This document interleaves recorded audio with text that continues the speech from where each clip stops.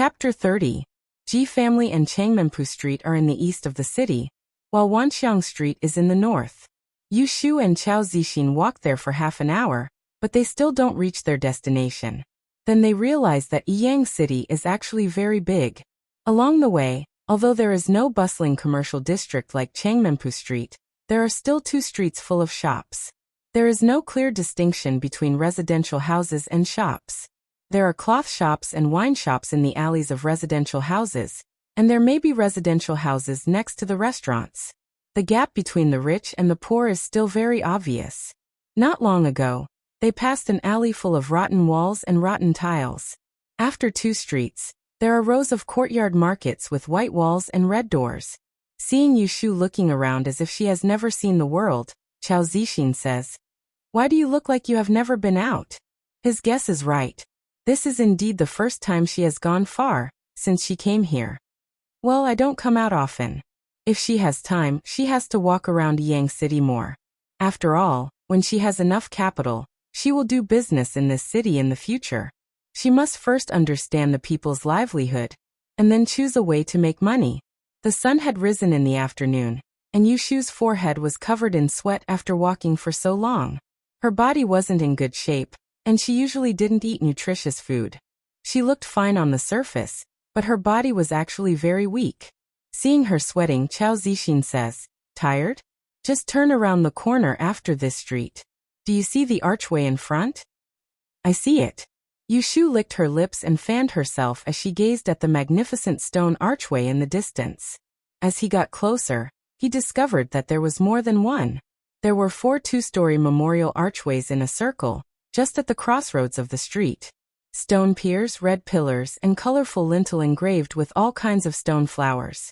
Compared to the one on Changmen Street, it was much more imposing. Standing under the archway, looking east and west, the street is spacious and clean. There are many pedestrians, most of whom are neatly dressed, but there is no lack of people from all walks of life. Carriages stop at the corner of the street, and several coachmen are chatting to kill time. There is a pastry shop at the end of the street. Freshly baked pastries are placed on the shelves, and a sweet smell wafts on the road. "Sir, do you want to buy an evil-warding painting?" Yu Shu stood under the memorial arch and looked up. Chao Zixin was not in a hurry to choose a path, so he stood on the side and waited for her. In the time it took for her to stop, someone came over. He had a rope around his neck, and was hooked to a big box in front of him. There were a few bundles of scrolls on top of it. He stretched his neck and said mysteriously, "I have the painting of Lu family's show treading on clouds. You look familiar, and I only charge you 10 taels of silver." 10 taels of silver? If 1 tael of silver was worth 1,000 yuan, that would be 10,000 yuan. Yu Shu looked curiously at this greedy peddler. She stretched out her hand and asked, "What picture? Let me see." The peddler took a fancy to the well-dressed shopkeeper Chao, and thought that Yu Shu was his attendant, so he didn't look down on her. He took out a scroll that was half the length of an arm and handed it to her. Yu Shu stuck her head out and watched as he rummaged through the boxes. There was something else inside. Chao Zixin does not stop her. He smiles and watches Yu Shu open the painting. Yu Shu looks at the thing in the painting, which is neither a lion nor a cow nor a horse. She knows about Pishio.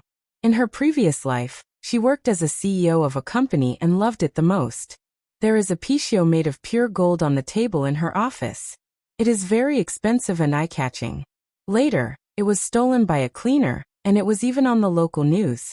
However, the painting in her hand is not made of gold. She has worked in the ink shop for a few days and learned some common sense of distinguishing paper and ink from Chao Zixin. This scroll is too thin and black. It is not a good paper. The ink is uneven and the color is too messy. It is not a good ink. Selling it for 10 taels, isn't it a fool? Chao Zixin stands behind her and looks at the painting. He says Pishio is a mythical beast from ancient times. It is also known as Bixia. Because it eats wealth, it can drive away evil. It is often used to guard a house. Some people draw it and use feng shui to raise it. After a long time, it can become spiritual and attract wealth. Gongzi is a person who knows what's good. The peddler smiled, revealing 2 black teeth. He pointed his thumb and forefinger at Chao Zixin. This one will give you a discount of 2 taels, 8 taels. You really know a lot. Yushu rolled up the painting. She wanted to return it to the peddler, but when she saw the peddler's face, she felt an itch in her heart. She turned the painting around and pushed it into Chao Zixin's arms. She cleared her throat and egged him on. Then buy it. Aren't you worried that business is not good? Yes, Gongzi. 8 taels. You can't find a cheaper one than me. A painting of the same style is sold for 50 taels in the Liu family's auction house.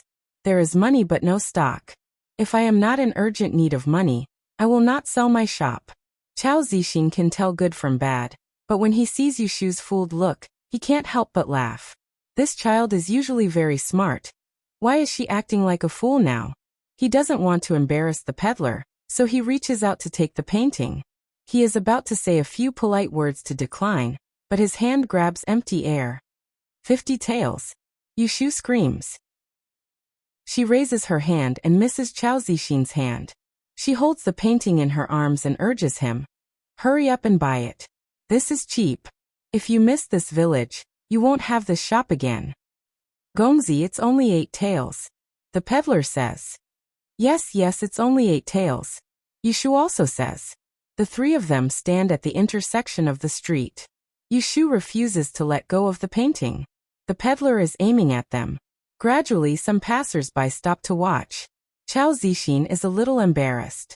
In order not to continue to embarrass himself, he has no choice but to clear his throat and whisper to Yushu, I don't want to buy it. This painting is fake. Fake. Yushu raises her voice.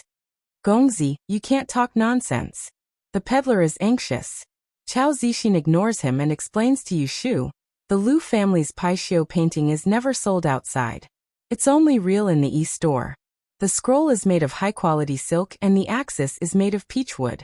There are 2 red seals, one is the painter's seal and the other is the e-master's seal. After it's connected to the spirit, it's sold for 88 taels. How can you buy it with only 8 taels? Hearing this, the peddler realizes that he has met a connoisseur. His expression changes. He looks left and right and is ready to run away. Yushu opens the painting again and glances at the inscription. There is indeed only one red seal. She is secretly happy. She stretches out her hand and grabs the peddler who is about to run away. She puts the painting in front of his face angrily. You are fooling us with a fake? Let's go to see the official.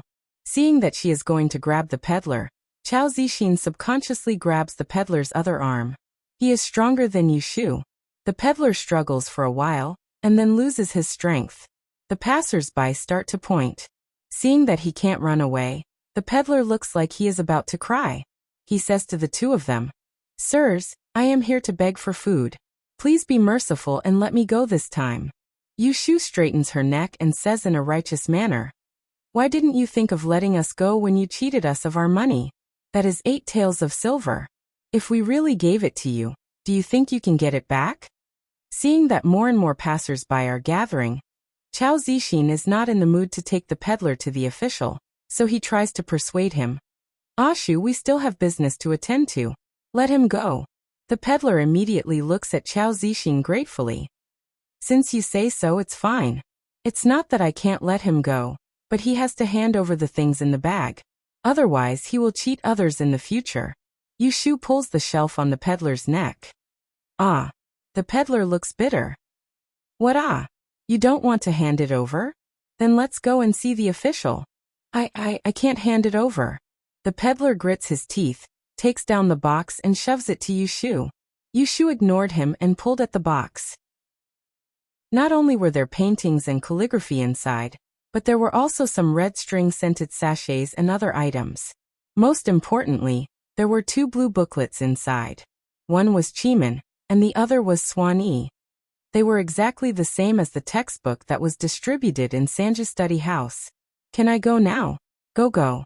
Yushu waves her hand. The peddler glares at Chao Zixin, who is still pulling his collar. Chao Zixin bitterly loosens his grip. He sees the peddler lowering his head and squeezing through the crowd and disappearing. He turns his head and catches Yushu holding a book and snickering. No matter how you look at it, there is a hint of treachery. He squints his eyes and quickly realizes that he has been fooled by this brat. He is immediately angry and amused. He leaves her behind and turns to walk towards West Street. When the passers-by see that there is no more excitement, they walk away. Meanwhile, Yushu hangs the heavy box on her neck. She happily flips through the 2 textbooks that she lost and found. After feeling happy, she looks up and finds that Chao Zixin has disappeared.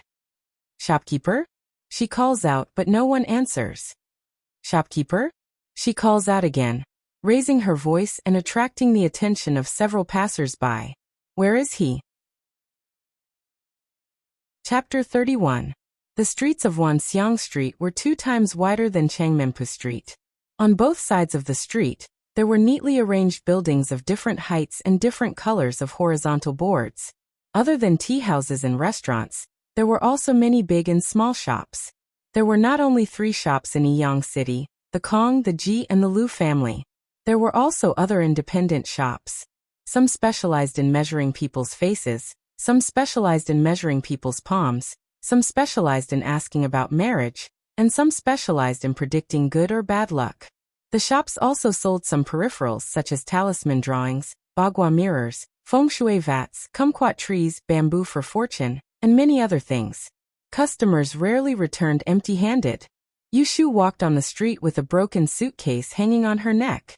She looked around and felt that everything was new. On this Wanxiang Street, she could truly feel the De and Dynasty's national style of advocating the study of Yi. When she walked to the middle of Dong Street, Yushu's attention was attracted by a 3-story building. She had learned some words in the past few days. She could recognize the 4 words Kongzi Shop, written on the gold-plated blackboard above the door. Looking at the side of the door, it was much more imposing than other shops. There were also 2 boys at the door welcoming the customers.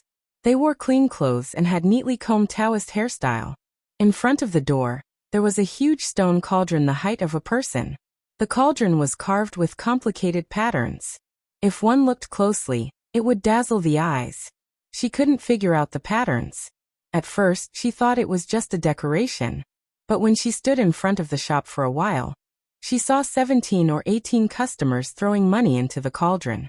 Some threw a handful of copper coins, some threw a piece of silver, and there was even one who threw a small piece of gold in. At that moment, the glittering golden light almost made Yushu's eyes pop out. Is this even possible? Yushu was angry for a while, then she followed the other customers into the Kong's shop. But her dress was obviously different from the other customers who were neatly dressed. She was wearing clothes that were too tight for her hands and feet. Her waist was bent over from the weight of the broken box on her neck. Her dark eyebrows and big eyes looked around. No matter how you looked at it, she looked a bit wretched. As soon as she entered the door, she attracted attention.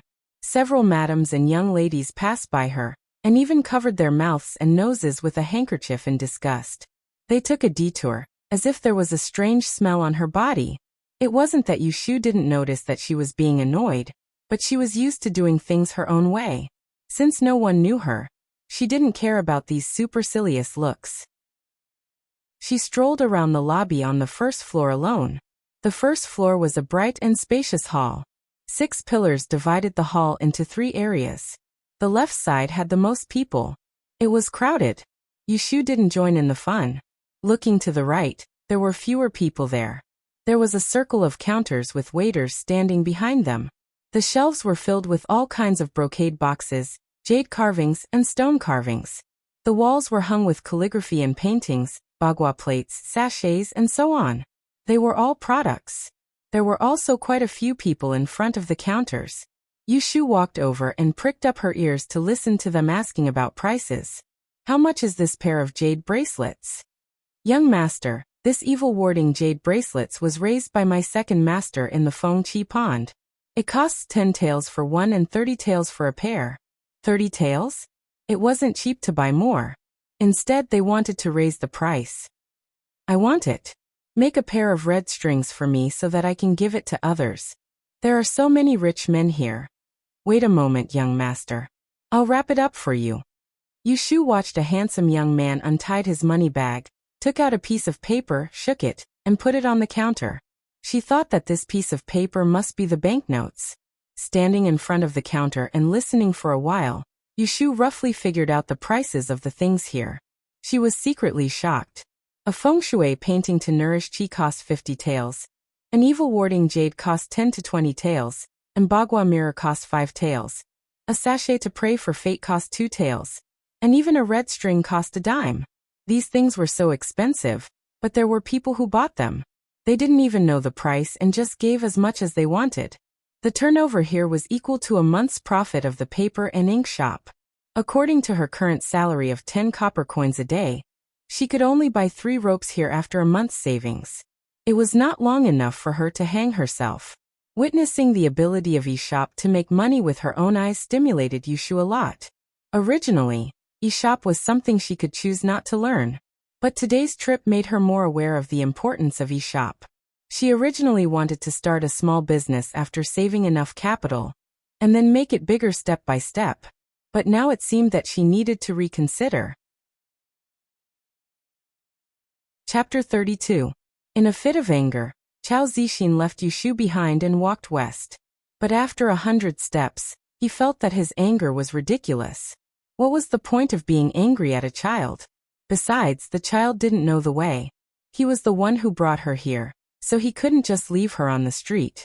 So shopkeeper Chao turned around and went back to look for Yushu. He didn't see her under the memorial arch, so he asked a pear vendor at a roadside stall. They made a lot of noise just now, so it was hard not to attract attention. The vendor pointed to the east side of the road and said that he saw the boy carrying the box go that way. Chao Zixin hurriedly went to look for him. He looked all the way and just happened to miss Yushu, who had entered the Kong's exchange shop. Meanwhile, Yushu walked around the east part of Wanxiang Street and didn't see Chao Zixin, so she was ready to go home. She wanted to slack off, so she asked for the price of a carriage on the street. When she heard that it cost 20 copper coins to go to Changmen Street, and that she had to wait for a carriage full of people, she immediately gave up the idea and walked back step by step with the box in her arms. She didn't know that on Wanxiang Street, shopkeeper Chao was fuming with anger because he couldn't find her. The way back was shorter than when she came. Fortunately, Yushu didn't have a bad sense of direction, and could remember the road she had walked once. When she returned to the servants' room in the Ji family's compound, the sky was still bright.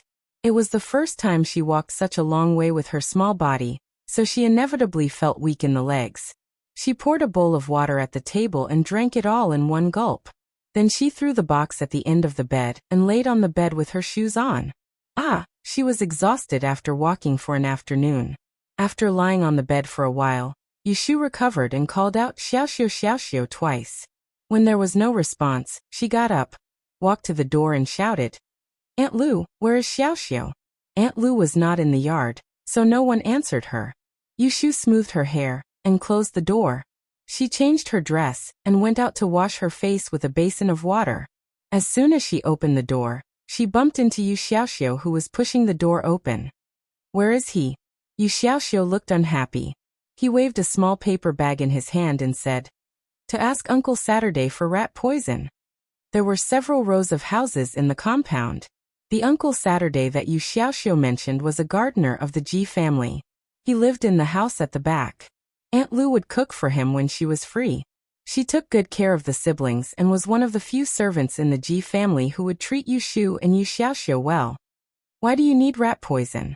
There are rats in the house?" Yu Xiaoxiu walked into the room with a sullen face. He walked to his bed and tiptoed to pick up the oiled paper bag that was hanging on the bed beam. He returned to the table and sat down.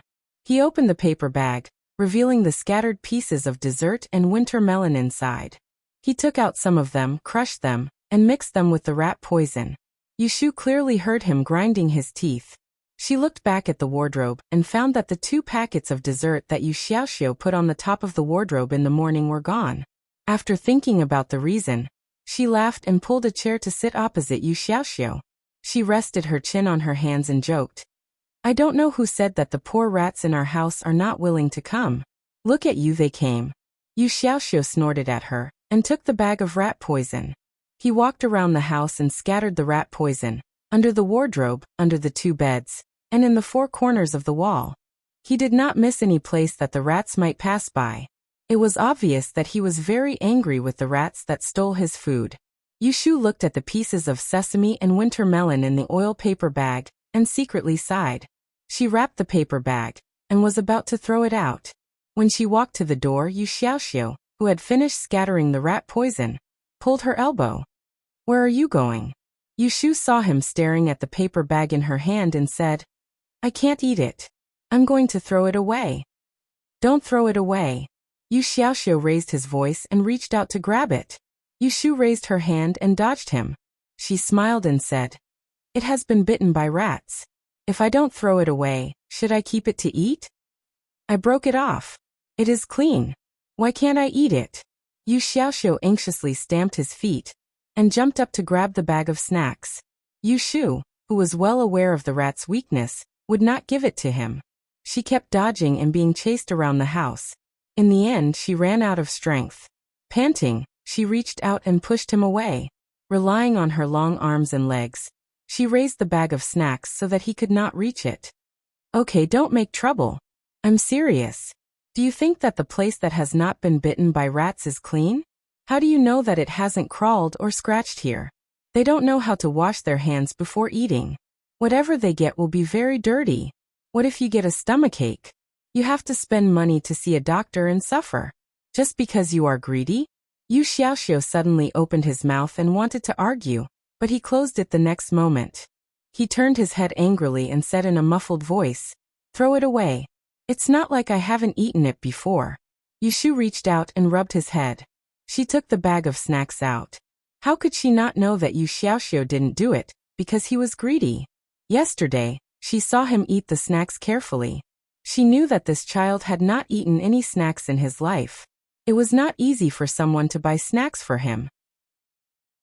He had only eaten a few mouthfuls when it was ruined by rats. He must be very distressed. How could he be willing to throw away the remaining half of the snacks? Yushu took the remaining snacks to the garbage pile outside the courtyard and threw them away. She turned around and walked into the courtyard. She heard someone call her from behind. "Miss Yu." She turned her head and saw two servants with unkind expressions. She subconsciously took 2 steps back and looked at them warily. The fire in Third Master's backyard had only happened a few days ago. Would someone be caught climbing the wall again and blame it on Aunt Chui? The matriarch wants you and young Master Yu to go to the east courtyard for questioning. Go in and call young Master Yu out. Why was the matriarch looking for them? After a short moment of confusion, Yushu had an idea in her mind. Since it wasn't Aunt Chui who did something wrong, it must be that the matter of her beating up Ma Weibo in the small garden yesterday had been exposed. This was bad. She was so happy to reconcile with Yu Xiaoxiu that she forgot about this matter. Last night, when Xiaoxiu called her older sister, she was dizzy and left without cleaning her butt. That Ma Weibo didn't go to the private school this morning. This was bad. She was caught by the matriarch of the Ji family. That old lady could lock her in the ancestral hall to suffocate to death, because her predecessor dropped a piece of jade. This time, she beat up her only grandson. She didn't know what she was going to eat. "Why is the matriarch looking for us?" Yushu asked timidly. "If she wants you to go, then go quickly. There's no need to talk so much." The common problem of the servants of the Ji family was that their eyes grew all the way to the top of their heads. They used their nostrils to see the road. "My younger brother went out to play. He's not in the room." The 2 servants looked at each other. They probably didn't want to wait here, so they waved at Yushu. "Then you come with us." "Oh." Yushu obediently followed behind them. She silently thought about what to say when she met old Lady Ji later.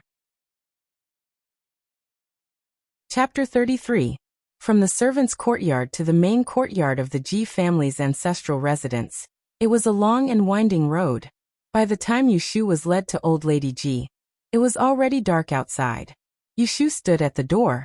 The door was made of 2 open mahogany doors. 2 curtains hung at the top of the door. The curtains were made of thin bamboo strips. Half of the curtains were rolled up, and the other half was down. The top was tied with layers of red silk ropes. In the middle of the bamboo curtain hung a fan. The fan was made of jade, and was about the size of 2 palms. The lines were clear and the design was very exquisite. The white jade had a bit of yellow flowing through it as if it was glowing. Such a feng shui ornament could be sold at a bazaar for around 100 taels. It was hung on the curtain as an ornament, so Yushu couldn't help but look at it a few more times. Matriarch Miss Yu is here. Sir, you went out to play and didn't see her. The servant was too lazy to save trouble and didn't even look for Yu Xiaoxiao. He automatically made up Yushu's words and reported it. Yushu stood at the door with her head lowered and her eyelids raised to look inside. There were 3 people sitting in the room. There were 2 armchairs placed against the wall in the innermost part of the room. One of the armchairs was empty and was neatly covered with green stripes. One end was draped over the back of the chair, and the other end was draped under the chair. On the other chair sat a wealthy old lady. She was thin and had a dignified appearance. Her gray hair was meticulously combed and densely decorated with gold and jade ornaments. Around her neck hung a long string of jade beads that hung down to her abdomen. This was Old Lady Ji. Not far from her sat a middle-aged woman. She had an imposing appearance and was dressed more vulgarly than the old lady, but it wasn't much worse. Under her collar was a pearl necklace with milky white pearls as thick as a thumb. Next to the woman was a young man with a round waist and a fat belly. His face was pale and smooth. When he saw Yushu at the door, he widened his eyes in shock and lowered his head to hide behind the woman. Recognizing Ma Weibo, he assumed that this woman must be the eldest grandaunt of the Ji family, Ji Pan, who was married to Yang City's county magistrate Ma. Looking at this formation, there was no need to ask what was going on. After listening to the servant's report, Old Lady Ji did not utter a word. She coldly looked at Yushu, who was standing outside the door. Yushu didn't take the initiative to greet him, and just stood outside the door obediently. Ji Pan was the first to speak. "You're Yushu?" Aunt Chui didn't even have a chance to talk to Ji Pan, who was a high-ranking official's wife, let alone Yushu, who came from a humble background. After living in the Ji family for so long, it wasn't easy for her to know her name. Yes.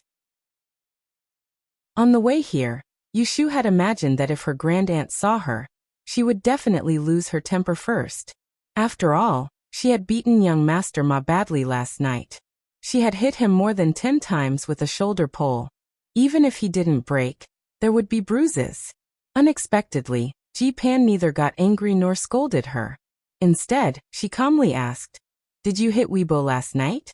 Yushu raised her head and glanced at Ma Weibo, who was hiding behind Ji Pan.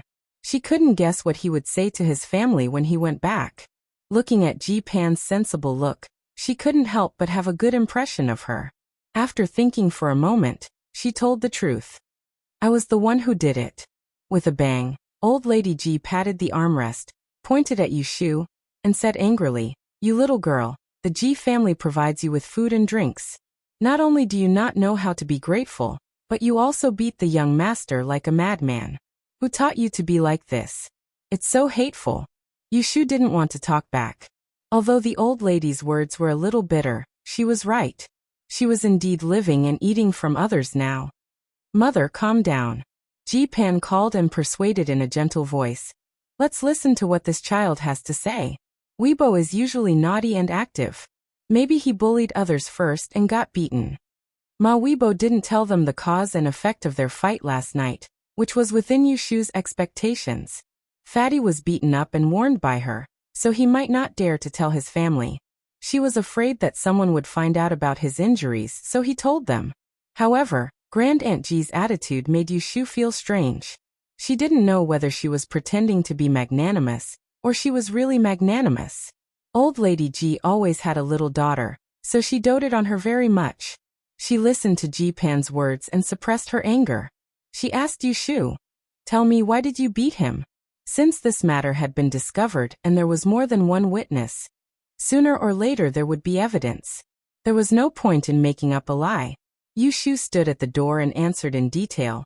"Last night when I was eating dinner, my brother didn't come back, so I went out to look for him. Last night when I was eating, my younger brother didn't come back, so I went out to look for him. Coincidentally, in the small garden of the West Stride courtyard, I saw young master bullying my younger brother.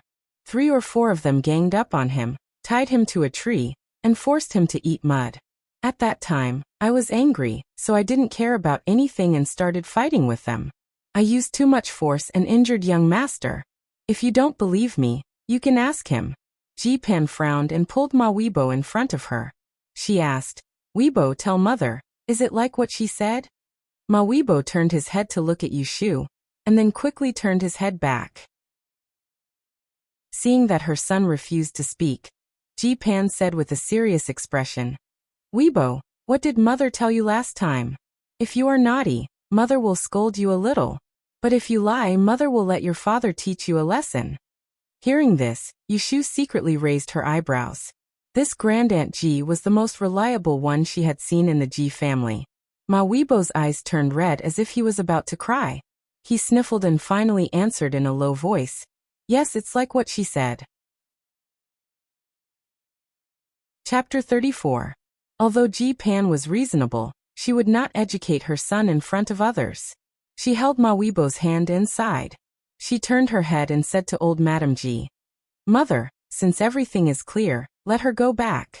It's not her fault. Weibo is too naughty. It's not a big deal when kids fight. Besides, she didn't do it on purpose. Ji-pan was angry when her son was beaten. However, she was modest and did not like to make things difficult for others. She deliberately scolded her son so that old Madam would not pursue the matter further. You didn't do it on purpose. Weibo's legs are black and blue. He can't even walk properly. As his mother, you don't feel sorry for him. Old Madam Ji's tone showed that she was not willing to forgive Yushu. Weibo, come and sit here. Your mother doesn't feel sorry for you, but I do. There's no reason for you to be beaten by a servant for nothing. Humph. Old people usually shielded their children. In front of old Madam Ji, Ma Weibo was at most a naughty child. Although Ma Weibo admitted that he led people to beat Yu Xiaoxiu first, in old Madam Ji's heart, the one who was wrong was Yushu, who dared to beat her grandson. One was the only son of her youngest daughter, and the other was a wild girl who was not related by blood at all. It was not reasonable for them to be close to each other. Of course, Yushu knew this. Old Madam Ji did not ask her to explain who was right and who was wrong, but to help her grandson vent her anger. If she could vent her anger, it would be fine. But if she couldn't, old Madam Ji would definitely remember this. She might let it go today, but if anything happened, she would be punished even more severely. Old Madam Ji was ruthless to lock a little girl in the ancestral hall, without food for 3 days, until she suffocated to death. Secretly looking up at old Madam Ji family, who was holding Ma Weibo in front of her, Yushu rubbed her left thumb and middle finger. She lowered her head and said sincerely, Matriarch, great aunt, I know that hitting people is wrong, and hurting young master is even more wrong. Matriarch, please punish me, so that I will remember this and not make the same mistake again. Ji-pan was not the only one who was surprised. Matriarch Ji was also puzzled. She had seen people begging for mercy, but it was rare to see someone asking to be beaten. She had quite a good impression of Yushu. After all, not too long ago, this wild girl had broken one of her sea heir's protective jade pieces. She had locked her up for a few days. At that time, she had felt that this girl did not know how to behave properly and was annoying. Looking at her again today, she felt that this child was a little different from that day. As for Yushu's change, old Madam did not think too much about it. She thought that the punishment last time had taught Yushu enough and taught her manners, so she said bluntly, since you know it's wrong, then there's no reason for you not to be punished. Our Ji family is a big family with a big business. Everything has to be done according to the rules. Men, go get the rattan. Mother. Ji-pan called out, wanting to stop her, but Matriarch Ji ignored her. There were servants outside the door, so she wouldn't go against Matriarch Ji's wishes. She ran away, and not long after, returned with a rattan. Matriarch Bing, here is the rattan. Hitman 20 times. Old Lady Ji was expressionless. Yes. Yushu looked sideways and saw someone walking forward with a rattan in his hand. The green rattan was 2 feet long, and as thick as 2 fingers. She could not help swallowing when she saw it, but she still stretched out her arms with her palms facing up, waiting to be hit. Pa. Obviously, she had misunderstood the hitman's intention. The first strike didn't land on her palm, but on her forearm. The strength of the strike was just right. Even though she was mentally prepared, Yushu still gritted her teeth in pain. Before she could close her mouth, the second strike came. Pa. It was not that she had never been hit before. She still remembered that when she graduated from junior high school, she was admitted to the high school with the highest admission rate in the city.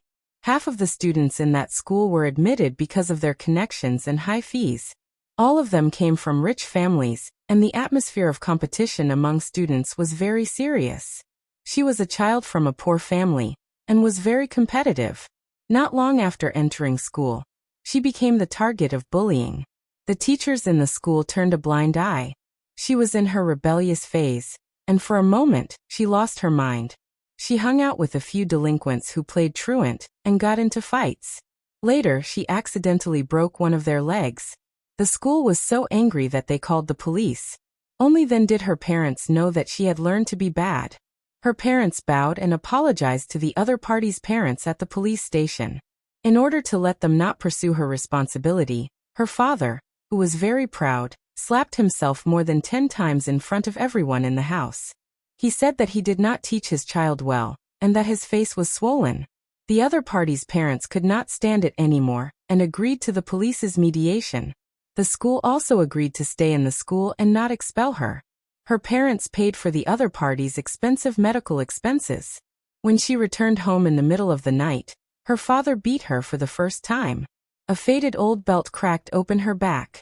If it was not for Yulei crying and begging for mercy for her, and her mother stopping him, her father might have accidentally killed her that night.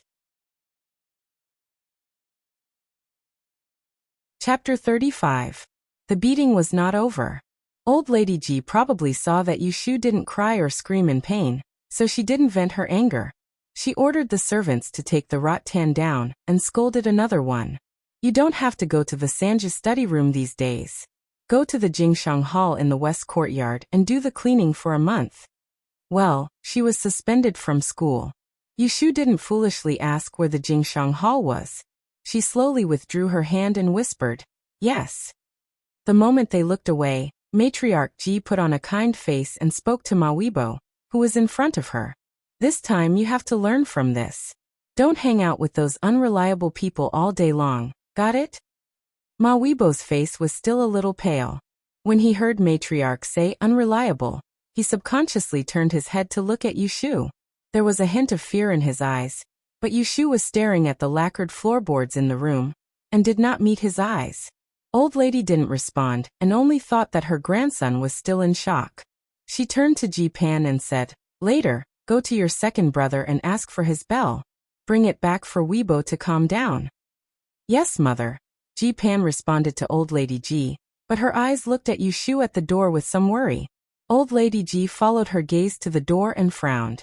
She said, go. Follow the rules in the future. With the old lady's words, Yushu was finally relieved. She didn't let the old lady remember Yu Xiaoxiao. The beating was worth it. Yushu left with the maid who led the door. At dinner time, Yushu squatted on a small stone behind a tree outside the courtyard. She wasn't hungry and didn't want to go back. As an adult, she was embarrassed to say that she was beaten. In fact, she cared a lot about it. She wasn't the kind of person who would swallow humiliation. To put it bluntly, she was narrow-minded and held grudges. It would be fine if she was the Yushu from before, but the point was that she wasn't. The more she thought about it, the more unlucky she became. No money, no power, and no influence. In ancient times, they didn't even have a culture. They couldn't use their ability to settle down and survive. They could only stay in this small and broken courtyard, drinking bran soup and eating pickled vegetables every day. In the end, they even had to be called over to be the punching bag. She did not regret beating up Ma Weibo, that little rascal. Her temper was there. If she were to do it again, she would still beat him up. She knew how to say nice things in front of the old matriarch. However, old Madame Ji was not her parents who had given birth to her, and she was not her teacher who had taught her Taoism. The Ji family's kindness of having a meal was negligible in her eyes. It was not even comparable to the old bookstore owner who had given her a book on Changmen Street. There was no way she would let go of this humiliation. Bada. Yushu broke the branch in her hand and threw it on the ground. She gritted her teeth and showed a creepy sneer. Then she turned around and went back to the yard. As soon as she entered the door, she bumped into Yu Xiaoxiu, who had been looking for her several times in and out of the yard. Yu Xiaoxiu said angrily, "Where have you been? I have been looking for you for a long time. Did you disappear after leaving a trash?" Oh, Yu Shu thought about it and decided to tell him half of what she wanted to say. After all, she wouldn't be able to attend classes at the private school from tomorrow onwards. Yu Xiaoxiu was a child with a lot of thoughts. If she didn't tell him now, he would have to think too much. The old matriarch asked someone to call me over. The anger on Yu Xiaoxiu's face immediately turned into panic. He pulled her and said, "Ma Weibo went to tell on me? What did the old matriarch say? What did she punish you for? Did you get beaten?" Yu Shu's arm was injured, and she almost cried out when he pulled her. She resisted the urge to kick him, but she grinned and said, "She scolded me. First Aunt was there and said a few good words for me. The old matriarch punished me to clean the pond in the west courtyard for a month. She didn't ask me to go to the private school anymore." Yu Xiaoxiu was stunned. After a while, he left Yu Shu and rushed out with a straight face. Yu Shu almost grabbed him, and her hand hurt again. "Where are you going?" "I'm going to tell the old matriarch that you hit Ma Weibo because of me. It's none of your business. If you want to punish someone, punish me." After that, he pushed away Yu Shu's hand and was about to run out. Yu Shu didn't have the strength to pull him. She happened to be scratched by him, so she simply held her arm and howled. Ouch! As expected, Yu Xiaoxiu turned around and looked suspiciously at Yu Shu, who was stamping her feet in pain. It hurts so much. Help me back to the room, you heartless brat." Yu Shu took the opportunity to scold him. She didn't care if it was real or fake. She gasped, rolled up her sleeves, and showed him the bruises on her arm. It was dark, but there was still some light in the yard. Yu Xiaoxiu was shocked by the red marks on her arm. His face turned pale, and he hurriedly took her elbow and helped her into the room. Yu Shu had a false alarm. If he really went to old matriarch Ji's place to make trouble, they might be locked in a small dark room together. At that time, there wouldn't even be someone to bring them food. This meal was for nothing. Aunt Lu was not in the yard. Yu Xiaoxiu helped Yu Shu sit down on the bed, turned around, and ran out. "Where are you going?"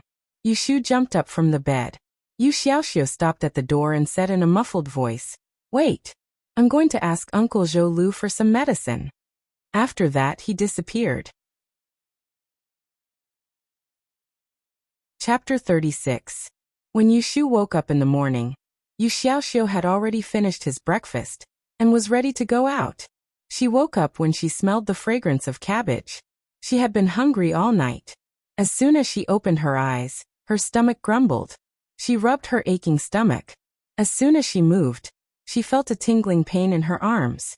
She raised her hands and saw that her 2 forearms were wrapped in layers of gauze. Hiss! Yu Xiaoxiu turned his head and walked to her bedside. He reached out and hung half of her bed curtain on a rusty iron hook. He said, "The food is hot. Eat quickly when you get up. Don't let it get cold. The medicine is in my wardrobe. Later, I'll ask Aunt Lu to bring hot water for you to wipe and apply it again. I'll help you ask for instructions from the school. I'll wash your shoes and put them on the wall to dry." Yu Shu went to bed last night without eating. When she woke up at dawn, her head was still swollen. However, when she heard Yu Xiaoxiu's words, she couldn't help but feel concerned. She thought that after half a month, this kid finally treated her well. She couldn't help but smile proudly. She squinted her eyes and said, "Got it. Go ahead and come back early." "Okay." Yu Xiaoxiu turned his head and was about to leave. He inadvertently glanced at the flat box at the foot of her bed. He wanted to ask but didn't open his mouth to ask. When he walked to the door, he heard Yu Shu call him. "By the way, Xiaoxiu, how do I get to the Jingmo Tang? Old Lady Ji was really wicked. She punished her to clean the pond. Who knew how big it was?" "Jingmo Tang?" Yu Xiaoxiu thought for a moment and curled his lips. "It's Jingmo Tang, right? Old lady punished you to clean there? You don't have to go. You can't do the work there. Just lie in the room. When I come back from school, I'll clean it for you." Without waiting for Yu Shu's reply, he picked up his bag and left. "How can I help you get punished?" How dare you talk nonsense, Yushu complained. In fact, she was very happy with Yu Xiaoxiu's words. She stretched on the bed and sat up. After getting out of bed, Yushu carelessly ran her fingers through her hair. Without brushing her teeth, she picked up the steamed bun on the table and took a big bite out of it. Then she bent over the table and gulped down a big mouthful of rice soup. The rice was too hot, and the heat made her mouth numb. She didn't spit it out and swallowed it in one gulp. She cleaned up every dish and soup on the table, wiped the juice off the plate with a steamed bun, and stuffed it into her mouth. Only then did she stand up with satisfaction. Only after eating would she have the strength to work. Miss, this servant has fetched some water and placed it here for you. Aunt Lu came in a hurry, put a basin of hot water in the room, and left. It seemed like she didn't know that Yushu had been beaten last night. Yushu closed the door, took a towel, and squatted by the basin of water. She rolled up her sleeves and untied the gauze on her arm. The bruises from last night had already formed small brown scabs. The bottom of her arm was green and purple. It looked quite horrifying. She frowned and dipped the towel in the hot water to wipe the wound. Then she rolled up her sleeves and went to Yu Xiaoxiu's bed to look for medicine. She lifted the bed curtain and bent over. This was the second time she had touched Yu Xiaoxiu's bed. The difference was that she had just arrived, but this time, it was above board. In this small room that was less than 20 square meters, Yu Xiaoxiu's bed was equivalent to his room. Since he took the initiative to let Yushu approach his territory, it was enough to show that he had let go of his prejudice against Yushu. Yu Xiaoxiu's bed was about the same size as Yushu's. The quilt was neatly folded and placed at the end of the bed. The thin layer of blue mattress was laid out neatly, and there was a dry smell of honey locust. Obviously, it hadn't been washed for long. The pillow was also placed neatly at the head of the bed. Outside the pillow was a wooden block the size of a fist. She didn't know what it was used for. What was interesting was that on the inner corner of the bed, there was a fluffy doll that looked like a small mouse. It had a pair of black beady eyes, and it kept rolling around like it was real. Old mouse? After looking at that pair of black beady eyes for a moment, Yushu decisively called out, "Ah!" Squeak. She screamed because of a physiological reaction, and the mouse screamed because it was scared by her. However, after the scream, neither of them moved. It was fine if Yushu didn't move. Her hand was injured, and she was afraid that the mouse might be infected, so she didn't want to catch it. But the mouse was amused. It curled its two small front paws and held the thing in its arms. It stood with its back against the wall, and foolishly did not move. No, it moved very slightly. It just took one more step to the side, and the other followed with a whoosh. It was so fast that Yushu couldn't see it clearly. Yushu also moved. She quietly knelt on the bed with one leg, and reached behind her to take off her shoe.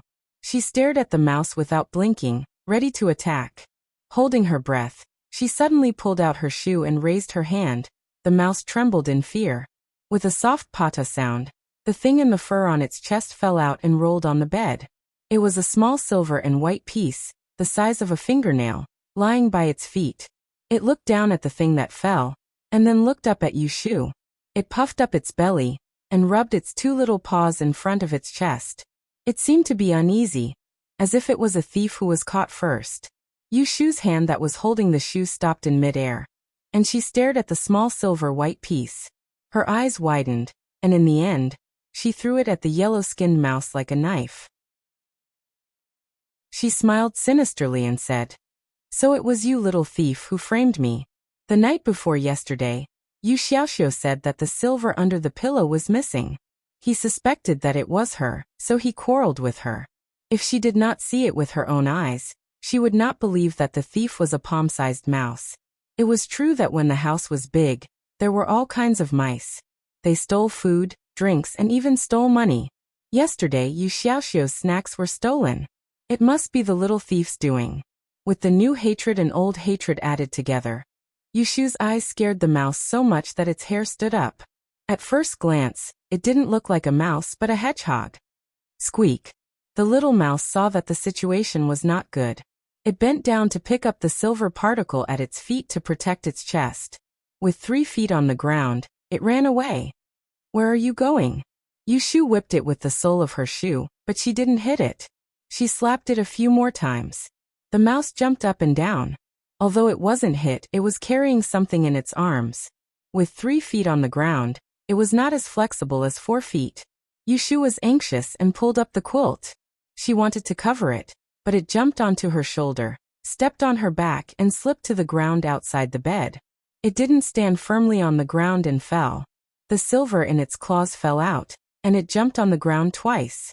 The little mouse got up, kicked its hind legs, and stretched out its front claws to pounce on the silver. However, its body froze in the air for a moment. It didn't jump an inch before it fell back to the ground with a bang. It turned its head and looked back along its butt. A huge shoe was stepping on the tip of its tail. Squeak! There was a scream. Umph! Yushu bent down and grabbed the yellow-skinned mouse's tail. She swung it a few times in the air with pride until it was dizzy and disoriented. Only then did she pick up the piece of silver on the ground and grab it by its tail. She found a large bowl behind the door that had a hole in it, flipped it over, and placed it under the bowl. Hearing the sound of the bowl scratching the wall, Yushu laughed happily. She tossed the silver in her hand and knocked on the bottom of the bowl with her fingers. Chapter 37. Yushu stood outside Jingshi Hall, looking at the plaque hanging high on the door and the dark door on the steps. She scratched the back of her hand. So Jingshi Hall was not a pond? She hesitated for half a step, walked up the steps pressed by blue and white stones, and walked into Jingshi Hall. As soon as he entered, his line of sight suddenly widened. In the center of the hall, which was nearly 300 square meters in size, there was a huge compass placed diagonally. In the center, there was a lifelike yin-yang fish, and the outer rings were connected to the other. On the ceiling, which was at least 5 meters above the ground, there was a large skylight. Sunlight shone in at an angle, illuminating the golden circles of complicated characters on the compass. A pitch-black needle floated in the center of the compass, pointing in one direction. There were narrow skylights in the front and back of the hall, and light shone through them, shining on the east and west walls. She didn't know what was on them, but they were densely floating like gears. Yushu squinted her eyes and looked carefully. She was surprised to find that they were actually countless small compasses, with dark red bottom, golden rings and black needles pointing in all directions, dazzling her eyes. Several middle-aged men dressed in green and gray robes, with their hair combed into buns, and white hair ribbons, were holding pen and paper, wandering among the countless compasses, muttering to themselves, as if they were calculating something. "Who is it?" Someone noticed Yushu at the door, stopped his work, and asked. The echo instantly rang in the empty hall, and the others turned to look at Yushu at the door. Yushu recovered from the amazing picture on the wall, and stood inside the door saying, "Matriarch punished me to do the cleaning." The man hesitated and whispered a few words to his companions, and then said to Yushu, "There is a bucket at the back of the house. Go get a bucket of water first." Yushu said, "Oh," and went out to find a bucket. As soon as she left, the people in the room began to chat. "How long has it been since someone was punished to clean here?" "The last time was a year ago when fourth young miss made a mistake and was sent here. I haven't heard of any young master in the family making a big mistake. From the looks of that little girl, she looks like a maidservant. Whenever a maidservant makes a mistake, she will be sent to us. The matriarch must be confused. Who knows? Since she didn't give us any special instructions, we don't need to discipline her. Let's just give her some cleaning work." Ahem. A light cough sounded from the corner of the hall. A few customers who were chatting among themselves heard it. They looked at each other and gestured for him to keep quiet. Then they dispersed and went about their own business. After the time it took to eat a meal, Yushu came back with water. The nearest well was not far from here, but she had an injury on her arm, so it was very strenuous for her to walk back with a bucket of water while swaying. Just as he panted and put down the water in the hall, someone pointed to a corner and instructed, "Take 2 pieces of cloth from that box and wipe it from the east wall. Be careful not to damage the instrument needle. Wipe the divinatory disc with a wet cloth first, and then wipe it with a dry cloth again. Be sure not to leave any water drops." Yushu glanced around at the hundreds and thousands of compasses hanging on the wall of the hall, and complained secretly. She couldn't help but confirm. Do I have to wipe all of them? Of course. She was an old lady. It was better to let her wash the pond. After all, the beating yesterday was considered a light punishment. This was the real corporal punishment. Yushu resigned to her fate and walked to the box in the corner. She opened it and was surprised again. She took out a soft cloth and touched it. It was a good cotton cloth. She couldn't even afford to wear it. How could she use it as a cleaning cloth? Opposite Chao Zixin's Mianjai was a silk and satin shop. Shopkeeper Wu, who used to order her around for free, would occasionally come to visit. She had asked about the price of the cloth when they chatted. Such a box of cotton cloth might cost at least 20 taels of silver. What a waste. Why did she feel distressed? This was Ji family's money. Thinking of this, Yushu suddenly felt comforted. She took out a large piece of cloth and wet it in the bucket. She wrung it out and wrapped it around her palm. She carried the bucket to the east wall of the hall, and wiped the first compass in front of her. After wiping it, the problem came again. She was still a child and was not tall enough. The top few pieces of each row were crisscrossed. She couldn't reach them even if she stretched out her hands and jumped. She didn't stand there foolishly. She glanced around the hall, and saw a short ladder under the opposite wall. She ran over and moved it over. Without anyone's guidance, she leaned the ladder against the gap of the compass, and climbed up to continue wiping it. She didn't idle while she was working. She took this opportunity to see what the compass looked like. Yushu had seen Mr. Liu use the compass to explain Li and divinatory diagrams in class. She didn't understand it, so she wasn't interested. Now, she saw the small compass on the wall. Each one had the same shape. A compass had 5 circles. The innermost circle was painted with yin and yang, and the outer 4 circles were separated by 8 divinatory diagrams. Each grid was written with words, such as heavenly stems and earthly branches, star positions, Qianquan Bagua, life, death, rest, injury, and so on. After wiping more, she found that the words on the 5 circles of the compass were not the same. The direction of the pointer was also different. The only thing that was the same was the shape. Yushu was annoyed that she didn't know enough traditional Chinese characters, and she didn't understand Li at all. She couldn't understand what was written on these compasses. Once she thought about it, she got things done quickly. She wasn't one to dawdle. She wiped the walls one by one, wetting them first and then drying them. She went out to change 3 buckets of water. When the black needle of the compass in the middle of the hall stopped at SI, she finally finished wiping a wall. She counted a total of 600 compasses. She wiped them until she was sweating all over.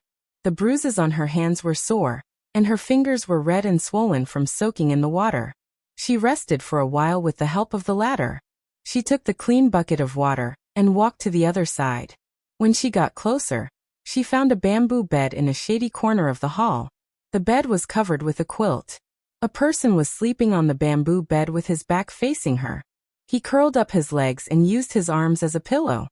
He was sleeping on the bamboo bed, which happened to block more than a dozen compasses in that small space. What was going on? Was there someone living in this damn place?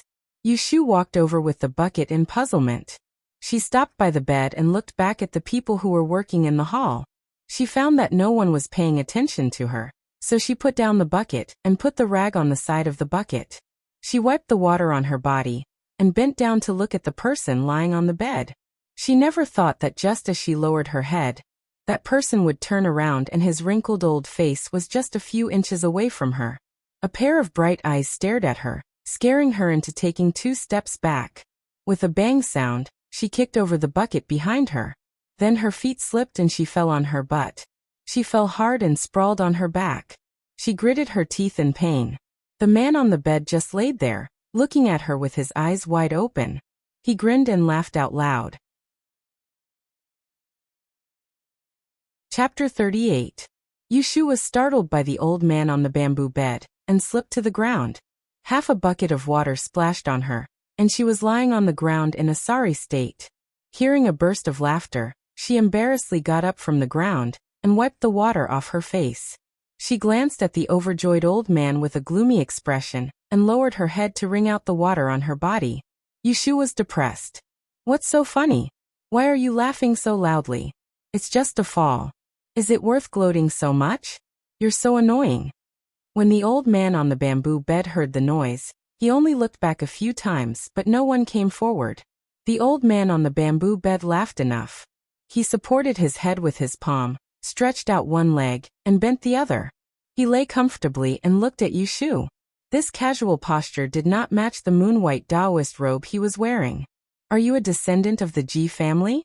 Yushu wrung out the water on her body, picked up the rag, and squatted on the ground to wipe the water. When she heard his sudden question, she hesitated for a moment before answering, sort of. If you are, then you are. If you aren't, then you aren't. What do you mean by sort of? Then you aren't. You say yes and now you say no. Are you or are you not? Yushu was annoyed by his nagging.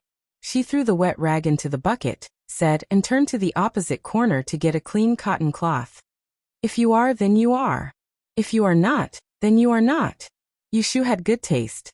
To be able to put a bed in this place and make such a big commotion, no one came up to question him. This old man must have some seniority in the Ji family. The other party was just making fun of her. Even if she was not happy, she could not take it seriously. When Yushu came back with a large ball of clean cotton cloth, the old Taoist changed his posture. He crossed his legs and put his hands behind his head. He tilted his head to look at Yushu and said with a smile, "Who asked you to work here?" "Old Lady Ji." "Oh. Why did she send you here?" "I made a mistake. The matriarch punished me to clean here for a month." Yushu answered him while squatting on the ground to suck up the water and wring it into the wooden bucket. Anyway, the wet floor wouldn't be cleaned in a short time, so she just chatted with him to kill time. Made a mistake? What mistake? The old Taoist raised his eyebrows curiously. "Oh. What does it have to do with you? What's wrong? Are you embarrassed to say it?" Yushu rubbed the floor twice. "I hit young Master Li." The old Taoist must have known who the young master she was talking about was. When he heard her say that, he was instantly amused.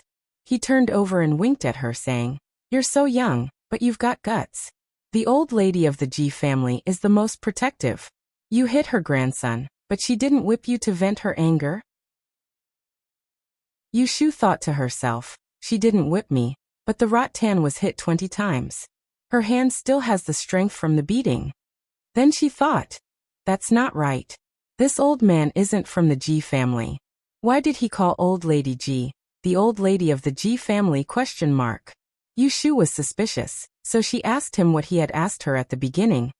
"Old man, aren't you a member of the Ji family?" "Me." The old Taoist pointed at his nose and smiled strangely. He rubbed his nose. "I'm not a member of this family." Yushu heard him call himself and looked at the old man carefully. She immediately understood. No wonder she felt that he was dressed differently. He was a Taoist priest. "So you're a Taoist priest.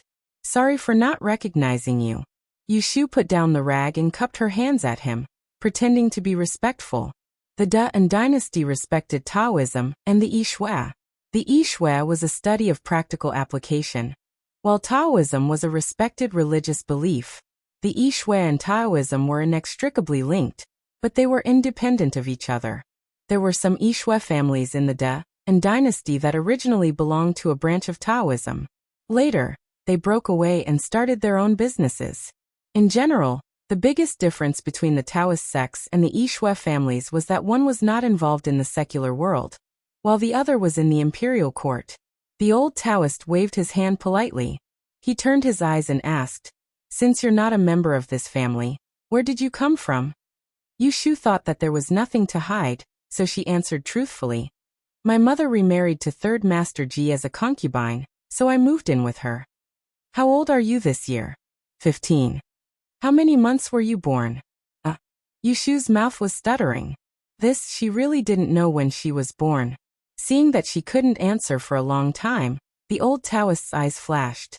He actually sat up and crossed his legs. His smile inexplicably became more serious. "You can't remember when you were born, but you should at least know when you were born, right?" "Of course I know," Yushu blurted out. The old Taoist's smile faded, and his eyes revealed some disappointment. He curled his lips and was about to lie down when he heard Yu Shu say proudly, "Of course I was born 15 years ago." The old Taoist immediately sat up straight again. He rubbed the short beard on his chin, squinted his eyes and smiled. "Which year was 15 years ago?" "This."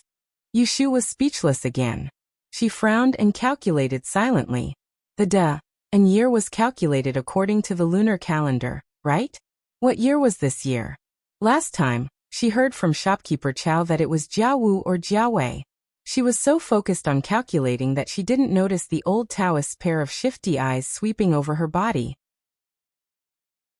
When she looked over, he retracted them in time, cleared his throat, and teased, "It seems that you're not good at arithmetic." Hearing this, Yu Shu's breath was stuck in her throat. She didn't know whether to laugh or cry. A dignified mathematical elite was actually laughed at by an ancient person for not being good at arithmetic. Shameful, too shameful. "Your mother remarried. Do you have any sisters in your family?" the old Taoist asked again. His tone seemed to be chatting with Yu Shu, but his sitting posture was no longer as casual as before. "I have a younger brother." The old Taoist was stunned, and his face showed obvious disappointment. After a while, he wiped his face with all his might. His dry skin was rubbed red by him. He turned around and lay down on the bed again. With his back facing her, he waved at Yu Shu and said tiredly, "All right, go and play. This old Taoist is going to sleep. Don't stand here." Yu Shu put down her hands and stared at the back of the old Taoist's head in confusion. Was this old man doing whatever he wanted to do when he was old? Just now, he took the initiative to ask her all sorts of questions, but when he turned his face, he didn't like her anymore. Forget it if he didn't like her. She still had a lot of work to do. Yu Shu squatted back on the ground, pulled out a ball of dry cotton cloth, and continued to touch the water stains on the floor. Slowly, she occasionally looked up at the bamboo bed, but she didn't see the old Taoist moving. She just thought that he was asleep. Suddenly, she felt that it was meaningless, so she quickly cleaned up the floor and left with the bucket of water. Without the rustling sound of friction behind him, the old Taoist on the bed sneakily turned his head to look behind him. When he did not see Yu Shu, he sneakily reached into his arms and took out something unknown. He placed it on his palm and looked at it over and over again. Finally, he pressed it on his chest and muttered to himself. One moment, he laughed foolishly, and the next moment, he let out 2 whimpers, as if he was hysterical. "No, it's not it again. Senior sister, I can't wait any longer. I really can't wait any longer." Asterisk, asterisk, asterisk, because she fell in the middle. She wiped the floor for a long time. When it was almost noon, Yu Shu hadn't finished the work. The water in the bucket was dirty again, so she took it out to change. Before she reached the door, she bumped into Yu Xiaoxiu, who came from the yard. Before Yu Shu could ask why he was here, Yu Xiaoxiu questioned him unhappily. "What are you doing here? Didn't I ask you to stay in the house? I said I would do the work here. Why did you come? Your hand doesn't hurt anymore, right?" Yu Shu didn't know how to answer him, so she simply handed the bucket to him. She massaged her waist and ordered, "You came at the right time. Go pour the water and bring a bucket of clean water back. I'm so tired." Yu Xiaoxiu glared at her, but he still took the bucket and slid it on her body. He frowned and said, "Why are your clothes so wet? You can't even do a little work. You're so sloppy. All right, you can go back now." Yu Shu automatically turned Yu Xiaoxiu's sarcasm into concern. She had been wiping the compass for the whole morning. Her body was sticky with sweat and dirty water. She really wanted to go back to take a bath and change clothes. Hearing what he said, she was tempted. After hesitating, she looked at the people inside who were still busy with their own work. She pulled Yu Xiaoxiu out of the door and said, "Then I'll go back first. After you get the water, wipe the compass hanging on the back half of the west wall. The rag is in the box in the corner of the room. Wipe it with the wet one first and then use the dry one to clean the water." "I know," Yu Xiaoxiu interrupted her impatiently and pushed her shoulder to walk down the stairs. "Come back early after you finish." Yu Shu winked at him. Thinking of the yellow-skinned mouse that stole the silver, she smiled wickedly and said, "I'll show you something good when I get back." Yu Xiaoxiu was not interested in the good thing she said. In order to get rid of her quickly, he replied with a and sent her away. Yushu returned to the courtyard from the west courtyard alone. There was no one in the courtyard. The masters hadn't eaten yet. Aunt Lu was still helping to cook in the main kitchen. The door was closed and opened with a push. Yushu was actually quite concerned about the situation where she couldn't close the door, so she planned to buy a lock. Looking at the bowl behind the door, which was used to kill the mouse, Yushu closed the door while humming a nursery song. She went to the old wardrobe and took out a coarse cloth skirt and a short-sleeved shirt. She sat on the bed and changed while humming. Little mouse climbed up the lampstand, stole oil to eat, couldn't get down, called daddy, called grandma, couldn't get down, fell head first, and rolled down. After singing a few times, the bowl behind the door didn't move at all. Yushu thought that the mouse might have suffocated inside. No way, she still had to rely on it to find Yu Xiaoxiu's stolen money. She felt relieved and hurriedly put on her belt. She ran to the bowl, covered the mouth of the bowl with one hand to prevent the mouse from suddenly running out, and opened the bowl with the other hand. It's an old lady's bowl. Chapter 39. During lunch, Yushu was a little absent-minded and didn't talk as much as usual.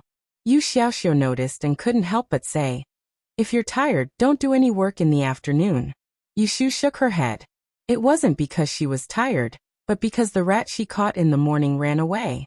She couldn't tell Yu Xiaoxiu that it was a rat that stole his money. If she hadn't seen it with her own eyes, she wouldn't have believed it. "Why don't I do it for you? You tell me what work to do," Yu Xiaoxiu suggested. He was very concerned about the injury on Yushu's arm. At noon, he finished the rest of Yushu's work, and the first thing he did when he came back was to check her injury and apply medicine on her wound. "It's okay. I wanted to talk to the shopkeeper about buying paper yesterday, but I went to Vientiane Street with him and didn't get it. Today, I have to bring some paper and ink back." Yushu picked up some food for Yu Xiaoxiu with her chopsticks to stop him from talking. She changed the topic. "By the way, why are there so many compasses in Jingshang Hall? I think the headmaster only needs one. I can tell that you never listen in class." Yu Xiaoxiu stared at her but still explained. The Ji family is a special sect. Their divination mainly depends on the arrangement of the compasses. There are 360 days in a year, and there are 12 hours in a day. There are 4 hours in a day, and 1 hexagram compasses every 2 hours, which means there are 4,320 compasses. There are more than 1,000 hexagram compasses in Jingshang Hall, and all of them are useful. Do you think they're just decorations? So troublesome. It's not easy to make mistakes this way. Although the flexible compasses are convenient, the slightest mistake will cause a mess. Flexible compasses?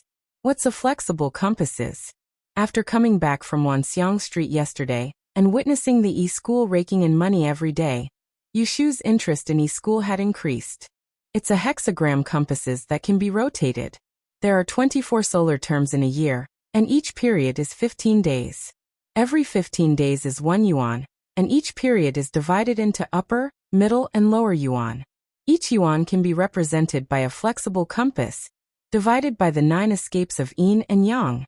18 flexible compasses can represent the pattern of the whole year. Yu Xiaoxiu's explanation was detailed enough, but Yushu lacked basic knowledge. She could barely understand the gist of it. Instead, she thought of something else and asked, "By the way, the headmaster assigns us to test the rain every day. Do we need a compass? We don't have one at home. How do you calculate it?" The method of arranging the compasses is taught in the book. Without a ready-made compass, we just need to draw it. It's more troublesome and easy to make mistakes, that's all. Yu Xiaoxiu said it lightly, but Yushu knew it was not that easy. After all, she had been wiping the plates for a whole morning. She knew it was 1,008 sets of hexagram compasses. The situation was ever-changing, not 1,008 numbers. It was not easy to do it. To be honest, the lessons in Sanju's study house were quite rigid. Yu Xiaoxiu must have put in a lot of effort to learn to draw the compasses and calculate by himself. "Xiaoxiu, you're so smart." Yushu praised him sincerely. Once again, she felt that this new little brother was not bad. He was hardworking and kind-hearted. It was rare that he was a diligent and studious child. unexpectedly praised by her. Yu Xiaoxiu squeezed the chopsticks in his hand uncomfortably. He lowered his head and urged, "Hurry up and eat. The dishes are getting cold." "Oh." Yu Shu pretended not to see his blushing face. She picked up the bowl and slowly ate the rice. Lunch was stir-fried vegetables and a small plate of pickled melon. It was so vegetarian that not even a speck of oil could be seen. It was also Yu Shu's fault. After eating mutton for the first time the night before, she became greedy. Eating bland food made her stomach uncomfortable. She wanted to make something more fragrant, but she didn't have much money in her pocket. As she ate, her mind started to wander. Last night, she had gone to old matriarch Ji's place to receive a beating. When she passed by the courtyard's small garden, she had seen a nest of carps in the pond under the veranda. It was spring, the time for them to spawn. They were big and fat, and the thought of them made her salivate. She loved eating fish the most. After lunch, Yu Shu went to find Aunt Lu. "Aunt Lu, do you have shrimps in the main kitchen?" "Yes, what's wrong?" "Can you make me some shrimps when you come back tonight?" Yu Shu gestured with her fingers. "Just a little will do." Aunt Lu thought she was greedy at first, but when she heard that she wanted shrimps, she thought it was not the case. She asked, "What do you want that for?" It was not convenient for Yu Shu to explain to her. In spring, carps like to eat fish, especially shrimps. She fooled her. "I need it.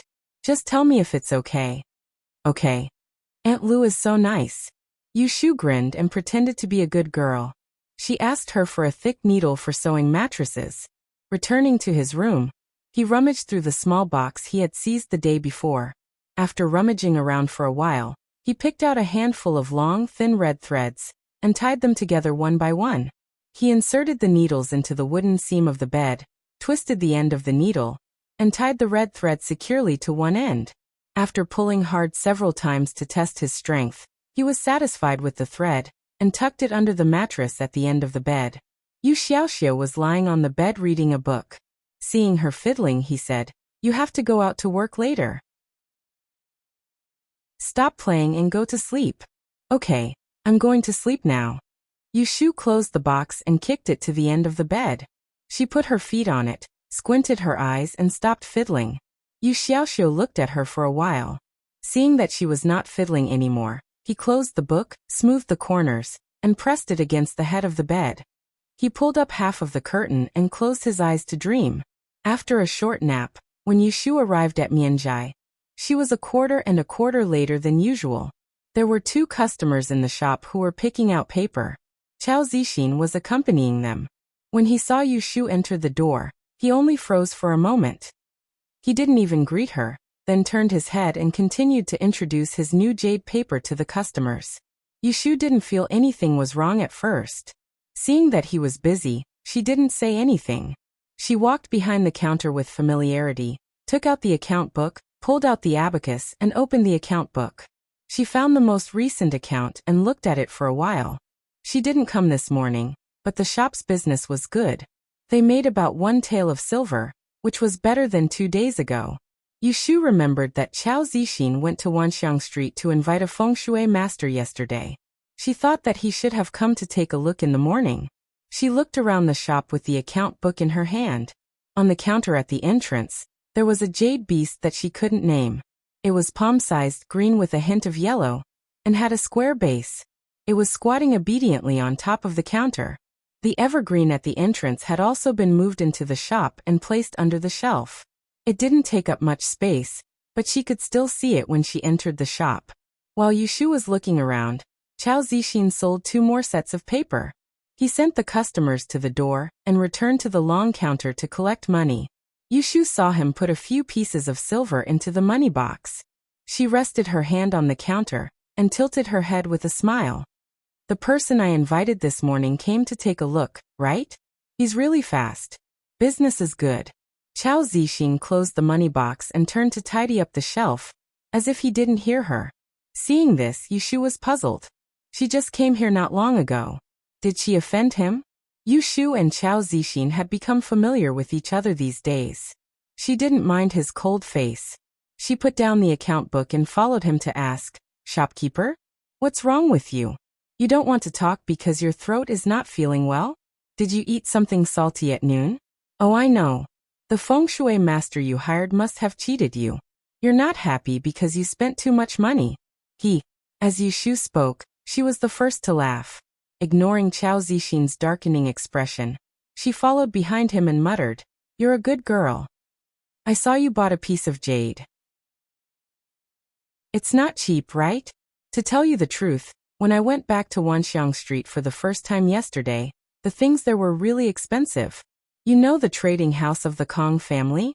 A broken rope there costs a dime. At that time, I thought that if I worked here for a month, I could only buy 3 ropes. It's not even long enough to hang myself. It's such a scam, don't you think?" Chao Zixin sighed and put the inkstone on the shelf. He turned around and said with a straight face, "Where did you go yesterday afternoon?" "Ah."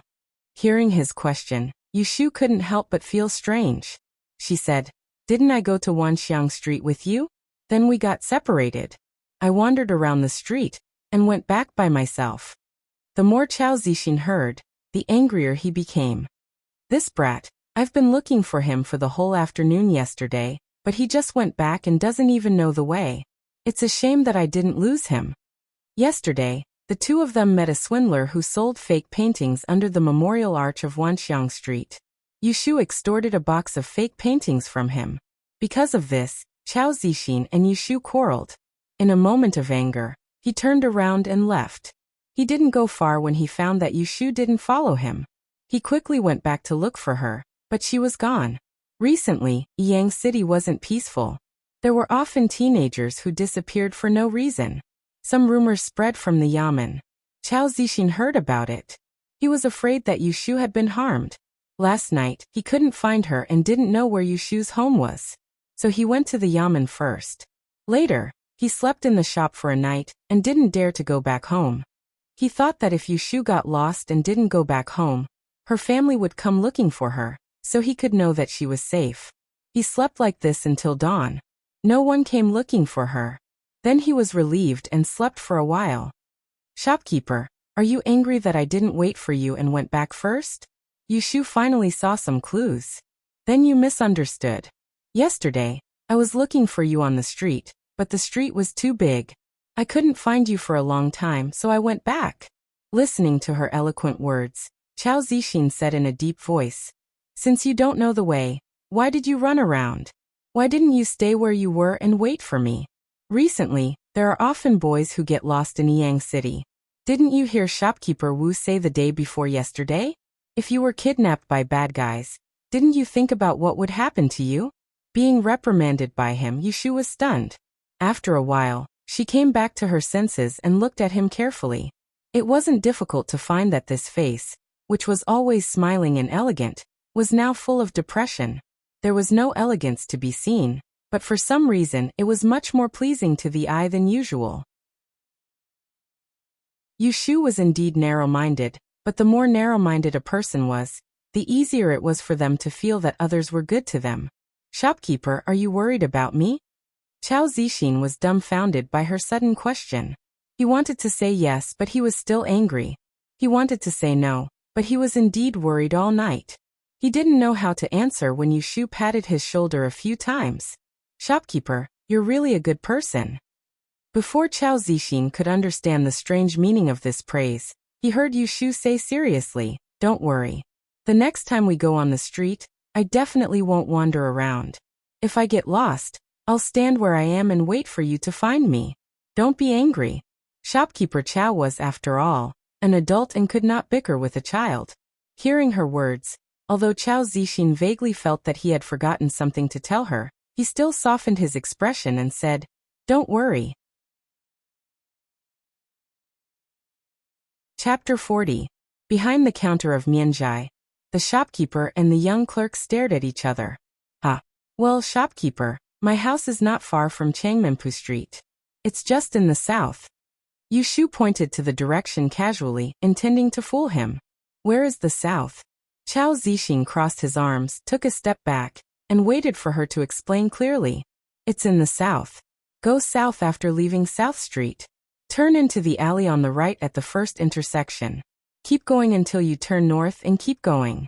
Turn east at the next intersection. You'll see an alley. That's it. Yushu gestured seriously. Facing Chao Zixin's questioning eyes, in order to win his trust, she didn't blink and tried to look innocent. Finally, when the doubt in his eyes dissipated, she looked away and saw him turning to continue to organize the shelves. Before she could breathe a sigh of relief, she heard him laugh. Isn't that just a full circle? Ashu, you're lying to me. His laugh was a little helpless, but it was not an accusation. However, when Yushu heard it, she inexplicably felt sorry. Originally, she only regarded Chao Zixin as a boss who paid her wages. They were involved in interests. She did the work, and he paid. It was very fair. It was not a big deal to lie to him. However, he was clearly taking care of her. No matter how much it was, he was sincere. It seemed that she was heartless. To be honest, it had been a while since she came to the ancient times. She had met a lot of people. Apart from Yu Xiaoxiu and Aunt Lu, the one who was good to her was shopkeeper Chao, who was not related to her. Why should she tell him clearly that she was not Ashu, but Yushu, a burden of a concubine in the Ji family? She lived in a servant's room, and a girl disguised as a boy to work for him. Don't be kidding. She would not do such a stupid thing. Haha.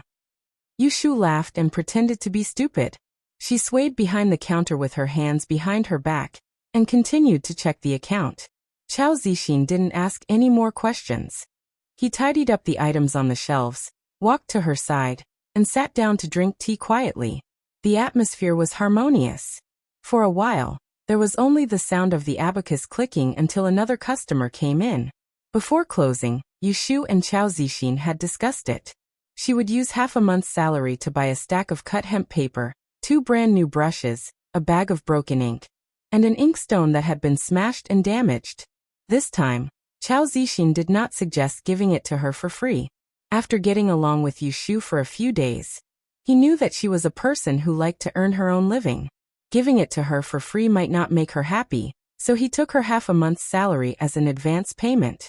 Yushu wrapped the paper and brushes in oil paper and put them under her armpit. She stood at the door of the shop and waited for Chao Zixin to lock the door. On the street dyed with dusk, their shop was the first to close. However, today's business was surprisingly good. They made 20 taels of silver in a day. Before closing, a rich customer threw a silver ingot, took a stack of jade paper, and left without counting the paper. This made Yushu, who was skeptical about feng shui, believe it was a coincidence. Otherwise, how could there be such a coincidence? 2 days ago, the shop was deserted, but as soon as the feng shui was changed, the shop became prosperous. When the last piece of the door was put in place, Yushu seemed to be able to see the back of the jade beast on the counter glistening with a green light. She wasn't sure if it was a reflection, but it was a little strange. It's still early. Come with me to eat something first? Chao Zixin suggested at the door of the shop. Seeing Yushu's hesitation, he sighed. I haven't eaten anything since last night. Since he said so, Yushu didn't hesitate. She could guess why he hadn't eaten anything. She raised her chin and signaled him to lead the way. Chao Zixin smiled, pointed at the alley diagonally opposite, and led her to the north. When they passed by the door of the cloth shop, shopkeeper Wu held an abacus in his hand and stopped him. Hey, shopkeeper Chao. What's the matter, shopkeeper Wu? Chao Zixin took a few steps back and asked. Yushu stopped by the roadside to look at the kites and paper kites on the stall, but she was listening to their conversation. It's like this. You see, I bought goods yesterday, and I have accumulated a sum of money this month. It's a mess. The boss wants to check the account tomorrow, and I really can't do anything about it. Why don't you let Ashu stay and help me with the account? I'll treat you to a drink at Dongyan restaurant tomorrow. Not all the shops on Chongmen Street were opened by the shopkeepers themselves. Some were like Chao Zixin, who rented the shop and became his own boss, and some were like shopkeeper Wu, who had a boss above them. It was just a fork of several cloth shops in the city. Shopkeeper Wu was a slippery person, and the account for a month couldn't be settled in a short time. If he wanted to settle the account with Yushu, he had to discuss it with Chao Zixin openly. It seemed that he was respecting shopkeeper Chao, but in fact, he was bypassing Yushu and directly asking Chao Zixin to give him face. They were neighbors, and business should be friendly. Besides, Chao Zixin was a nice person. Once he agreed, he wouldn't be afraid that Yushu would refuse. Yushu knew what shopkeeper Wu was thinking. She snorted. Shopkeeper Wu had a good idea. If he begged her directly, she wouldn't be able to respond to him. After all, he had hit her with a broom and tricked her into working for free. However, if Chao Zixin agreed, she couldn't say no. It seemed that she couldn't go back early today. She picked up a kite with a swallow's body and asked the price. How much is this? Spring was a good season for kite flying. In the past, the place where she lived was full of electric poles, so she couldn't fly freely. She had to find time to take Yu Xiaoxiu out to play. It wasn't good for boys to stay at home all the time. They were all homebodies. Shopkeeper Wu, it's not good to let outsiders see the private account of your shop. Ashu is a child, and he doesn't know the importance of the account. If he gives you the wrong account, he can't afford to lose money. How about this? I know an old fortune teller on Vientiane Street. I'll write a letter, and you can send someone to invite him over. You can spend a few more taels of silver, and let him calculate for you. At least you can be assured, right? Little brother, the kite in your hand only costs 20 taels. If you want to buy it, I will give you a piece of rope. How about it? Yushu turned her head and stared at Chao Zixin's back in surprise. He could sell a favor with just a few words. He actually refuted shopkeeper Wu's request and didn't push her out as a favor. She grinned. She didn't know why, but she felt a little happy. Shopkeeper Wu probably didn't expect that Chao Zixin would refuse. His face was a little stiff. He coughed and looked at Chao Zixin's amiable smiling face. He didn't know what to say, so he said embarrassedly, "That's not necessary. It's too troublesome to go back and forth. I'll be busy tonight." Chao Zixin nodded and didn't say anything. He turned his head and saw Yushu looking at him with a smile. She still had a kite in her hand. He asked, "Want to buy a kite?" "Oh, just looking around. I don't have the money to spend." Yushu put the kite back on the stall and led the way to the side of the alley. "Let's go. Didn't you say we were going to eat?" Chao Zixin glanced at the variety of kites on the stall and smiled inexplicably. He followed Yushu with his long legs. On the south street of Changmenpu Street, there was a small section full of restaurants and tea houses. There were also many food stalls set up in the alley. There were rice cakes, jujube cakes, sesame balls, fried buns, shredded chicken noodles, meat pancakes, bean balls, wonton soup noodles, and all kinds of hot snacks. The street was filled with fragrance. Unless one was really full, no one could walk this street without looking sideways. Chao Zixin took Yushu to sit down at a stall selling wonton at the intersection. Yushu turned her head and looked around. There were 3 sets of long stools and short tables. They came at the right time and occupied the last table. Smelling the fragrance from the table next to them, and tilting her head to look at the chopped vegetables floating in the bowl, Yushu couldn't help but salivate. She swallowed. She was craving meat. She hadn't eaten meat for days. The lady-in-waiting was cooking the soup next to the pot. She looked to be in her early 30s and had a floral handkerchief wrapped around her head. When she saw the 2 of them sitting down, she smiled at Yushu before greeting Chao Zixin. "Shopkeeper Chao, do you still want to eat chicken soup today? Would you like 2 bowls?" Chao Zixin didn't rush to answer. Instead, he asked Yushu, "This wonton has enough fillings, the skin is good, and the soup is very tasty. Would you like to try it?" Yushu sat casually with one hand on her knee. She smiled and said to him, "Since you are willing to treat me, there is no reason for me not to eat. Then I'll have a bowl." Chao Zixin smiled. He appreciated the young man's energy. He was neat and not pretentious at all. It was comfortable to get along with him. "Sister Zhao, 2 bowls of wonton. The usual. Don't put coriander in my bowl." "Okay, I'll put it in the pot for you." As soon as the lid of the pot was lifted, white smoke billowed out. The woman called Big Sister Zhao skillfully scooped a basket of wrapped wontons into the pot. The splashing sound of the wontons falling into the water sounded like it was being heated up. The skin of the wonton was thin, and it was very easy to cook. After a while, Sister Zhao put 2 big bowls in front of Yushu and Chao Zixin. She said, "Eat it while it's hot. If the soup is not enough, ask her to add more." Then she went back to work. A big bowl of wonton was full. The chicken soup was just right. It smelled more fragrant when one was close to it, but it was not greasy at all. There was a layer of green coriander floating on the top, which looked very appetizing. Eat quickly. Go back early after eating. Okay. One was hungry, and the other was greedy. Chao Zixin and Yushu didn't talk much during the meal, but they ate very comfortably. The hot wonton was so hot that people were obedient. Yushu drank all the soup in the end. She breathed a long sigh of relief. Her forehead was full of sweat, as if the anger of being beaten by old Lady Ji yesterday came out together with the sweat. Watching Chao Zixin pay the bill, she thought about when to bring Yu Xiaoxiu here to have a taste. This wonton was really delicious.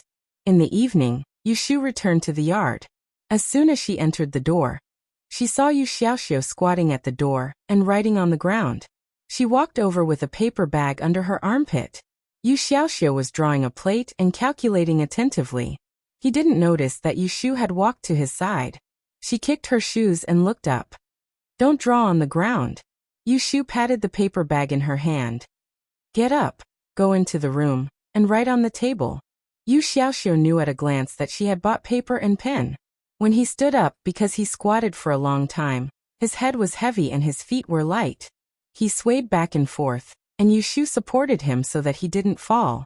He was anemic because he ate too vegetarian and couldn't keep up with the nutrition. Yushu saw it but didn't say anything.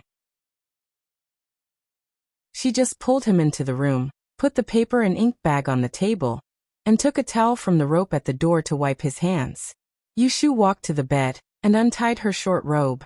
Because the inside was neatly covered with a white lining, she didn't mind that Yu Xiaoxiu was also in the room, so she put on the small jacket and skirt. Chapter 41. Before dinner, Yushu strolls to the east courtyard alone. She avoids people all the way, and observes the topography around the pond that caught her attention.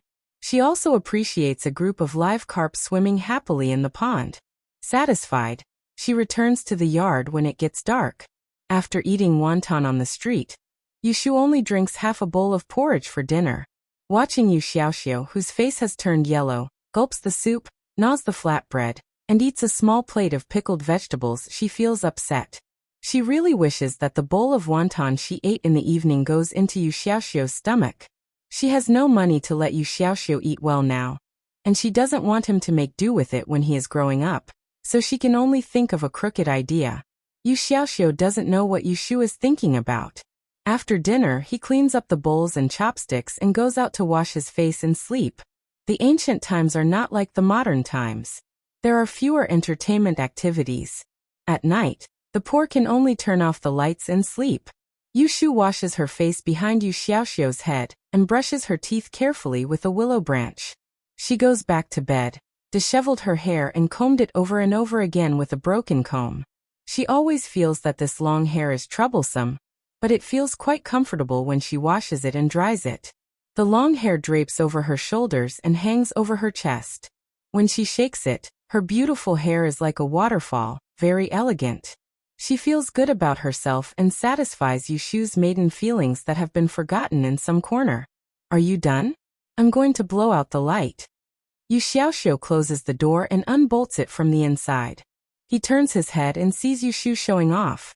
He curls his lips and goes over to turn off the light. Yushu is not afraid of the dark. She squeaks and throws away the comb. She pulls the quilt and lies in it. Then she pulls down the curtain. With a whoosh, the light went out. Yushu closed her eyes. She heard Yu Xiaoxiu lie down with a thud and turn over. After a while she said, Xiaoxiu, let's go out to play in a few days, okay? Going out to play? That's right. I'm either cooped up at home or in private schools. I want to go somewhere else. Why don't you come with me?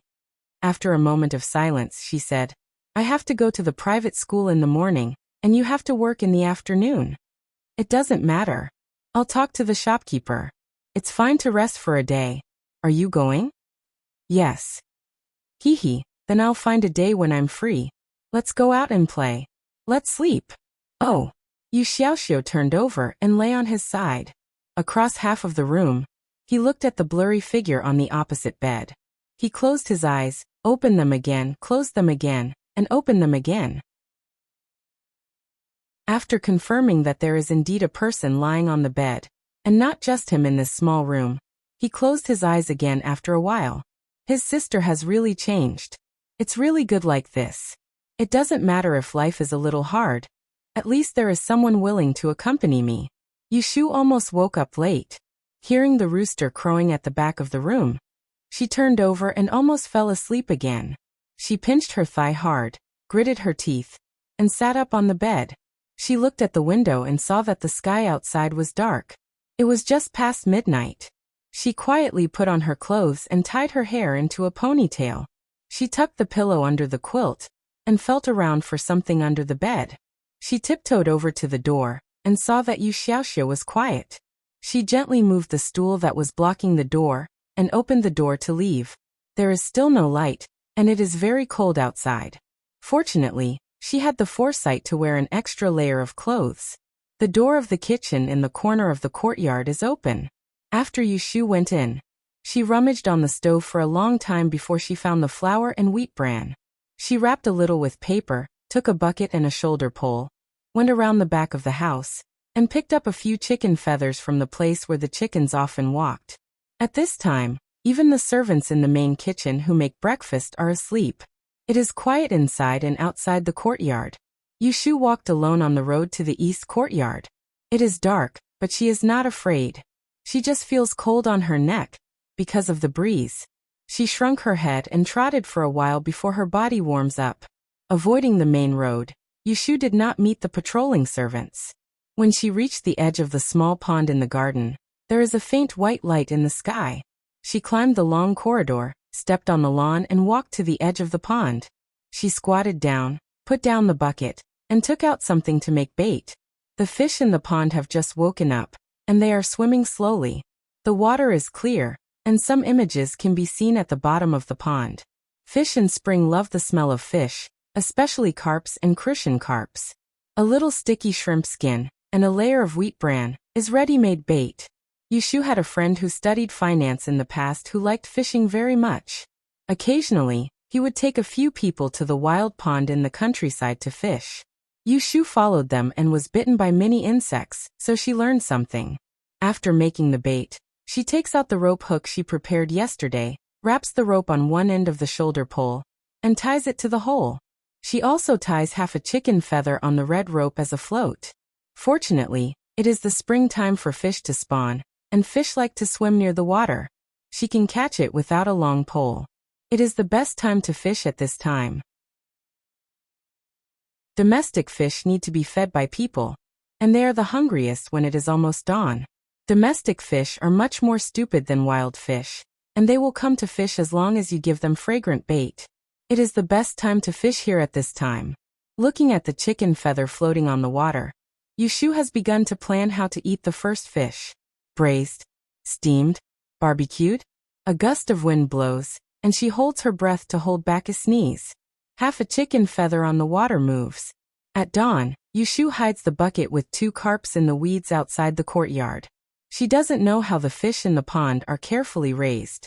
They have red backs and silver waists, are very beautiful, big, fat, and silly. These 2 fish are squeezed in a wooden bucket, and they don't know that their good days are coming to an end. They are still chasing each other and flirting with each other. Thinking that these silly fish are raised in old Lady G's yard, Yushu's revenge is really satisfied. You hit me with 20 rattans, so I will eat 20 of your fish.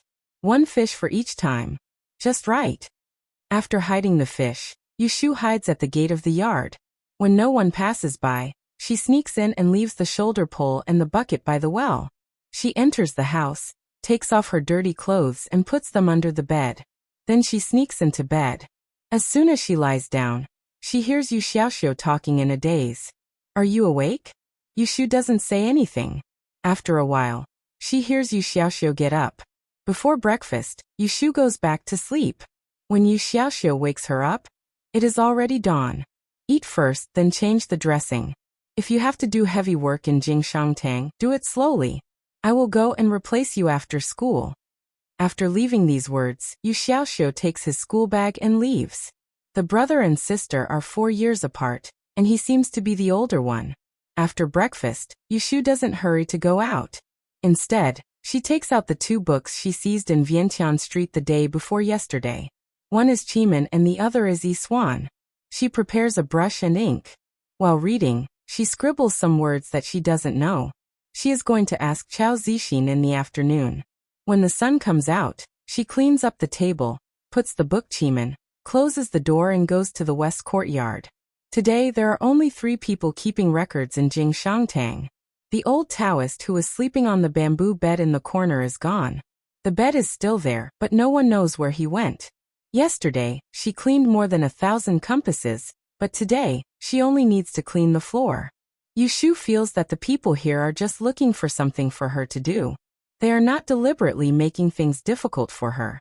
Otherwise, when Yu Xiaoxiu helped her yesterday, they would have said something. The wound on her arm still hurts today. If it weren't for the medicine Yu Xiaoxiu got from Uncle Zhou Lu, it would be strange if she didn't get swollen after soaking in water yesterday. The hall was too spacious, and the floor was made of solid wood. The only difference was the smoothness of the high-grade flooring she had seen before. She had to change 6 buckets of water before she could wipe the floor clean. She sat on the spotless floor, panting, and rested for a long time before she felt better. It is still early, so she moves to the center of the hall and sits cross-legged next to the huge bagua plate. She takes out the book in her arms and continues to read. She doesn't know the meaning of more than half of the words in the book, and the whole sentence is even more obscure. But she knows that haste makes waste, so she can only take it slowly. What book are you reading? The light above her head is blocked. Yushu looks up and sees that it is the old Taoist. She is not surprised. She directly holds the book up and shows him the 2 words Chiman on the cover. Unexpectedly, the old Taoist takes the book from her hand. He tilts his eyebrows and flips a few pages. Then he closes the book and throws it into Yushu's arms. He turns around and sneers, walking towards his bamboo bed. You can't learn shit even if you read this in 10 years. Yushu picks up the book and says behind him, You can't even understand this. You can't learn shit even if you study for 100 years. The old Taoist stops. It is hard to tell if he laughs or snorts. He steps back and squats down in front of her. He carefully observes her young and tender face under the sunlight. His eyes move around. Yushu doesn't like being stared at like this, especially when the other person is an old man. She lowers her head and continues to flip through the book, ignoring him. TSK, you don't have the root of wisdom, your spirituality is too poor, and your foundation is not good. You are far worse than Xingxuan. Apart from fate, there is nothing comparable. Alas, alas, I am so unlucky. If I knew that one is worse than the other, I would rather. When Yushu heard him muttering and comparing her to others, she couldn't help but feel unhappy. Although she usually liked to joke around, she was actually a proud person. Only she looked down on others. How could a stranger judge her and look down on her in front of her? The old Taoist is still muttering, but Yushu rolls up the book, glances at him, stands up and walks out. Little girl, stop. Why are you leaving? I haven't finished talking. Yushu walks to the door and turns her head back. She looks at the sloppy old Taoist and ridicules. Go back and learn shit. After saying that, she turns around and walks away, leaving the old Taoist squatting next to the bagua plate in shock. After a while he laughs out loud. Under the probing eyes of the few people in the hall, he shakes his head and lies back on the bed.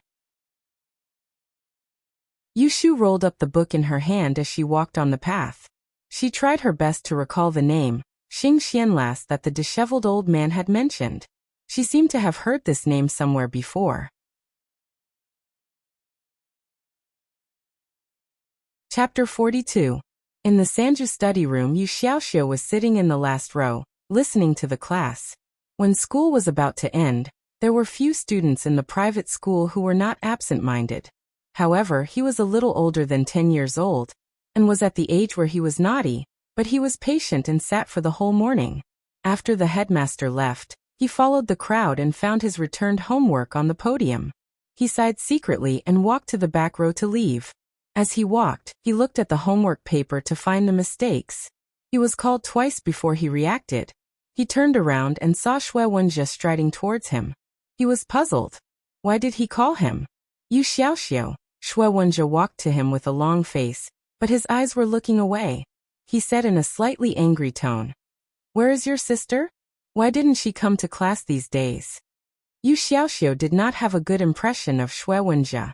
He knew that Yu Shu used to like Shui Wenjie, and because of this, she was ridiculed in front of her. Yu Xiaoxiu's memory was full of Shui Wenjie's disgust and despise for his sister. Now that his sister had changed and was no longer flattering Shui Wenjie, he did not want her to change back. So he became vigilant and looked up at Shui Wenjie, who was a head taller than him. "It's none of your business." Shui Wenjie felt uncomfortable being stared at by Yu Xiaoxiu. He wanted to say that he was going to have a birthday banquet in the restaurant the day after tomorrow, and invited the poor sister and brother. He stuttered and felt wronged. When he was about to lose his temper, someone behind him answered for Yu Xiaoxiu. "She hit my cousin. Grandmother won't allow her to come to school."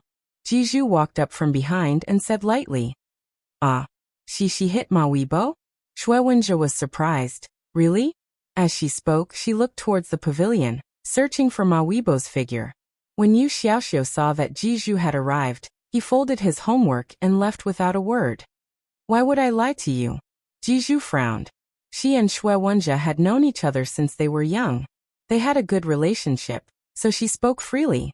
Shui Wenjie didn't see Ma Weibo, so he asked Jiju, "So she won't come here anymore?" Jiju sensed the nervousness in Shui Wenjie's words and couldn't help feeling a little unhappy. She said mockingly, "Don't you hate her? Why do you care?" "Who said I care?" Shui Wenjie denied loudly and said angrily, "She insulted me last time. I haven't settled the score with her yet. If she doesn't come, who am I going to vent my anger on?" He didn't care about that annoying girl. He just felt that she was quite pitiful. She was dressed in rags and didn't have a single good piece of clothing. She probably didn't even have enough to eat. That's why he wanted to ask her to come on his birthday. He wanted to show her his style, and then humiliate her. Jiju's eyebrows relaxed and she smiled. She changed the book in her other hand and her voice softened. "My fourth sister came back with a letter. She said that she left in a hurry last time and couldn't have a small gathering with us. When she comes back next time, she will call you and Wenwen. We will go for a river trip." Shui Wenjie was stunned for a moment. He suddenly smiled and his handsome face was suspiciously red. He couldn't help but change his tone of voice. "Really? She said so in the letter? She said that the next time she comes back, she will go out with us?" "Of course it's true. I will bring her letter to you tomorrow." Jiju saw that he didn't pursue the matter of Yu Shu anymore. She felt a little uncomfortable in her heart. She pulled his sleeve and walked out. "But you have to treat me to the lotus cake from Yuan Kuai House. Let's go." "Okay, haha, let's go." Shui Wenjie was happily pulled away by her. He completely forgot about inviting Yu Shu to his birthday party. It was not noon when Yu Shu came back from Jingshangtang. Yu Xiaoxiu didn't come back. Aunt Lu and the two servants next door were helping in the main kitchen. The kitchen in the small courtyard was empty.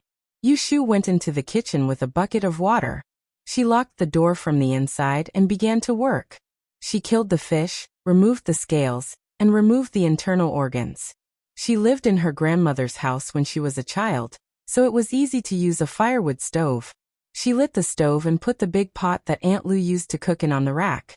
She found a bowl of sticky oil on the stove and sniffed it. There was no strange smell. She poured some into the pot, peeled some onions and ginger, and smashed them with a blunt knife. When the oil was hot, she picked up the tail and put the fat fish in. Sizzle! She accidentally spilled a drop of oil on her wrist. It was so hot that her hand trembled. She quickly lowered her head and licked it. Seeing that one side of the fish was almost fried, she changed the other side. When the smell came out, she added half a pot of hot water and covered the fish. She added salt and ginger, covered the pot with a lid and simmered it. She turned around and quickly cleaned up the internal organs and scales on the ground. She took the remaining fish in the bucket and ran out to hide behind the tree that she saw yesterday. The fried fish was easy to cook. Yu Shu stayed by the pot and smelled the fragrance. She couldn't help but taste the milky white fish soup. It was so fresh that she almost bit her tongue. Even she was surprised. How could the fish soup that was made by cutting corners taste so good? Yushu didn't know that the pond of koi in Old Lady Ji's courtyard was carefully raised with a feng shui array. There was an 8 treasures array in the pond, which was personally arranged by Old Master Ji. It drew the chi of the sun and the moon and gathered the essence of the morning fog. The koi became the 8 treasures fragrant carp, so it was naturally delicious. Eating the 8 treasures fragrant carp not only brightened the eyes and nourished the skin, but it could also increase one's good fortune. Every month, on the 15th day of the family's banquet, only 1 fish would be killed and placed on the main table. This fish and 8 bowls of soup weren't something that just anyone could drink. Everyone in the Ji family knew about this, so they didn't deliberately send people to watch the fish in the pond. They didn't expect that Yushu, the greedy cat, would take advantage of the fact that the sky was still dark and everyone was sleeping to secretly catch the 8 treasures fragrant carp in the pond. Yushu covered the pot, hummed a poem, and began to clean the kitchen. She calculated the time just right. As soon as she entered the house with the fish soup, Aunt Lu came back with the others to cook. Afraid that the soup would get cold, Yushu covered the bowl of fish soup with a bamboo grate to cover the fragrance. She squatted at the door and read the book, The Art of Wonders. From time to time, she would look at the entrance of the courtyard. Not long after, she saw Yu Xiaoxiu's thin figure. Xiaoxiu. As soon as Yu Xiaoxiu entered the courtyard, he heard Yushu calling him. He looked up and saw her waving at him at the entrance of the house. He thought that something had happened and hurried to her. As soon as he reached the door, he was pulled into the house by her. What's wrong? Yu Xiaoxiu looked at her in confusion. She closed the door and put down the bolt. The room immediately became half dark. Come on, sit down. I'll give you something good to eat. Yushu coaxed Yu Xiaoxiu to sit down at the table. She removed the grate on the bowl and white smoke rose. She directly piled the bowl of fish soup in front of him and handed him a spoon, saying, "Eat it while it's hot. Drink the soup first and then eat the fish. Be careful not to get stuck by the thorns." Yu Xiaoxiu stared at the big fish lying in the bowl of white soup in a daze. At first he didn't feel touched, but he swallowed and said in surprise, Where did the fish come from?" Yushu thought for a moment and stuffed the spoon into his hand. She patted his shoulder and said, "You eat first. I'll tell you when you're done." She guessed that if she told him, he would lose his appetite. The smell of the fish soup was very strong. After sitting in the private school for a whole morning, Yu Xiaoxiu was hungry and thirsty. He couldn't help but scoop a spoonful of soup and drink a mouthful. The fresh soup entered his throat and was exceptionally delicious. When Yushu saw his eyes light up, she knew that he liked it. She was happy, but she still wanted to hear his praise, so she deliberately asked, "Is it delicious?" "It's delicious." Yu Xiaoxiu licked his lips and nodded. He handed the spoon to Yushu and said, "You drink it too. You eat. I'll go to the kitchen and get another spoon." Smelling the soup, Yushu was also hungry. Thinking that he couldn't finish such a big bowl by himself, she ran to the kitchen and got another spoon. The siblings finished the bowl of soup and the fish. In the end, there were only white fish bones left in the bowl. However, they didn't know that even their stepfather, the third master of the Ji family, Ji Hyotani, had never eaten the 8 treasure fragrant carp so happily.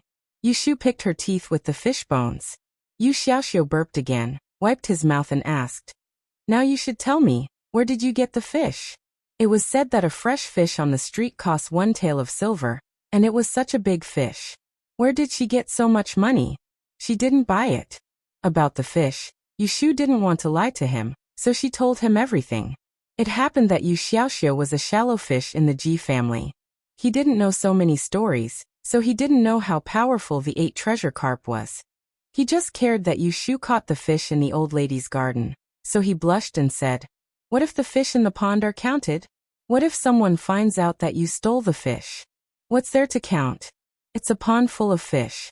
Do you think I can fish them out every day and count them?" Yushu smiled. She was a person who wasn't afraid of doing something, and wouldn't do it if she was afraid. Yu Xiaoxiu was still worried. The taste of the fish was still in his mouth, and his stomach was warm. It was too comfortable that he felt uneasy.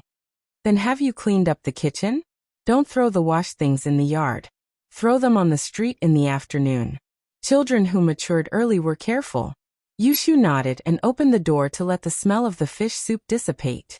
She hid the fish bones behind the door, planning to throw them away in the afternoon. Yu Xiaoxiu went to get a cloth to wipe the table. There's one fish left, right? Can I put it back at night? Yushu was unwilling. Why should I put it back? It took me so much effort to catch it. It's so delicious. I'll cook it for you next time.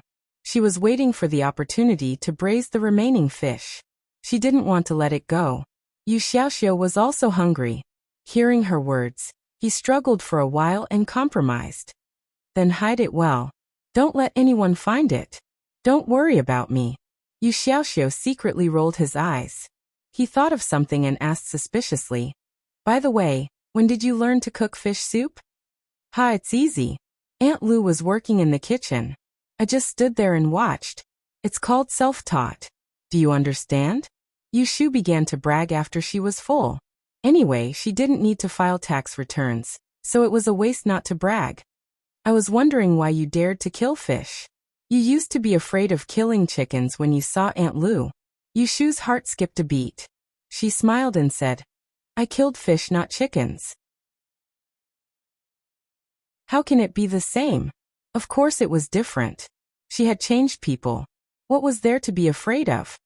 Oh, and today. Yushu was afraid that he would ask more questions. She quickly interrupted him and pushed him out of the door. Why are you so nosy? Let's not talk about it. Go wash your hands and come back to read a few words for me. Yu Xiaoxiu took a few steps out and looked back at her. He originally wanted to say that Shui Wenjia asked about her in the morning. But on second thought, if his sister knew that the gigolo was thinking about her, she might go back to her old ways and curry favor with that annoying guy.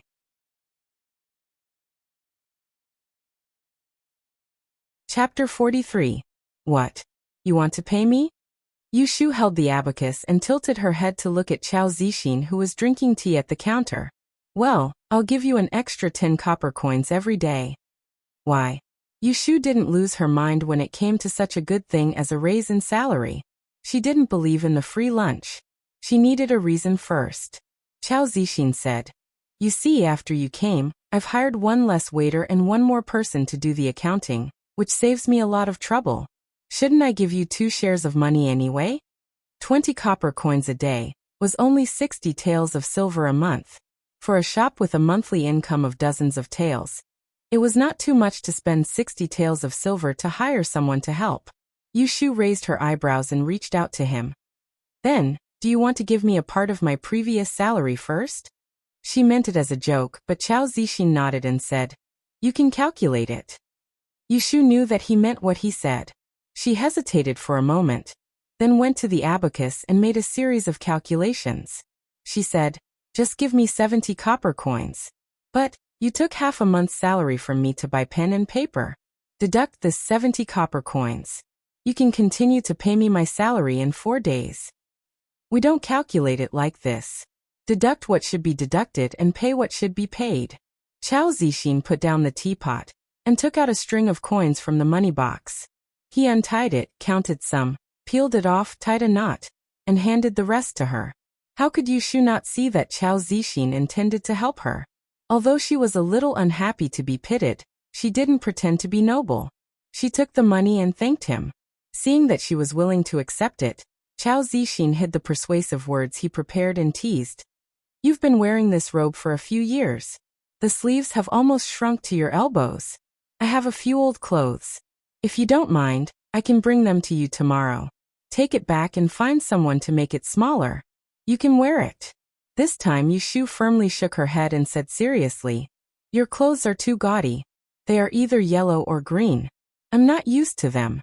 When I have money, I'll ask my auntie to sew another one for me. I won't pick up your old clothes. Her salary was earned through her hard work. If she took his clothes for free, it would be considered charity. The meaning was different. She was still a person with some principles. Chao Zixin didn't bring it up again, and continued to drink his tea. He greeted the guests when they arrived. Yushu made a quick plan. She only helped when there were a lot of guests. When she was free, she asked Chao Zixin to teach her how to read. She copied all the words on a piece of paper from the Qimen.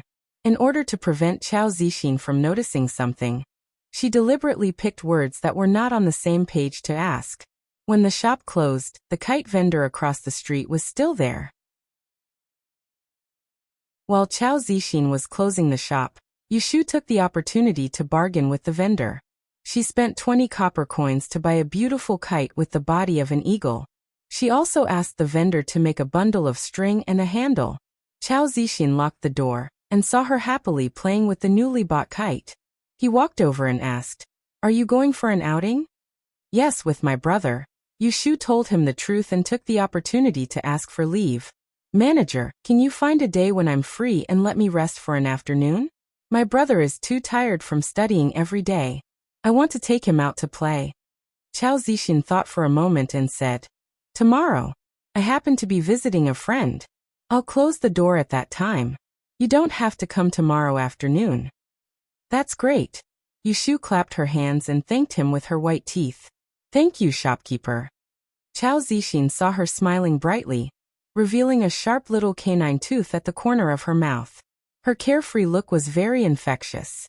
An idea came to him, and he couldn't help raising his hand to pat her head. Halfway through, he changed his direction and pointed to the intersection and said, "I'm going to get a pot of wine. You should go back quickly. Then I'm leaving. I'll come earlier in the afternoon the day after tomorrow." Yushu waved at him and left briskly. She didn't go home directly. Instead, she took the remaining money and went to South Street to buy a few pieces of cake. She planned to eat them on the outing tomorrow. After dinner, Yushu sat on the bed and counted the money. Yu Xiaoxiu sat at the table and concentrated on writing. He wasn't disturbed by her clanking. 1, 1, 10, 15, 20. Not long ago, she got 1 tael of silver from second young Master Ji, who had an affair with a concubine in her stepfather's yard. She bought some snacks and the rest of the money she had earned these days. She had 50 cents of silver and a handful of copper coins.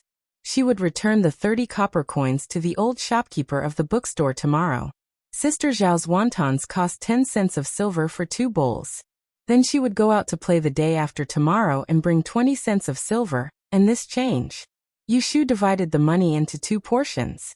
She put 1 portion into a small bag sewn by Aunt Lu, and put it into the copper jar where she usually put things.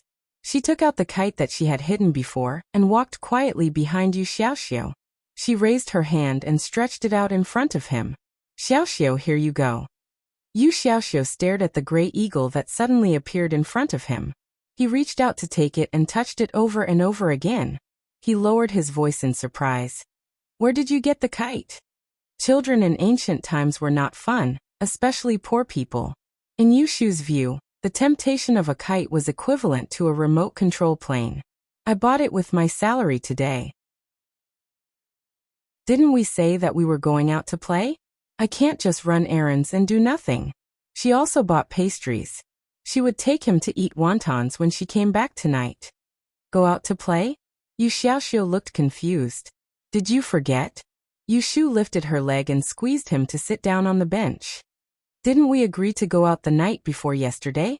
I told our shopkeeper that I won't go to work tomorrow afternoon. Don't say that you don't want to go out." Of course, Yu Xiaoxiu didn't forget, but Yushu had said many times before that she would take him out to play. Usually, it was because she did something bad and needed him to take the blame. She didn't keep her promise. After a few times, he didn't believe her anymore. He didn't expect that she was serious this time. "What's wrong? Say something. Are you going?" Yushu gently bumped Yu Xiaoxiu with her shoulder. "Yes." Because he answered too quickly, Yu Xiaoxiu turned his head and played with the kite in his hand. He whispered, "But I don't know how to fly a kite. I've only seen others do it." "It's okay, I know." Yushu reached out and put her hand on his thin shoulder. She said affectionately, "Don't be afraid. You'll learn it if you run more. I'll teach you tomorrow." "Okay." Yu Xiaoxiu touched the kite in his hand again. He secretly confirmed that it was not fake. He was indescribably happy, but he also wanted to cry. His eyes were sore. He didn't know why. "Then go home early tomorrow after school. We'll go out after dinner. I've asked around. There is a large open space by the river in the east of the city. We can fly a kite. By the way, did you do your homework today? Will it rain tomorrow? It's sunny. Yu Xiaoxiu paused, put down the kite, and carefully picked up the pen and paper again. I'll calculate it again. Chapter 44. Yu Shu and Yu Xiaoxiu went out together after breakfast. One went to the private school, and the other went to Jingshang Hall for labor reform. It's a nice day. It's windy in the afternoon, so it's best to fly a kite. Yu Shu stood at the gate of the courtyard and looked up at the clear clouds above the mansion. Yu Xiaoxiu looked up at the sky with her for a while.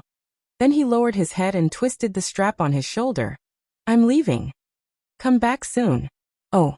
Yu Shu fed the carp hiding behind the tree, and then walked to the west courtyard. She came early, and there was only one customer wandering in the hall of Jingshang Hall. Yu Shu took the initiative to greet him, and asked what he was going to do today. Wipe the floor. The man ordered casually, but his eyes were fixed on the divinatory plates. The wind blew a lot of dust through the skylight on the roof last night. The floor that was wiped the day before was only clean for 2 days. Yu Shu looked around the hall and found the bucket in the corner. Someone put the bucket she used yesterday next to the bamboo bed. The old Taoist was lying on the bed with one leg over the edge. He was snoring and sleeping soundly without a quilt. Yu Shu was a little confused. She put the bucket behind the door after using it yesterday. How did it go there? She walked over quietly and didn't look at the old Taoist. She took the bucket and left. She didn't expect that the moment she took a step, her clothes were pulled from behind. Aha! The old Taoist yawned and sat up crookedly. One of his hands was still holding the corner of Yu Shu's clothes, and the other hand was rubbing his eyes. He said unhappily, I was having a good dream, and you woke me up. Sorry, Taoist, please continue to sleep. Yu Shu quietly pulled the corner of her clothes out of his hands. She took 2 steps back, turned around, and walked quickly. She didn't hear anyone calling her from behind. She walked to the door and slowed down. She couldn't help but look back. The old Taoist was sitting by the bed and stretching. He didn't call out to her or follow her. Yu Shu felt that she was thinking too much. Maybe he didn't put the bucket on purpose. Walking to the well, Yu Shu put down the bucket and shook the rope for a while. When she felt that the water was full, she held the roller and shook it up. There was a lot of water, so she used all her strength to lift the roller. When the water came up, she carried the heavy bucket and put it down, panting a little. His aptitude is too weak, too weak. Sigh. Yu Shu stiffened her neck and turned her head. She could hear the sound of caw-caw coming from her spine. She saw a wrinkled face made of tree bark. Although he already knew that this old man was ugly, when he looked at him in broad daylight, the layers of dried skin on his face were even more obvious. His pair of overly protruding eyes were even more frightening. If this face were to be shown, it would definitely scare all the children in the city to tears. Without waiting for Yu Shu to retreat in fear, the old Taoist retreated to the side, but he did not walk away. Instead, he looked at Yu Shu and shook his head. He paced back and forth a few steps, then looked at Yu Shu again, sighed, and shook his head again, as if there was something he could not decide on. Yu Shu originally wanted to stand with him for a while out of courtesy, but when she saw the look of disgust on his face, she immediately dispelled the idea and left with the bucket. Stop, come back. Yu Shu pretended not to hear him, and walked on her own path. She didn't think that the old Taoist would look for her for something good. She didn't want to find trouble for herself. However, after 2 steps, she was grabbed by the collar from behind. Her body shook and the water in the bucket spilled out. Because she was holding the bucket in front of her, half of the water spilled on her dress. In a blink of an eye, the water seeped into her dress and made her knees cold. Yu Shu almost lost her temper, but the old Taoist didn't notice. He grabbed her collar and pulled her to the side rudely. She didn't have time to put down the bucket in her hand, so the water kept spilling out. He wouldn't stop until her whole dress was wet. What are you doing? Let go, let go. Ignoring Yu Shu's struggles, the old Taoist walked to a secluded corner at the back of the room. Only then did the old Taoist let go of Yu Shu and threw her aside. Looking at her frantically splashing water, He blew at his beard and said in a gruff voice, "Kneel and kowtow to the old Taoist. Kowtow, kowtow your head." Yushu squeezed the water on her dress and tidied it up. She looked up and stared at him gloomily. She thought that she had met a psycho. No wonder her eyelids kept twitching this morning. Seeing that she didn't move, the old Taoist changed his posture impatiently. "Hurry up and kowtow. If you are slow, don't blame me for changing my mind." "Huh?" Yushu was so angry that she laughed. She straightened her wrinkled dress and raised her eyebrows. "You'd better change your mind. Hurry up and change it now." The old Taoist didn't like her very much. Seeing her unruly look, he was even more unhappy. His face turned serious and looked even uglier than before. "I have my reasons for asking you to kowtow. If you don't kowtow now, don't regret it." Regret? She had done a lot of regretful things in her previous life. She had tasted all kinds of suffering and bitter results. If she had to do it again, as long as she didn't go against her conscience, there was nothing in this world that could make her regret. Yushu straightened her clothes and snorted. She stared at the old Taoist in front of her. Her gaze was extremely calm, fearless, and free. The old Taoist who was blowing his beard and glaring at her was stunned and in a trance. When he came to his senses, she was already gone, leaving only a puddle of water on the ground. Hiss! The old Taoist stretched out his hand to cover his chest and gasped. The feeling of fear just now was still there. God knew that he didn't see the whites of her eyes at that glance. Ancestors of the three pure ones, what was that? Asterisk, asterisk, asterisk. Yushu wiped the floor of Jingshang Hall clean. When she went back, she didn't see the strange old Taoist again. On the way back, she thought about what had happened just now. Her anger subsided, and she felt it was ridiculous. According to her experience of watching TV and reading novels in the previous generation, the old Taoist was probably some kind of otherworldly master.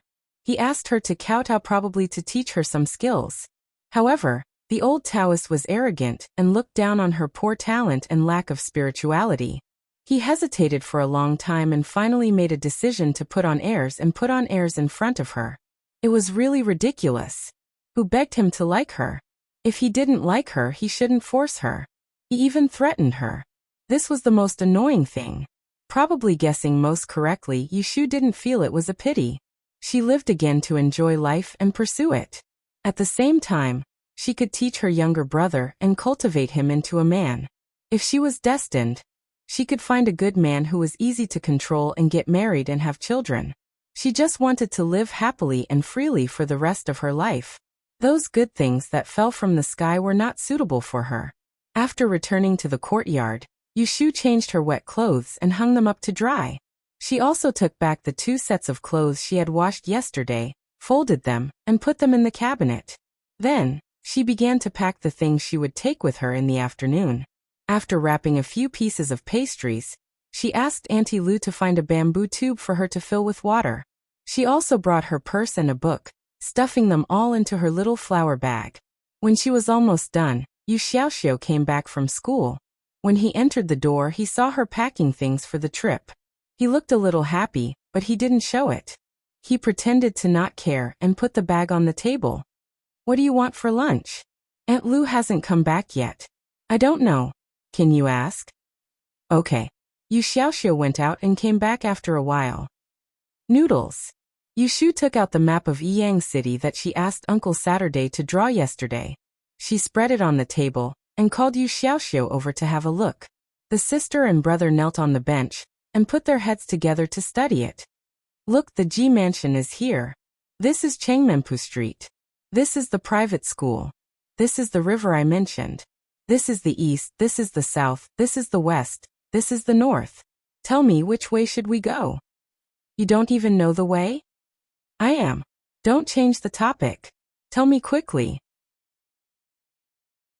"This way." Aunt Lu came to the door. She wanted to ask them if they wanted to eat soup or fish noodles. Seeing the situation, she smiled and didn't have the heart to disturb them, so she went back to the kitchen. "Aunt Lu, we are leaving. We won't be back for dinner tonight." "Miss Young Master, be careful. Stay away from the river. It is dark at night. Come back early." "Got it. See you, Aunt Lu." Yu Shu and Yu Xiaoxiu went out with a small bag and a kite. According to the map, they walked half a circle in the east of the city and found the river bank. The scenery was much more beautiful than Yu Shu had imagined. There was a plum forest across the river bank. It was blooming for the last time before it withered. Red and white interweaved, thick and light. When the wind blew, it rolled up the fallen flowers on the ground and overflowed with an intoxicating fragrance. Looking at it for a long time, under a tree in the forest, a vague white shadow condensed.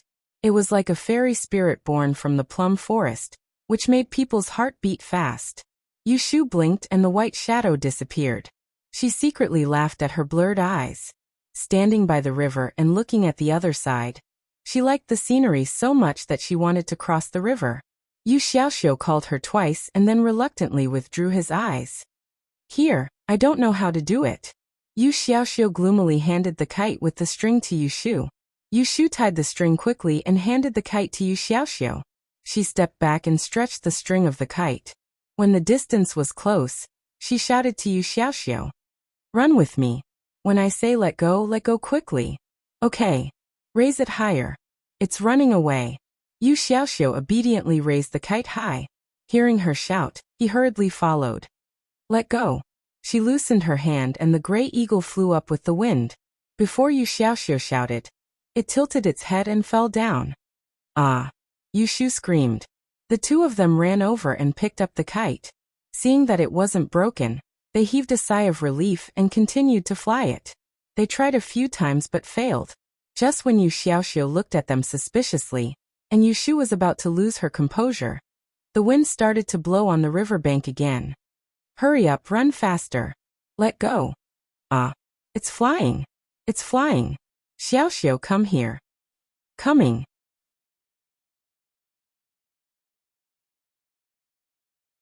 Chapter 45. It was a sunny and windy day. Yu Shu and Yu Xiaoxiu played happily for the whole afternoon. They flew kites, climbed trees, washed their feet by the river, and picked up stones. At first, Yu Xiaoxiu was still a little reluctant, but under Yu Shu's constant teasing, he gradually relaxed his smiling face and played with her. The two played for a while by the river. Yu Shu pulled off Yu Xiaoxiu's hair rope with her long arms and legs, messed up his hair, and then turned around and ran away. Yu Xiaoxiu, with disheveled hair, chased her all over the river bank. Come on. Short legs, you're so slow. Give it back to me." Yu Xiaoxiu chased her crazily and shouted in exasperation. "Ha no, ouch." Extreme joy turned to sorrow. Yu Shu ran backward with the hair rope in her hand, grinning and laughing. She accidentally tripped over a stone and fell to the ground on her butt. Her laughter turned into a cry of pain. "Sister." Yu Xiaoxiu stopped in his tracks and quickly ran over, trying to help her up in a fluster. But Yu Shu waved her hand, gritted her teeth and said, "I'm fine." Then she lowered her head and lay back on the soft lawn panting. "I'm done. I'm exhausted." Seeing that she was fine, Yu Xiaoxiu sat down beside her and grabbed the hair rope in her hand. When he was about to comb his hair, Yu Shu pulled him back by the collar and made him lie on the ground.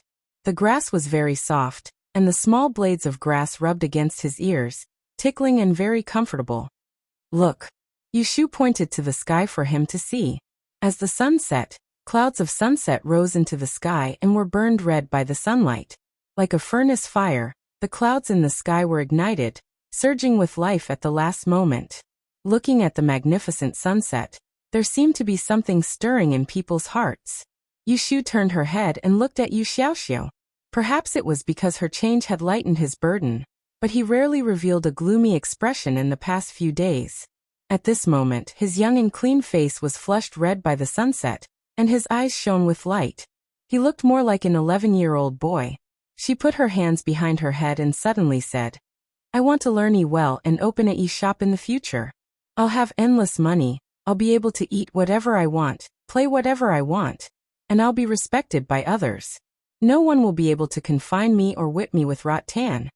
Hearing this, Yu Xiaoxiu couldn't help laughing, and then he heard Yu Shu ask, "Xiaoxiu, what do you want to do in the future?" Since Yu Shu started the conversation, Yu Xiaoxiu's head moved, and he thought for a while before answering awkwardly. "We have our own house, we can support ourselves, we won't be bullied, We won't be looked down upon. Okay. Yushu answered with all her strength. She grabbed Yu Xiaoxiu's hand, raised it high, and announced loudly, "Then from now on, the two of us will learn well and open a shop in the future. We will make a lot of money, eat well, and live in a big house. We will be respected. We won't be bullied. And no one will dare to look down on us." She turned their wishes into a common wish. Yu Xiaoxiu heard the difference. Looking at her raised hand, he turned his head and met Yushu's sparkling eyes. Enthusiasm, kindness, and sincerity. It was so different from the way his sister looked at him in the past. As if realizing that this was not an ordinary promise, he quickly made a choice. He moved his fingers and held her hand tightly, saying firmly, "Okay." The siblings looked at each other and couldn't help but grin. Yushu sat up and pulled the thin Yu Xiaoxiu up from the grass. "Let's go. I'll take you to eat something delicious. My hair. Come, I'll tie it up for you. Let me tell you, the wonton shop on Changmenpu Street is very delicious. The skin is thin, and the stuffing is fragrant." Yushu promoted the wonton sold by Sister Zhao to Yu Xiaoxiu along the way. Not only did she expose Yu Xiaoxiu's gluttony, but her stomach also sang 2 empty words. There were still 2 cakes left in the bag. She asked Yu Xiaoxiu, but he didn't eat them, so she put them away. When they walked back to Changmenpu Street, it was already dark. Lanterns were hung at the end of the street. People were coming and going, and the fragrance of tea and food made the street lively at night. Sister Zhao's business was as good as ever. The 3 sets of tables were full of customers. Yushu and Yu Xiaoxiu stood on the side and waited for a while before they sat down. Because Yushu had come here with Chao Zixin once and talked to Sister Zhao, she was afraid that it would be troublesome if she recognized her. So, she deliberately wore Yu Xiaoxiu's short robe when she went out in the afternoon. She only painted her eyebrows. Fortunately, it was dark and no difference could be seen. Sister Zhao had good eyesight and recognized her. She went forward to wipe the table, smiled at her and said, "Sit down, why don't I see shopkeeper Chao?" "The shopkeeper has something to do. The shop is not open today. I brought my brother here to eat wonton. Auntie, give us 2 bowls of chicken soup." Last time, when Yushu came to eat, she followed Chao Zixin and called the boss's wife Sister Zhao. But Sister Zhao laughed at her and said that a 30-year-old woman like her couldn't afford to be called sister. She only asked Yushu to call her auntie. Yushu and Sister Zhao exchanged greetings. Yu Xiaoxiu sat aside in a somewhat reserved manner, not moving or looking around. Sister Zhao said yes and reached out to touch Yu Xiaoxiu's head. "This is your brother. What's his name?" Yu Xiaoxiu bowed his head uncomfortably. Yushu answered for him. "His name is Xiaoxiu." Xiaoxiu, greet him. "Auntie." If Aunt Lu were here, she would be shocked. Yu Xiaoxiu had never been so obedient to Yushu before. Sister Zhao seemed to like children. She looked at Yu Xiaoxiu with soft eyes and said, "Good boy. Sit down. I'll go and cook it for you. There are a lot of fillings today. It's guaranteed to be delicious." Sister Zhao turned back to cook. Yu Xiaoxiu whispered to Yushu, "How much is a bowl?" "What? Are you afraid that you can't afford it? Here, let's settle the bill first." As she said, she took out her purse, took out a dime of silver, and put it on the table.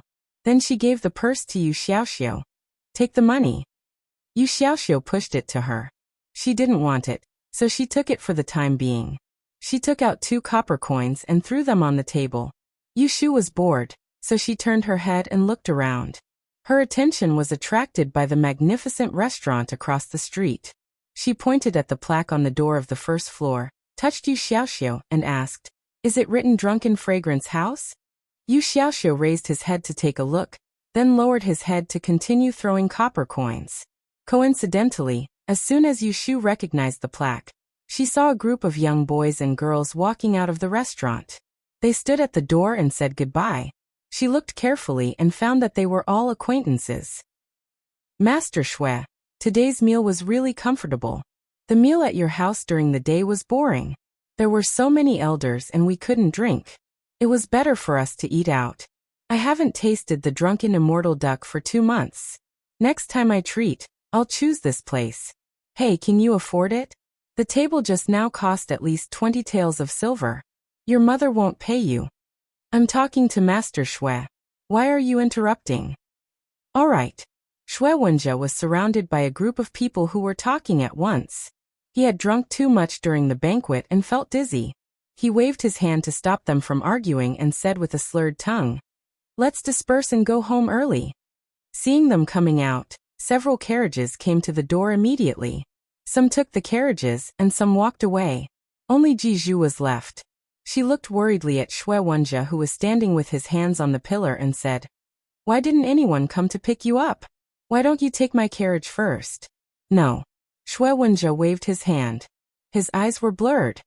He squinted at Jiju's two heads and said, "My uncle is having a drink nearby. He said he would come to pick me up. You go home first." No need to send me," the coachman urged. Jiju had no choice but to leave him in the carriage and leave reluctantly. Yu Shu compared young Master Shui's drunken appearance as he hugged a pillar and rubbed himself against it with his high and mighty demeanor in the private school. She found it amusing, so she took a few more glances. Out of the corner of her eye, a customer eating wonton at the next table stood up and strode towards the restaurant across the street. She saw the tall and thin man walking toward Shui Wenjie. Her sight was blocked for a moment. She didn't know what he said to Shui Wenjie. When she looked again, Shui Wenjie had been carefully supported by the man and was walking towards her. Young master, this way. Be careful." The two of them walked past Big Sister Zhao's stall and directly into the dark alley behind it. Yu Shu didn't turn her head. She just stared at the two until they disappeared. She frowned. Her intuition told her that something was wrong.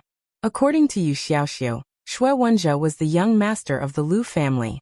His father was a senior official in the capital. In order to learn he lived with the Lu family. For a young master, it should take more than an hour to walk from Changmenpu to the east of the city. Why didn't he have a carriage to pick him up? Even the daughter of a concubine, Jiju, had a carriage to pick her up. So strange. 2 bowls of wonton. Enjoy. Sister Zhao put 2 full bowls on the table. Not a drop of soup was spilled. The bowls were filled with fragrance. The amount was 2 or 3 more than the normal amount. Yu Shu came back to her senses. She was about to thank her when she heard a clang. The copper coins in Yu Xiaoxiu's hand were empty. He jumped to the ground and rolled backward. "Hey," Yu Xiaoxiu whispered. He stood up and chased after him. In the blink of an eye, he ran into the alley. Yu Shu was stunned for a moment. She smiled and lowered her head. She picked up the spoon, blew on it, and drank 2 mouthfuls of soup. She raised her eyes to look at the alley. She vaguely heard a small noise. Inexplicably, she panicked, put down the spoon, stood up, and rushed into the alley. "Xiaoxiu." She called out in a low voice, but no one responded. Her intuition told her that something was wrong. She stuck close to the wall and ran forward a dozen steps. Suddenly, she saw a few vague figures in front of her. She squinted her eyes and looked hard. Not far away, under the dim light, a tall, thin man was carrying a person on his shoulder and holding another person under his arm. He was talking to another person in a low voice. "Got it. Why is there another one? We were seen. Take him with us. It's a boy. He might be useful. Sure, someone is coming." The hair on Yu Shu's body stood up.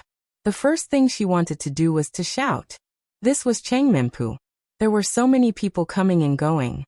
Shouting was the safest thing to do. But in fact, as soon as she opened her mouth, she was hit by a palm from behind and fainted. "You two are too careless. Brother Fengwei."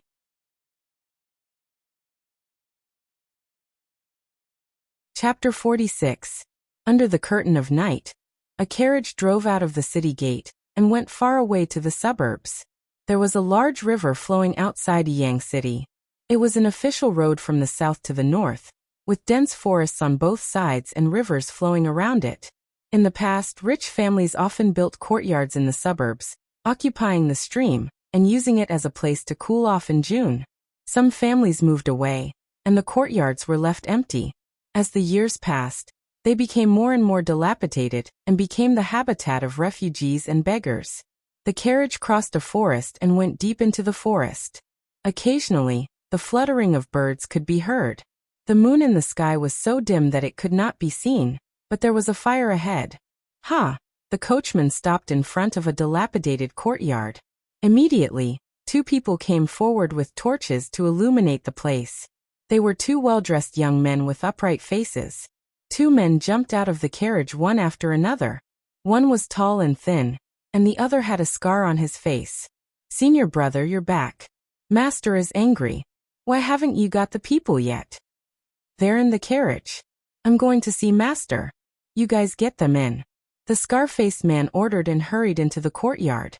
A young man holding a torch opened the curtain of the carriage and saw three people lying inside.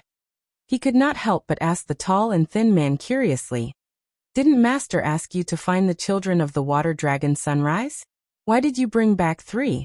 "Don't mention it. I wasn't careful. I was seen when I took them, so I brought them back.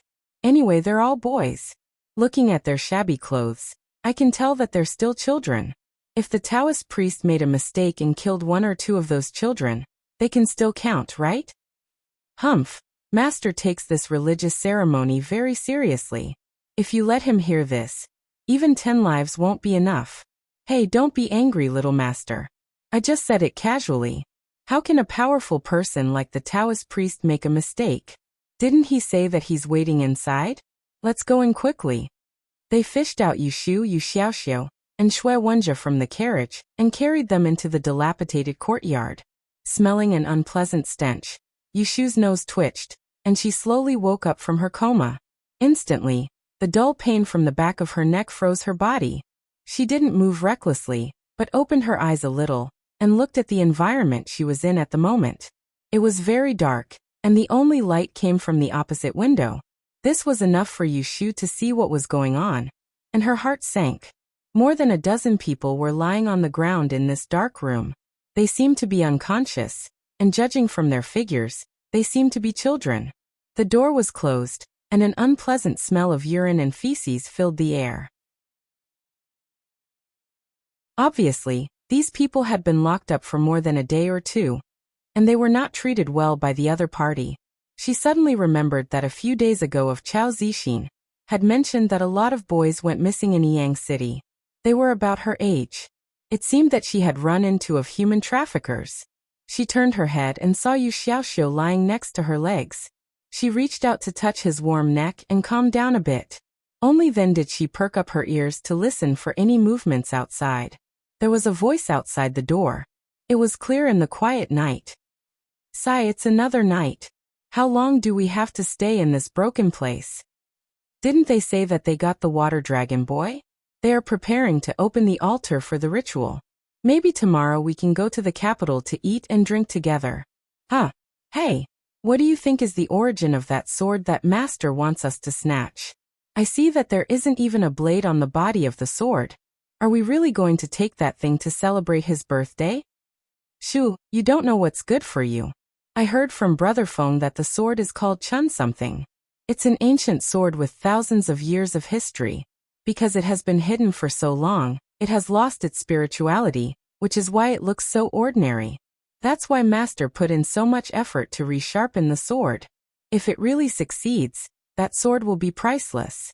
Even if you have money, you won't be able to exchange for it. So powerful." Yushu heard about 50 to 60% of their conversation. She was perturbed. These people were not human traffickers. It seemed that they didn't catch people to sell them, but to use them on the spot. What's more, they did it tonight. They didn't even give people a chance to escape. The water dragon boy must be the Master Shui. By the way, where is that guy? Yushu looked around the room again. After confirming that Shui Wenjia was not found, she turned over and lay on the ground. She approached the window at the back quietly. She knelt up and touched the paper of the window. She poked a hole in the window and looked outside. It was terrible. What were they doing? The trees in the backyard were all cut down. Several men were standing under the eaves with torches. There was an offering table in the middle of the yard. It was full of fresh fruits, incense burners and candles. A man in a gray Taoist robe was standing with his back to her. He was holding a peachwood long sword in his hand. He was murmuring to burn talismans and put them into the bowl. Suddenly, he turned around and showed a middle-aged face. His eyes were sunken and very gloomy. Yushu was so scared that she shrank her head. She thought she was discovered by him. Yushu was too shocked. The middle-aged Taoist didn't find her. He turned around and dipped the sticky blood in the bowl with a wooden sword. Then he drew an array on a flat open space behind him. Go and pick 7 people. Yes, master. This order was clearly heard by Yushu. She didn't know whether the 7 people the Taoist wanted to pick were dead or alive, but she was sure that it was not a good thing. Glancing at Yu Xiaoxiu, who was lying at the entrance of the door, she thought for a moment and quickly went back to his side, trying to pull him inside so that he wouldn't be taken away by someone who entered the door first. However, she couldn't move him even after dragging him twice. Afraid that he would make too much noise, she could only cover his mouth with one hand and pinch his philtrum with the other. She hurriedly whispered into his ear, Xiaoxiu, Xiaoxiu, wake up. Xiaoxiu. Yu Xiaoxiu was not drugged. He was just knocked out. Being called by Yushu, he grunted and woke up. As soon as he opened his eyes and was about to call out, Yushu pinched his ear and poured her voice into his ear. Shushu, don't make a sound. It's my sister. Xiaoxiu, don't be afraid. Don't make a sound. We've been caught by the bad guys. Don't think about anything. I'm here. Listen to me and you'll be fine. Listen to me, okay? Yushu repeated her words. Yu Xiaoxiu nodded in a panic. In the dark, he held Yushu's hand tightly and trembled slightly. He still remembered that when he was eating wontons with Yushu at the stall, he dropped his money and ran into the alley. He only saw that there were people inside. Before he figured out what was going on, he was knocked out. Get up. Come with me and hide inside. Yushu pulled him into the room. On the way, they tripped over several pairs of legs. She could feel that Yu Xiaoxiu was trembling violently. Fear was contagious. She was also a little scared. She just said that to comfort Yu Xiaoxiu, but in fact, she didn't even know where they were. There were so many people outside, and they seemed to know martial arts. It was impossible for them to escape safely with the help of 2 half-grown children. As a person who used to work in the insurance industry, she quickly analyzed the current situation. Under various probabilities, she helplessly came to a conclusion. The safest thing to do now was to hope that these people would not kill them to keep their mouths shut. After the ritual was over, they would abandon them and leave, sparing their lives.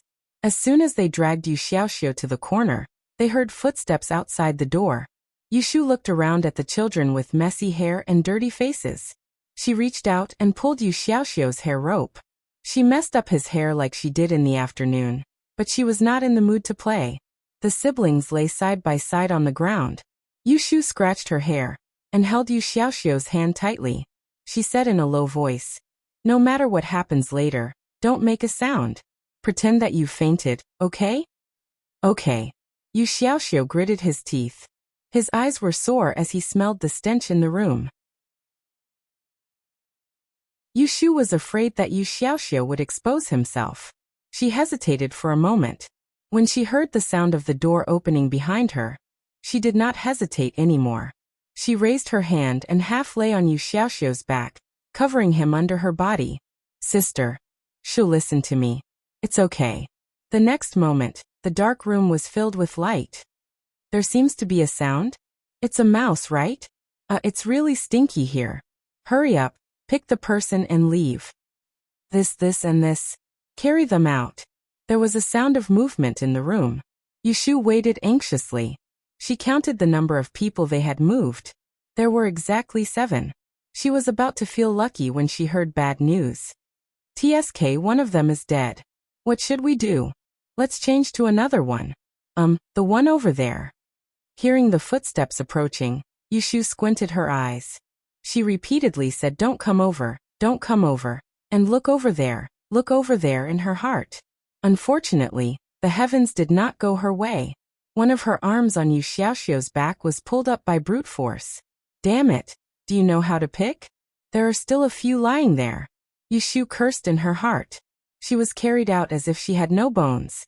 She did not even dare to open her eyes to look at Yu Xiaoxiu. She was afraid that this brat would suddenly go crazy and stand up.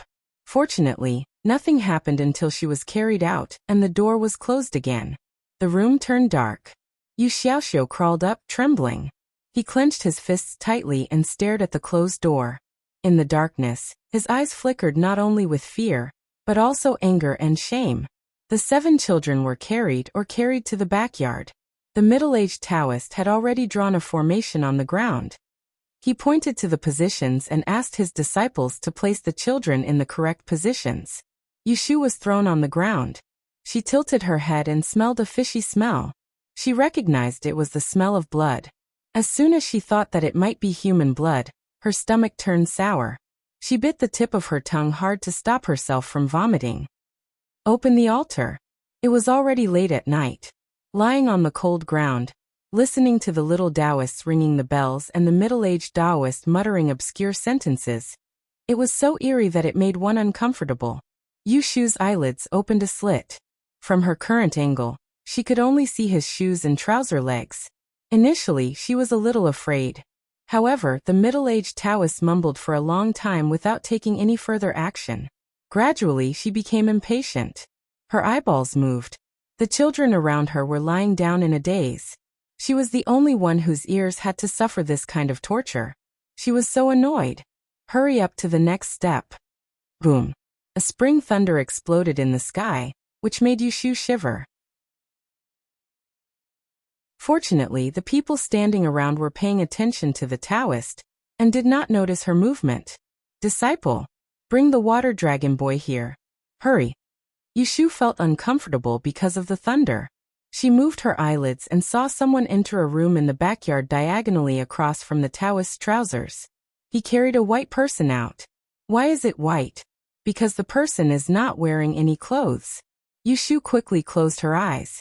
She was not embarrassed, but she was afraid of getting a needle in her eye. Moreover, what was there to see about a white chicken? During this period, there were 2 more thunders. She endured it for a long time, before she opened her eyes again.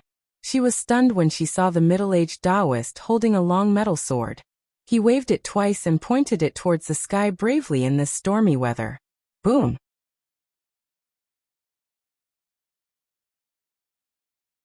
Chapter 47.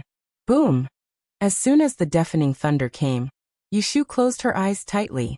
She hoped that the gray-robed Taoist would be struck into pieces by the thunder. However, she didn't hear the scream that she imagined. After a moment of silence, she heard the confused voice of the Taoist. How could it be? How could it be? Impossible. Master, are you okay? Don't come over. Yushu squinted her eyes and looked up. She saw the Taoist priest holding his sword in a daze as he chased away a few young Taoists who were about to approach him. He was mumbling incantations and shouting loudly as he pointed his sword towards the sky again and again. Ha! Ha! However, nothing happened. The thunder seemed to be brewing, but the Taoist did not give up. He stubbornly repeated the same action. 10 times, 20 times. The scene suddenly changed from dangerous to funny. Yushu almost couldn't stand it anymore. Did this person want to be struck by lightning to be happy? Maybe the sky was getting impatient. Drops of rain fell one after another. When the wind blew, one of the drops went into Yushu's nostrils. The sudden itch caught her off guard. She opened her mouth and sneezed. Achoo! Oh no! Yushu wanted to cry but had no tears. She really wanted to slap herself. Looking at the gray-robed Taoist who suddenly turned around and stared at her, it was too late for Yushu to close her eyes and play dumb. She could only climb up from the ground and step back. When the Taoist walked towards her with a gloomy face, she suddenly widened her eyes, pointed behind him and shouted, "Ah! There's someone there." Everyone in the courtyard, including the gray-robed Taoist priest, turned their heads at the same time and looked in the direction that Yushu was pointing. Yushu took the opportunity to run a few steps back, but she did not forget to look back, because there was indeed a person on top of the dilapidated courtyard wall. Surprisingly, he was dressed in a white Taoist robe and stood there lightly. In the night, he was very conspicuous, but because it was too far away, she could not see his face clearly, but from the size of his body, she was sure that it was undoubtedly a man. Who is it? The gray-robed Taoist was horrified. When did that person stand there? He actually didn't notice it at all. The newcomer did not panic when he was discovered. He scanned the courtyard and glanced at Yushu, who had discovered him first. Then he floated down from the wall. When he landed, he took 2 quick steps forward. His wide sleeves fluttered in the wind as if he was stepping on clouds. His footsteps were light. Yushu blinked her eyes in surprise. If it weren't for his movement when he landed on the ground, she would have thought that she had seen an immortal. No one could fly. The person who suddenly appeared was dressed in a white Taoist robe. His hair was tied up in a bun, and he carried 2 swords on his back. He was obviously a Taoist. However, compared to the guy who deserved to be struck by lightning, his aura was like that of a righteous person. Who set up the formation just now? The white-robed Taoist questioned with a serious tone. From his words, it wasn't hard to tell that he had just arrived and wasn't observing from the shadows. The gray-robed Taoist didn't answer but asked, "Who are you? Tell me your name." The rest of the people in the courtyard did not need his order. They all pulled out their weapons and switched their positions in tacit understanding, surrounding this uninvited guest at a distance that was neither too close nor too far away. The white-robed Taoist did not care about their actions. He took 2 more steps forward and appeared in the firelight, revealing a young and solemn face that was unexpectedly handsome. The 28th generation disciple of the Taoism of Celestial Masters of Longhu Mountain, Jing Chun. Who are you? Why do you know how to use the Shaoyang 7 stars formation of our sect? His voice was clean and full of energy, for big words appeared in front of Yushu's eyes. Awe-inspiring righteousness. The gray-robed Taoist's expression immediately changed. As a layman, Yushu didn't know how powerful it was, but as a Taoist he knew it very well. He didn't doubt the identity of the person who could accurately identify the formation he used. He cursed his bad luck for attracting this person. He quickly sheathed his sword, twisted a smile, bowed and said politely, "Greetings, Taoist Jingqin. I am an unorthodox Taoist. I have offended you by disturbing you while I was setting up the formation." "Ah, so this formation is called the Shaoyang 7 Stars Formation. To be honest, I only came across the formation book by chance, and decided to try it out today out of curiosity. I didn't know it was learned by the Taoism of Celestial Masters, and I didn't mean to abuse it. Please forgive me for my ignorance, Taoist." Yushu didn't find it funny that the gray-robed Taoist was bowing to a young man. As the victim, how could she not know that the Taoist was lying? However, she was in a den of thieves and didn't dare to interrupt. She could only look at the young Taoist named Jingqin first. Jingqin glanced at the naked young man placed on the altar, then shifted his gaze to the 6 unconscious children in the formation. Finally, he glanced at Yushu, who was standing behind him, and asked, "Where did these blessed children come from?" "They are all my disciples," the gray-robed Taoist hurriedly explained. "Please don't misunderstand, Taoist. They did it willingly. I only took some of their blood essence and didn't hurt them." As he spoke, he gave a look to the side. Someone retreated and quietly approached Yushu. They didn't forget that she was a survivor. Yushu was already prepared. Seeing their actions, she knew that she couldn't pretend to be deaf and dumb anymore. If she was captured, they would definitely kill her. She quickly shouted at Taoist Jingqin, "Don't believe him, master. We were all captured by him. We are not his disciples. There are many people locked up in the front yard. Some of them were even killed by them." The scene fell silent. Only the rain didn't stop. Jingqin turned to the gray-robed Taoist and asked with a frown, "Did you kill indiscriminately?" As he spoke, he raised his hand and held the hilt of the sword behind his back. It was as if he would attack the moment the other party answered yes. Seeing this, the gray-robed Taoist knew that he couldn't be merciful anymore. He pointed the sword in his hand, and a group of his disciples immediately surrounded Meng Qi. His expression changed. "So what if I did? Kid, I advise you not to be a busybody. Leave now and I will let you go. Otherwise, don't blame me for being rude." He was half coaxing and half scaring Meng Qi because he was afraid of the other party's sect. If he could scare Meng Qi away, he would be spared a lot of trouble. Otherwise, he would have to leave Meng Qi's life here to prevent the other party from seeking revenge in the future. Unexpectedly, as soon as he finished speaking, he heard a buzzing sound. Meng Qi didn't see Meng Qi draw his sword, but a cold light flashed before his eyes, heading straight for his face. Meng Qi was terrified and quickly retreated. However, Meng Qi suddenly stopped his momentum and used his steps to attack with an empty palm. When it was about to reach his shoulder, Meng Qi bent his finger and hit his acupoint. A numbness spread from his head to his toes. Before he could make a sound, he was lying stiffly on the ground. I don't kill recklessly. Master! Master! The crowd was a little late. After a few shouts, they turned around and attacked the white-robed man angrily. For a moment, the courtyard was in chaos. Weapons clashed, clanging and clashing, which was very ear-piercing.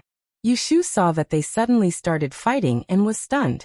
She didn't have the time to watch the show, so she quickly ran to the foot of the wall when no one was paying attention to her. She ran forward with her waist bent. Once she was out of the backyard, she quickly ran. The group of thieves had been lured to the backyard. There was no one guarding the front yard. Just as Yushu found the small house where the children were imprisoned, she heard the sound of the door being pulled open. Sis. It was Yu Xiaoxiu.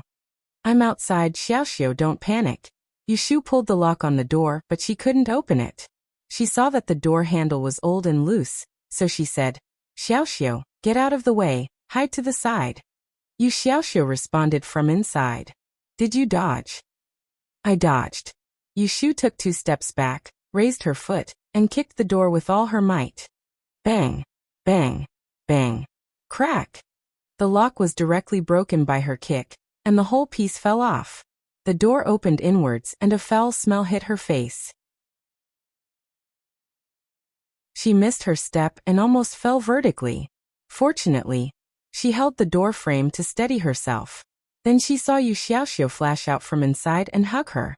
He knocked her back a step before she could stabilize herself. She heard him crying and shouting, Sis, are you okay? Yushu thought that he was scared, so she hugged his thin body, squinted her eyes and smelled his stinky hair. She patted his back a few times. Okay, it's okay. We don't know who will win if they fight later. Let's go before they finish. After saying that, she pushed him away and grabbed his wrist instead. Looking left and right, she chose a path and dashed towards the pitch-black door. It was late at night, and there was no one outside. The good news was that there was an empty carriage parked at the door. The bad news was that Yushu didn't have a driver's license for such a vehicle. She lifted the curtain of the carriage and pushed Yu Xiaoxiu into the carriage. Her original intention was to try driving the carriage, but she changed her mind. She turned her head to look at the courtyard, but she could no longer hear the sounds of fighting. She was afraid. If that Taoist Jingchen couldn't defeat them, these bandits would definitely not let her off. If she didn't run away now, they would catch up to her, and she would most likely die. Sis, your bag. Yu Xiaoxiu found Yushu's flower bag in the carriage. He poked his head out, but Yushu pulled it down. Get off. Let's not take the carriage. Yushu tore off the reins that were tied to the tree and moved further away. She found a big rock on the ground and threw it at the horse's butt. She watched as the carriage ran into the forest in front of them in a panic. Only then did she pull Yu Xiaoxiu and run in the other direction. Run. Okay. It was raining outside. It was so dark that they couldn't see their fingers in front of them. The road was muddy, wet and slippery. Yushu and Yu Xiaoxiu fell several times, but they didn't dare to stop until they couldn't run anymore. The two of them leaned against a tree, panting heavily. Yushu spat out 2 mouthfuls of saliva, and Yu Xiaoxiu directly vomited it out. After spitting out some bitter saliva, he sat down on the wet grass and began to sob. Yushu didn't coax him. She wiped her face with her sleeve and stared at the direction where they ran from. After a while, when she was sure that no one was chasing them, she squatted down with the help of the tree trunk. Her legs were trembling because she ran too fast just now. Yu Xiaoxiu was still crying. Yushu went to coax him. She patted his shoulder and comforted him. Okay, don't cry. Let's find a place to hide nearby. When dawn comes, we'll find a way back. Yu Xiaoxiu was still sobbing. Yushu comforted him for a while, but it didn't work. She was a little annoyed, so she slapped the back of his head and scolded. What are you crying for? It's all right now.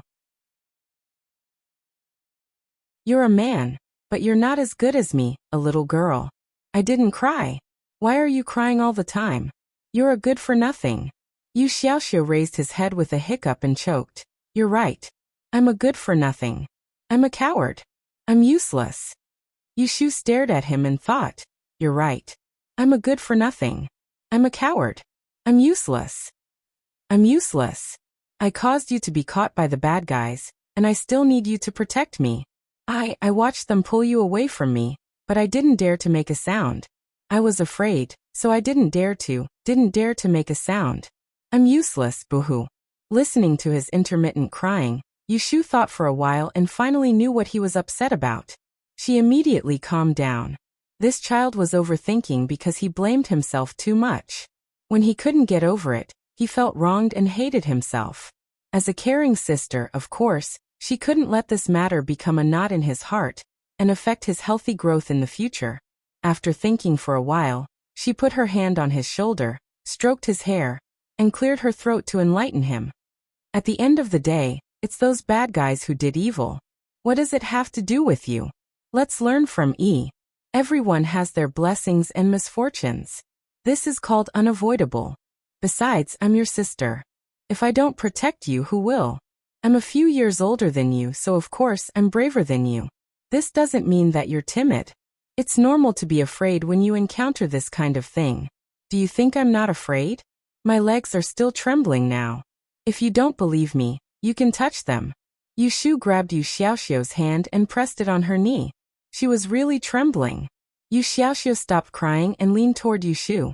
He whispered, Sister, are you still afraid now? I'm scared, Yushu said with certainty.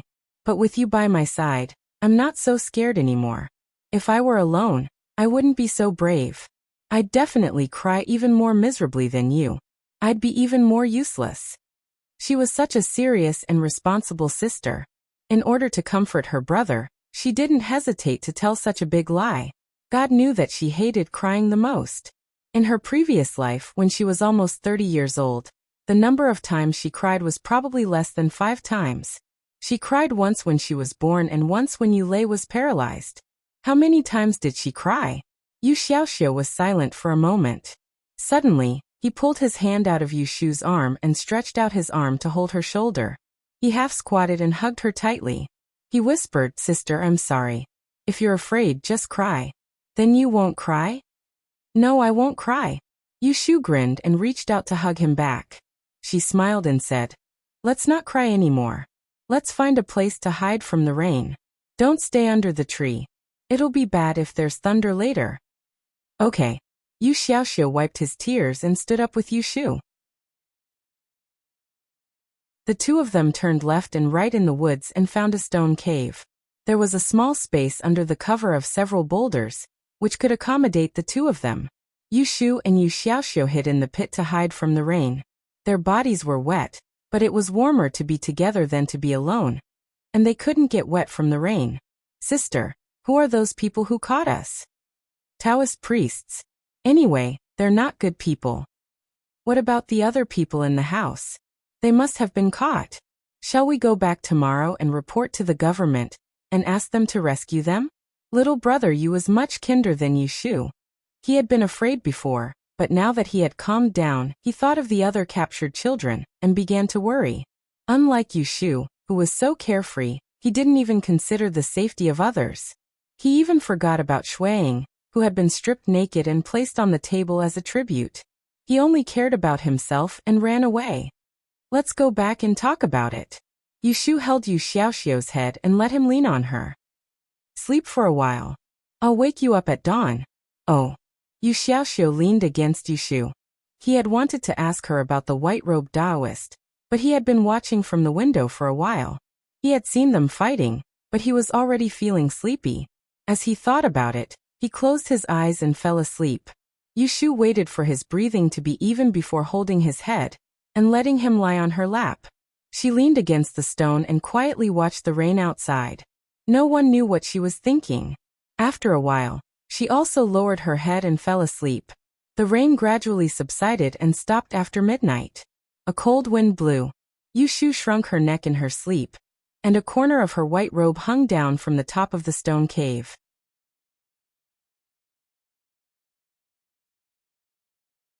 Chapter 48. At dawn, Yushu was woken up by the sound of birds chirping in the forest. She shivered in the cold of the morning and woke up all of a sudden. Her movements were too big, and even Yu Xiaoxiu, who was lying on her lap, woke up. "Oh, it's dawn. Let's go out." Yu Shu's voice was hoarse and she was sore all over. Yu Xiaoxiu looked outside. The sky was bright. It was the time when he usually got up for school. Ah. Oh no, I can't make it for class. Yu Shu climbed out of the cave first. Her legs seemed to be filled with lead. She stood outside and stretched, moving her muscles and bones. She yawned and turned around. "What class? It's good to go back safely." "Ah!" Yu Shu screamed like a cat whose tail was stepped on. She stared at the young Taoist sitting cross-legged on the top of the cave. He was still wearing a white Taoist robe. It was so clean that it didn't look like he was drenched in the rain. Bathed in the morning light. His eyebrows were like swords, his eyes were bright, and he looked handsome. Although he was not outstanding, Yu Shu was so scared that her hair stood up. Jing Chen raised his hand and was about to speak, but he was stopped by Yu Shu's scream. "What's wrong?" Yu Xiaoxiu hurriedly came out. When he saw the person on the top of the cave, he also screamed. He peeped from the window last night and recognized the Taoist in the white robe. Yu Shu cried out guiltily, while Yu Xiaoxiu was surprised. The two of them stood together crazily, staring at each other like two frightened animals. Jing Chen mistakenly thought that he had scared them, so he hesitated for a moment and said, "I'm sorry, but I didn't say anything." "Don't be afraid. I'm not a bad person." The surprise was only a blink of an eye. Yu Shu realized that she had lost her composure just now. She quickly grabbed Yu Xiaoxiu and stepped back. She pressed his head and bowed deeply to the Taoist Jing Chen. "Thank you for saving us last night, Master." Yu Shu whispered in her heart. Why did this person chase them here? What does he want to do? Does he want to repay their kindness? Who cares? I'll call him Daxiao first and coax him to feel better before anything else. Yu Xiaoxiu also thanked her. "Thank you, Master." "Don't be so polite. I was attracted by their magic circle, not to save people." However, Jing Chen did not accept their thanks. He did not sleep for the entire night, but his face was still clear and bright, as if he had been washed by the spring rain. It was clear that he was a person outside of the secular world, too far away from it. Yu Shu thought that he was just being polite. He was the most polite and easygoing Taoist priest she had ever met. She straightened her back and asked carefully, "Master, what happened to those bad guys last night?" If Jing Chen was more worldly, he might be able to see Yu Shu's selfish nature from this sentence. After something like that happened, she did not first ask about her benefactor, nor did she ask about those trapped children. All she cared about was whether the group of thieves had been cleaned up, and whether they would come to find trouble with her in the future. Jing Chen didn't think much. "I sealed their acupoints. They will be unsealed after 24 hours. Isn't it too easy to let them off? They killed and kidnapped people, and only got detained?" For her own safety, Yu Shu couldn't directly say that he didn't handle it well, so she euphemistically said, "There are still some people locked in the yard. When I left, they were still unconscious. I don't know if they ran away." Jing Chen said, "They were not unconscious. They were drugged. When I left, I woke them up and let them all go." Yu Shu said, "What if those bad guys get free and come out to hurt people again?" Jing Chen shook his head. The laws of nature were natural. This time he was the one who encountered it. If there was another disaster, then it was up to the heavens. But Yu Shu took his shaking head as a denial. She thought that he said those people would not come out to hurt people again. She almost asked why. But on second thought, those people were all evil. When they met the righteous sect in front of them, they turned against each other and didn't kill them. When they woke up, they would be busy running away. How could they dare to stay in Yiyang City and continue to commit crimes? Yes, so they would not come out to hurt people again. At least, they would not hurt people in Yiyang City. With such a misunderstanding, Yu Shu looked at Jing Chen again. There was more admiration in her eyes. This Taoist was young, but he was very smart. Yu Xiaoxiu watched from the side as his sister and the white-robed Taoist finished their conversation, then interjected. "Taoist priest, why are you following us?" The child spoke thoughtlessly. He asked the question that Yu Shu wanted to ask but did not dare to. Yushu secretly thought that it was a good question. Then she saw a blur. This Taoist Jingchen floated down from the stone cave and stood in front of them. He glanced at them with a strange look and took the lead to walk forward. It's just some lucky chance. Let's go. I will send you back. This forest is remote. Don't get lost again. Yushu and Yu Xiaoxiu looked at each other. After a moment, they held hands and trotted to follow him. They did not notice that around the cave, on the wet soil after last night's rain, there were a few traces of animal footprints. Yushu and Yu Xiaoxiu were hungry last night. After a night of fright, they fell asleep. When they woke up this morning, they walked in the forest for a while, and were so hungry that they could not walk. Yushu remembered that there were still 2 pieces of pastries in her flour bag. She took them out immediately. Although they were a little wet, they were still edible. Yushu broke off a piece and tasted it.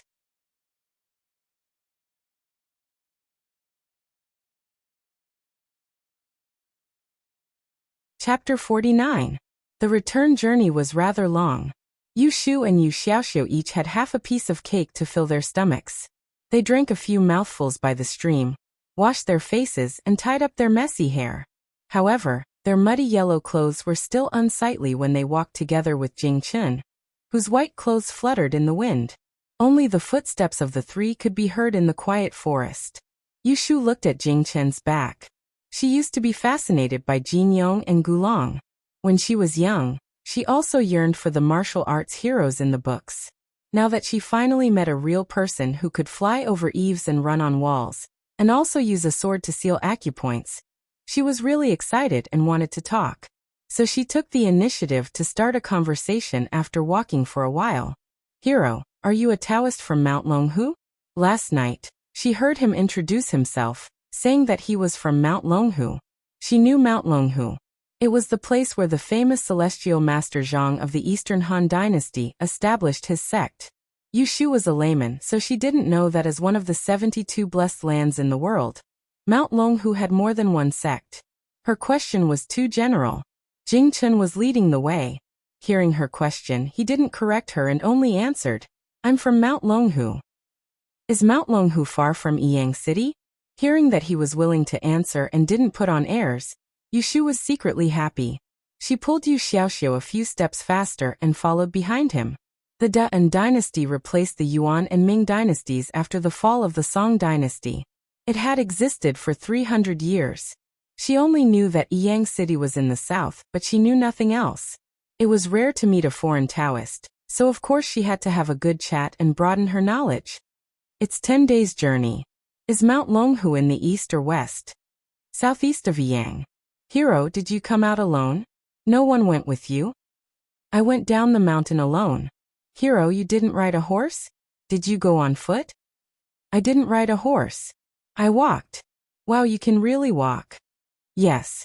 Yushu asked one question after another.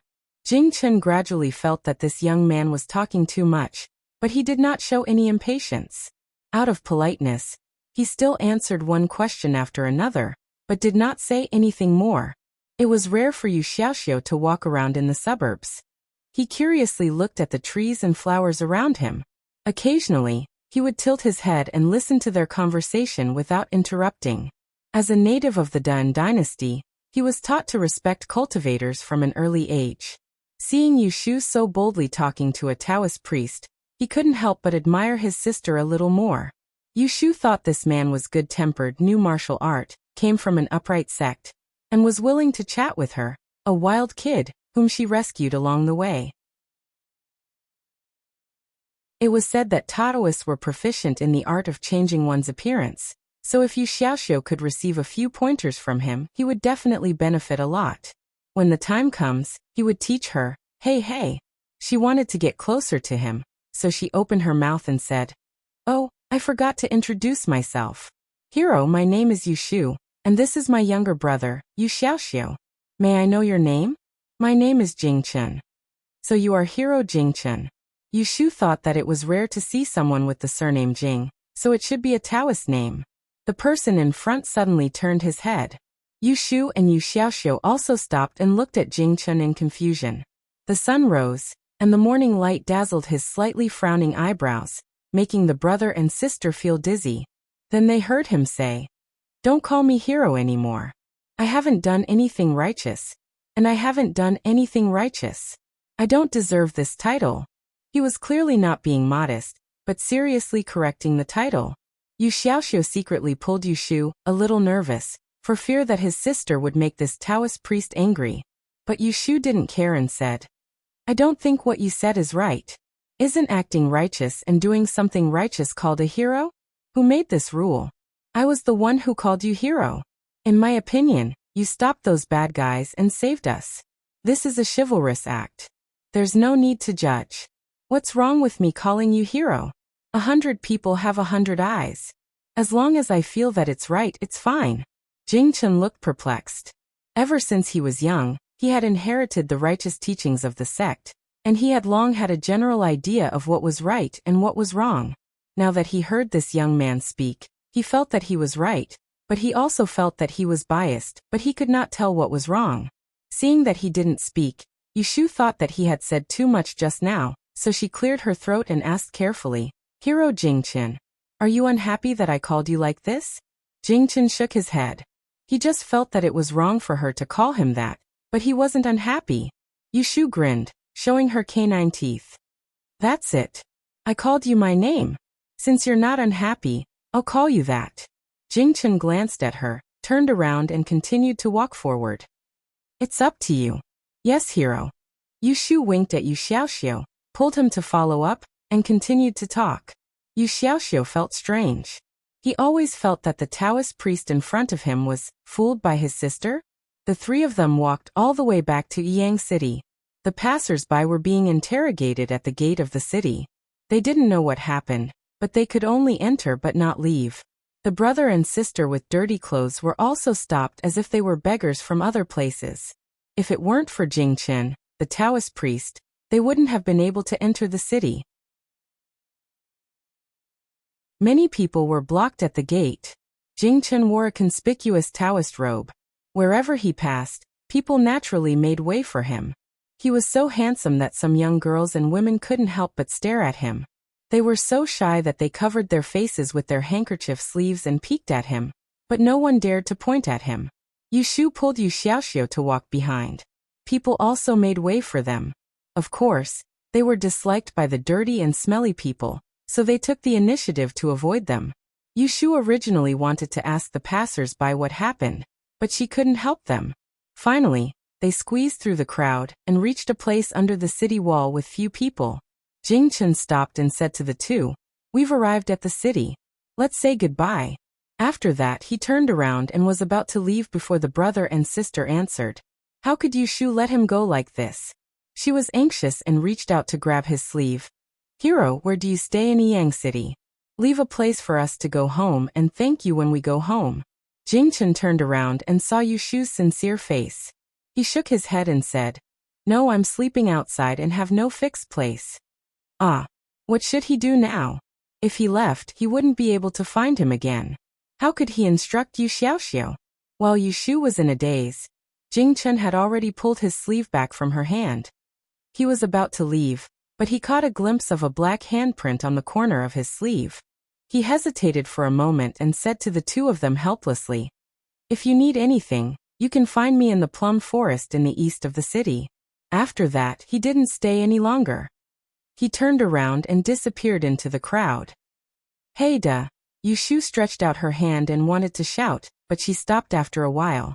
She turned around and asked Yu Xiaoxiu, "The plum forest in the east of the city? Where is it?" Yu Xiaoxiu scratched his hair and said, "There are several places." "Alas, forget it. Let's go home first. Aunt Lu must be worried to death." After they left, Yushu didn't have the mood to worry anymore. She pulled Yu Xiaoxiu and ran home quickly. What she didn't know was that Aunt Lu was not the only one waiting for her at home. It was the first time for Yushu and Yu Xiaoxiu to go to the south of the city. They didn't know the way, so they took many turns and ran several streets before they found the Ji family's mansion. They went back through the back door. As soon as they entered the yard, they saw Aunt Lu sitting under the tree and Uncle Saturday squatting beside her. "Aunt Lu, we're back." Aunt Lu turned her head and saw the two children. She immediately ran forward and hugged them, crying, Where are the young master and the young lady? Why did you come back so late? I was scared to death. I was really scared to death. If it weren't for the difference between master and servant, Aunt Lu would probably reach out and beat them to calm down. Yu Shu was okay and laughed heartlessly. Yu Xiaoxiu was closest to Aunt Lu. When he got home and was hugged by her, he almost cried again. Aunt Lu's voice was so loud that the other two families in the yard ran out to see. Uncle Saturday got up and followed them. He looked at the brother and sister covered in mud and said, "Where have you been? Why are you like this?" Yu Shu had thought about it on the way. When she was about to make up a lie, she heard a servant said, "Since they are back, take them to see the third master quickly." Yu Shu didn't think that with their status, the third master would be alarmed if they were lost for a night. She went to ask Aunt Lu. "Aunt Lu, what happened?" Sixth Uncle Zhou explained from the side. Alas, the young master of the Lu family was also lost last night. He hasn't come back yet. It is said that children often go missing in Yang City recently. It happened that you two didn't come back last night, so I thought you were also kidnapped by human traffickers. In order to find the young master of the Lu family, the third master asked you to come back and tell him when you came back. Yu Xiaoxiu looked at Yu Shu, and Yu Shu thought to herself. The two of them had been hiding in the rain for an entire night and got lost. In the end, they were lucky enough to be sent back by Jing Chen. The rain was so heavy last night, and the others must still be trapped in the forest, lost and unable to return. So she winked at Yu Xiaoxiu and said to the others, "Then let's go into the house to wash and change clothes first. It's disrespectful to see the third master like this." Aunt Lu hurriedly said, Okay. You go back to the house first. I will bring you some water. There are steamed buns in the kitchen. Eat too. When we come back from the third master, Aunt Lu will cook something delicious for you." Yu Shu nodded and pulled Yu Xiaoxiu into the house. As soon as the door was closed, Yu Xiaoxiu couldn't help but say nervously, "Sister, what should we do?" Yu Shu knew what he was afraid of. Last night, they left Xue Wenjie behind and ran away by themselves. It was not a big deal. They didn't have time to care about others when they were running for their lives. But if the Lu family knew that they were caught with Xue Wenjie last night and ran back first, they would definitely be unhappy. It would be fine if Xue Wenjie was safe. But if something happened to him, wouldn't they vent their anger on them? However, if they kept it a secret, the Lu family would not be able to find Xue Wenjie.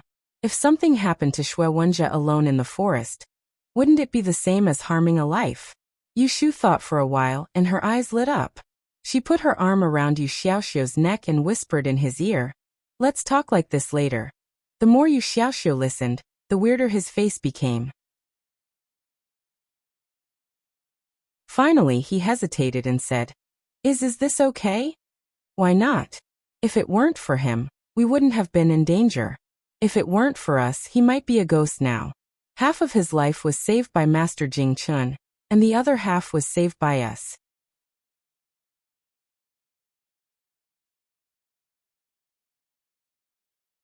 Chapter 50. Yu Shu and Yu Xiaoxiu were led to Jihaotani. Yu Shu took the initiative to tell him what had happened. Last night, she and Yu Xiaoxiu were having dinner on Changmenpu Street. They happened to see a suspicious person taking away the young master of the Lu family. They felt something was wrong and followed them.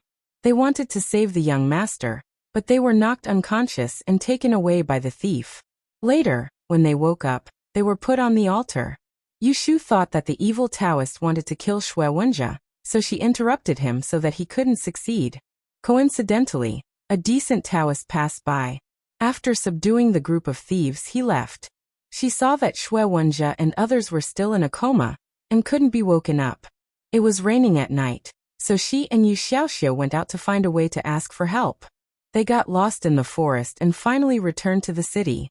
Speaking of this, Yu Shu swallowed her saliva and said hurriedly, "Third Master, Mr. Xue is still in the suburbs. Please inform the Lu family and send someone to pick him up." She just changed a few words, and the siblings became Xue Wenjie's rescuers instead of two cowards who didn't save him and ran away. Yu Shu didn't feel guilty, but Yu Xiaoxiu secretly blushed because of her cheekiness. He lowered his head and listened to her nonsense. Jihaotani's sharp eyes glanced at them. He was a shrewd businessman with a meticulous mind. How could he not notice many doubtful points in Yushu's words? Yu Xiaoxiu lowered his head. Yushu only pretended to be anxious. She knew that Ji Hyotani would be suspicious, but she didn't worry. After all, it was the matter of the Liu family. The young master of the Liu family had nothing to do with the Ji family in terms of interests. Instead, he followed her lie, which could benefit the Ji family. As long as Ji Hyotani was not stupid, he would follow her words. Sure enough, Ji Hyotani just looked at them a few times and then waved his hand to call a servant. Inform the Liu family quickly. Tell them the whereabouts of Mr. Shui have been found.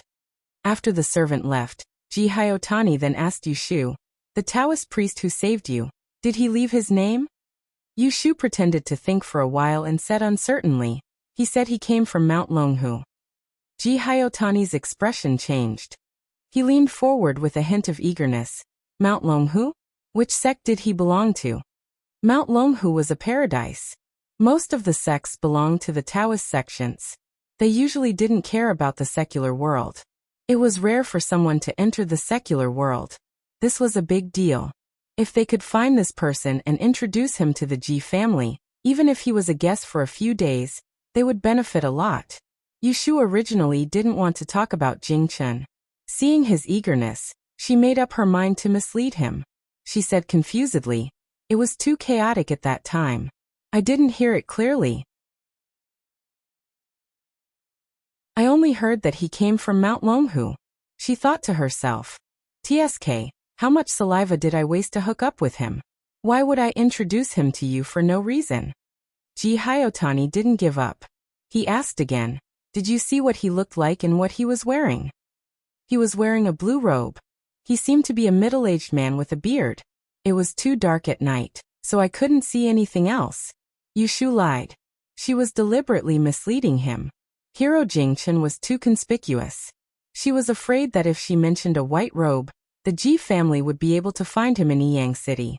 The Liu family wanted to send people to the suburbs to look for him. If they caught the thieves, they would interrogate them. They would definitely find out something. She said this to confuse them. Yushu had her own plans. Ji Hyotani also had his own plans. He sat up straight and reminded Yushu, regarding this Taoist priest, don't say anything when the Liu family asks about him. Ji Hyotani thought that he would send someone to look for the Taoist priest who came down from Mount Longhu. He had to invite him to his home as a guest. He couldn't let others get ahead of him. Yes, Ji Hyotani was in a good mood. So his attitude towards Yushu and her brother was gentle. You two must have been hungry all night. There are snacks on the table. Eat first. When we find Master Shui, I will ask the kitchen to make a good meal for you. Yushu and Yu Xiaoxiu thanked him together. They were also given a seat by Ji Hyotani. After waiting for a meal, the Liu family came impatiently. The young master of the Shui family was found. He was in the wild forest outside the city. It was all thanks to Yushu's guidance. Before this, they met 4 children who escaped from a rundown courtyard in the forest. They saved them one by one. When Shui Wenjie was found, he was lying on the bank of a small stream, half dead and half alive. He was wearing clothes that did not fit him, and it was unknown who had taken them from him. It was as if he had been fished out of the muddy water. Fortunately, he was still breathing, and he was alive. The Liu family came out in a hurry, so they didn't bring many people with them. When they saw Shui Wenjie in this state, they hurriedly took him home for treatment. They left a master to continue the search with the soldiers. Ji Hyotani personally went out and sat in the same car with Yushu. He asked her to lead the way into the forest to find the group of human traffickers. They only found the rundown courtyard after noon. Yushu gathered her courage and followed the constable inside. What she found was not only a group of wild Taoist priests who had their acupoints sealed and were lying in the rain for a whole night, but also the corpses of 3 children. The sight was chilling. The master of the Liu family, who was also Shui Wenjie's second uncle, turned pale on the spot. He was terrified. Ji Hyotani knew how to behave. He took the opportunity to comfort him. Brother Jingtai, are you all right? Lu Jingtai sighed. Xiaogu, thank you so much for your concern. Otherwise, How could I explain to my brother-in-law's family? Sigh. On the way, the Lu family had already listened to Ji Hyotani's account of what happened. It was similar to what Yushu said. It's good that he is safe. Lu Jingtai shook his head repeatedly. You don't know this, but I was careless this time. Aunt had long since foreseen that Wenjia would encounter a calamity. Just recently, she had prepared a great deal of good fortune in advance. She had even made 3 protective talismans for him to wear. Even when he went out to celebrate his birthday yesterday, I deliberately followed him and told him to wait outside for me to pick him up. Fortune is hard to seek, disaster is hard to avoid. We are all learning from the Yi family's descendants. Since young we have been taught this saying. Now that the matter is over, no one will blame you. There is no need for you to worry about yourself. Ji Xiaogu consoled Lu Jingtai with a few words, and Lu Jingtai's complexion finally improved a little. He said, "Oh right, I still have to thank those 2 juniors of yours. If not for their quick wits, Wenjia might not have been able to escape." Ji Hyotani smiled casually. He wanted to call Yushu over to talk to him. Looking around, he did not see Yushu. He frowned and said, "You are too polite. Perhaps they are safe because of Wenjia's good fortune." Lu Jingtai smiled bitterly. He will not take his words seriously. In his heart, he owes the Ji family a debt of gratitude. Where is Yushu now? When no one is paying attention. She sneakily rummaged through the loot collected by the bailiffs at the entrance of the rundown courtyard. She found the unassuming ancient sword, and carried it to the outer wall of the courtyard. She hid it under a tree and covered it with grass. She made a mark and waited to pick it up the next day. She clearly heard what the 2 young Taoist priests said last night. She knew that this sword had a significant background. Although she did not know whether it was real or not, she was indeed a money grubber. If it was real, it would not be taken away by the yamen for no reason. She did not know whose hands it would end up in. It was better for her to hide it herself. When she had the ability, she could verify its authenticity. That way, this treasure would not be buried. "What are you doing?" As she was patting the soil, a bailiff suddenly shouted in her direction. Yushu quickly stood up and turned around shyly. She said, "I want to urinate." The bailiff awkwardly turned and left. Yushu stuck out her tongue and looked at the shapeless sword on the ground.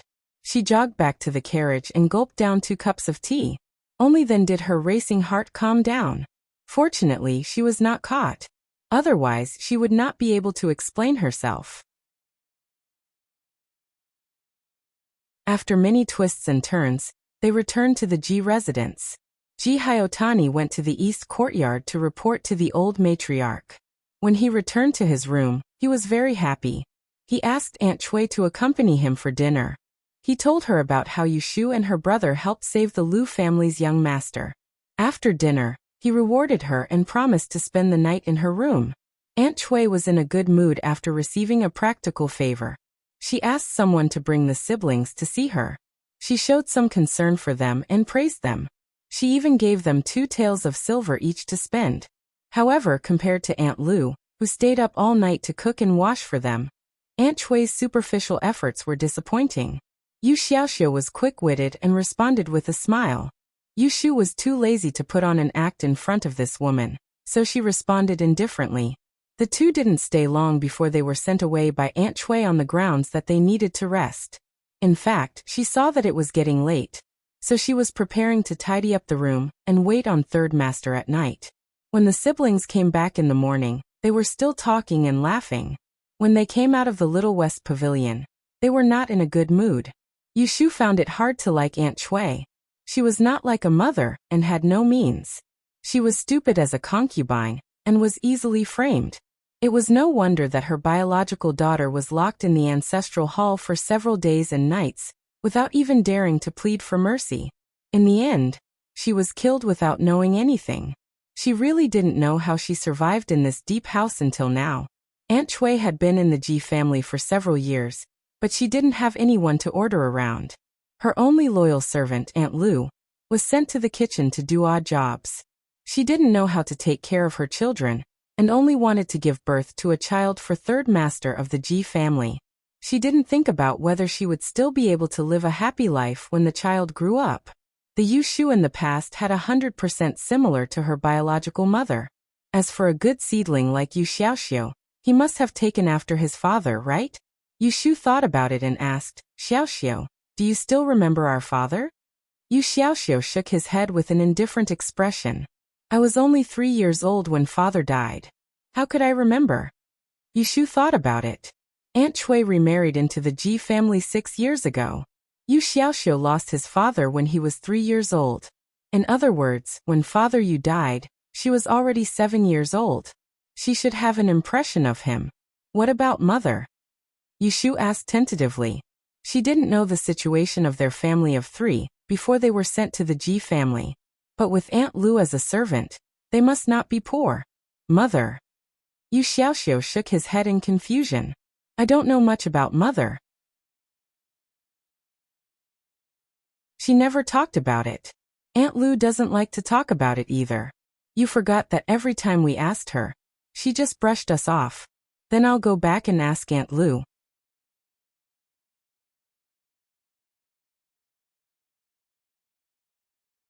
Chapter 51. Yushu returned to the courtyard. Without going back to her room, she went to talk to Aunt Lu. Your mother. Aunt Lu recalled for a while, then got up to close the door. She pulled Yushu and said, Miss, you're all grown up now. This isn't something Aunt Lu should tell you, but I don't think she would tell you. Since you've asked Aunt Lu, I'll tell you. You'll have a good memory so that you won't go astray in the future. Yushu nodded vigorously, took off her shoes and sat on the bed, ready to listen to the story. When Aunt Lu finished, she cursed in her heart and began to summarize. The story goes like this. Aunt Chui was a servant girl in a big family, and Mr. Yu was a poor scholar. Because he had a good relationship with the master of the family, he stayed overnight in the rain and got together with Aunt Chui. They lived under the same roof and met several times. He gave her a poem and a handkerchief, and she was pregnant with Yushu. She was found out by the master and kicked out. Aunt Chui cried and found Mr. Yu and went back to his hometown with him. Mr. Yu's family used to have a small plot of land, a small courtyard and a servant. But his father died of illness, and the family had no one to rely on. They didn't pass the provincial examination last year, so they stayed at home. After a few years, they gradually became idle and drank all day. Once they drank too much and fell into the river, never to climb back up. Since then, Aunt Chui became a widow. Aunt Lu is also a poor person. Aunt Lu patted Yushu's hand and said, She doesn't treat you well because she has a grudge against Master Yu. After all, a woman's life is wasted like this. She originally wanted to stay in that family, and it's not impossible for her to marry a clean man and live a peaceful life. Miss, be careful. Don't easily believe this man's words. Choose a good person, or you'll regret it when you're cheated. Yushu nodded repeatedly to show that she understood, but she didn't think much of it in her heart. She wanted to find a man. Love aside, it didn't matter if he had 3 wives or 4 concubines, but first of all, he couldn't be a weakling. Then how did mother get picked by the 3rd master? Aunt Lu didn't seem to want to answer this question, but she couldn't resist Yushu's coquettish and shameless questioning, so she reluctantly said it. She looked like she wanted to have it, but she couldn't resist Yushu chasing after her. 3rd master is a sentimental person. Once he rode a horse past our house, and was hit on the head by Yinyang with the window pole. He invited us up to drink tea as an apology, and later on we got along. Bah. This wasn't Ximen Qing and Pan Jinlian's first intimate contact.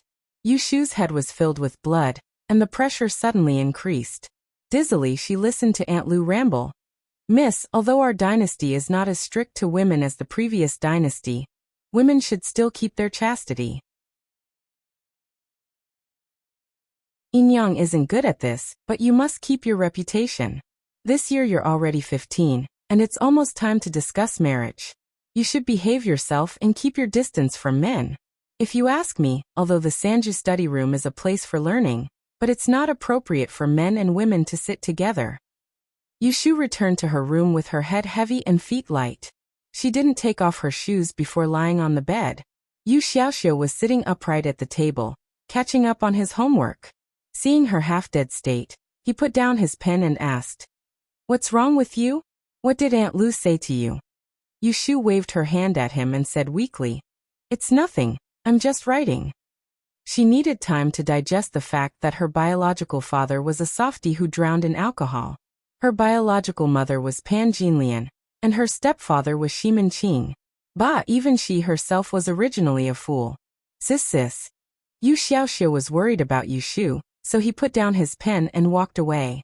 However, Yushu grabbed his hand and looked at the obedient and sensible Yu Xiaoxiu with a complicated expression.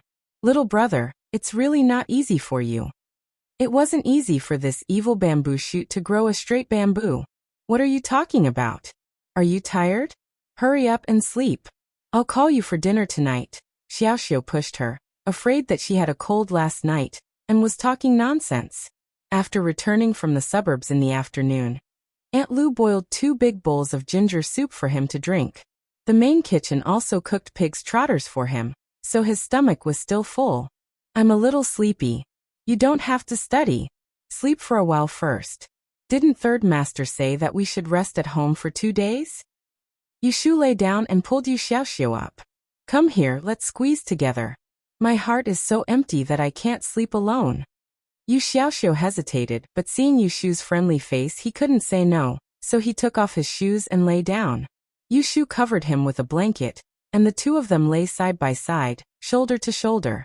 Yu Xiaoxiu felt uncomfortable at first, and his body was stiff. After a while, he warmed up and gradually felt sleepy. Before he fell asleep, he heard Yushu say in a daze, "Xiaoxiu, I forgot that I didn't go to work in the afternoon. What should I do?" Your manager, isn't he quite easy to talk to? He should be angry, right?" "Who's talking about that? I was thinking that I didn't get a day's pay. Money grubber." Yu Xiaoxiu muttered, but didn't make a sound. His head leaned slightly on Yushu's shoulder. "But I didn't go for no reason. The manager must be worried. Sigh, how should I explain it to him tomorrow?" Snoring sounds came from beside her, but Yushu couldn't fall asleep with her eyes wide open. One of the benefits of saving that kid Shui Wenjia was that she didn't have to clean Jingshang Hall for the next 2 days.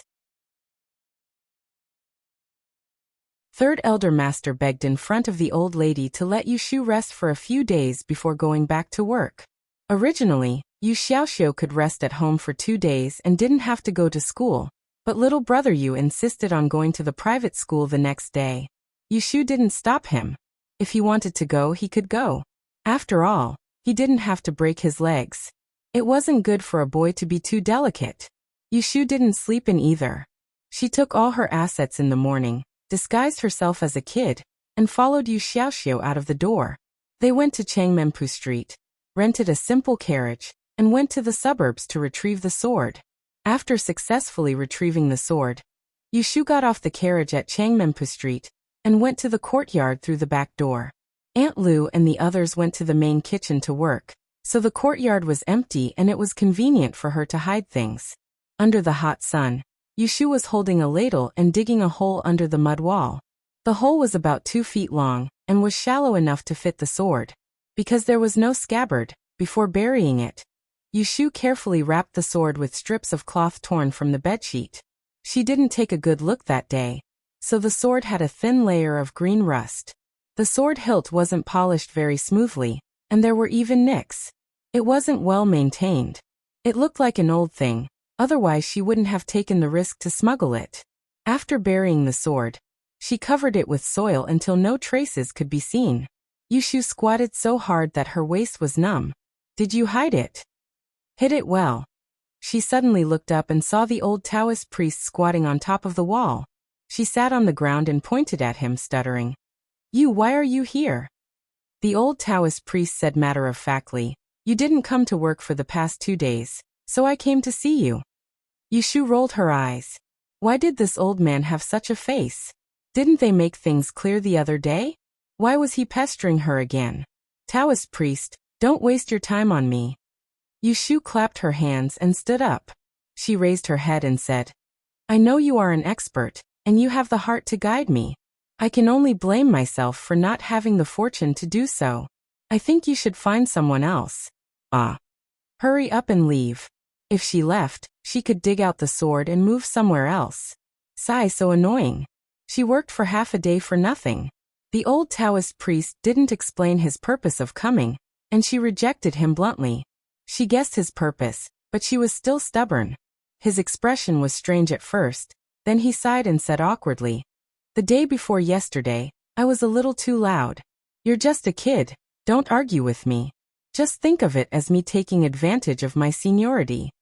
Yushu looked at him suspiciously. "Are you trying to keep me company?"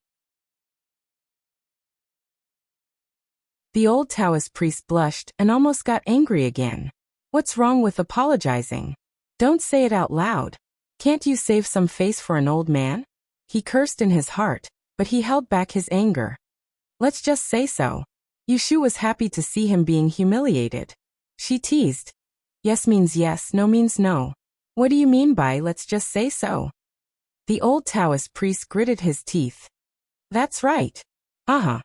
Yushu smiled. She felt relieved and looked at the old man much more pleasing to the eye. She put one hand on her waist and said, "Taoist priest, don't be unhappy. I'll learn whatever you want to teach me. But we've agreed that I'll only kowtow to you if you teach me well. Otherwise, don't think of taking advantage of me." Originally, if this old man had talked to her nicely earlier, she wouldn't have pushed away such a good thing that had been delivered to her door. The old Taoist priest said in surprise, "You're willing to kowtow to me?" Didn't she refuse to kowtow that day? How did she change so much in the blink of an eye and become so easy to talk to? Yushu asked in return, "Why wouldn't I kowtow? As long as you're sincere in teaching me, I'll respect you and kowtow to you a few times. But if you make do with me and look down on me, even if you want to teach me immortal spells, don't expect me to accept your kindness. In other words, it's your business whether you teach me or not. It's my business whether I learn it or not. Don't you think I'm right?" The old Taoist priest squatted on the wall and tilted his face. After listening to her explanation, he felt that apologizing to her just now was only right and proper. There was nothing to be embarrassed about. The day before yesterday, he had put on airs and forced her without looking at whether she was willing or not. It was indeed inappropriate. He didn't expect that at his age, he still couldn't think as clearly as this little girl. His old bones had really been idle for too long. Now that he had spoken, the old Taoist priest looked at Yushu again, and couldn't help but find her more pleasing to the eye. It didn't matter if she didn't have talent or intelligence. What was rare was that she had a backbone, a mind of her own and a personality. She was just as useless and hypocritical as those things that Afu fawned over. He didn't like her either. It was better this way, lest she was too stupid. In the future, Yushu got goosebumps from his stare. She called out, "Taoist priest? Taoist priest? This old Taoist name is Qingzheng. My sect has declined, so I won't mention it to you. I'll now recognize you as an anonymous disciple and pass on my skills to you. There's no need to be too formal. In front of others, just pretend that you're not familiar with me. Behind others, just call me master." Taoist Qingzheng stroked his beard and said, "Steaming Taoist?" Yushu pursed her lips and secretly smiled. She stretched out her hand and bowed to the top of the wall.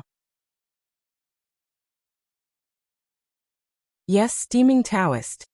Taoist Qingzheng didn't know that Yushu was secretly laughing at his Taoist name. He nodded in satisfaction and said, "It's not convenient during the day. Come find me at Jingshang Hall after dark. I'll tell you the details then." "Yes, Taoist." Yushu waved her hand and watched as the old man jumped over the wall and left. Only then did the smile on her face disappear. She squatted down and dug the soil. After a long time, she finally snorted. This old Taoist was strange. She didn't know what he wanted to do by hiding in the Ji family. She had to be careful when she got along with him. It would be best if she could learn from him. She also had to be careful not to be used by him. Yushu dug out the sword again, and buried it in a different place. She went to put away the quilt that Yu Xiaoxiao had dried. As she folded the bed, she thought about finding a time tomorrow to go out and look for Hero Jingchun and get in touch with him.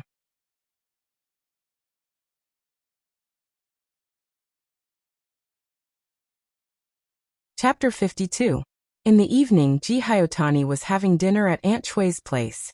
This was the first time Ji Hyotani had come to her place since she was wrongly accused of having an affair half a month ago and was kicked. Aunt Chui had bathed in advance and her head and face were covered with a layer of fragrant powder. Her appearance was good to begin with. And when she was scrutinized by the candlelight in the night, not even a single wrinkle could be found on her face. Her skin was soft and tender and beautiful. This caused Ji Hyotani, who had not seen her for a long time, to take a few more glances. Aunt Chui was secretly delighted and pretended to be bashful, blushing as she poured wine for him. It was just that this posture of hers was too vulgar and not as clean as before.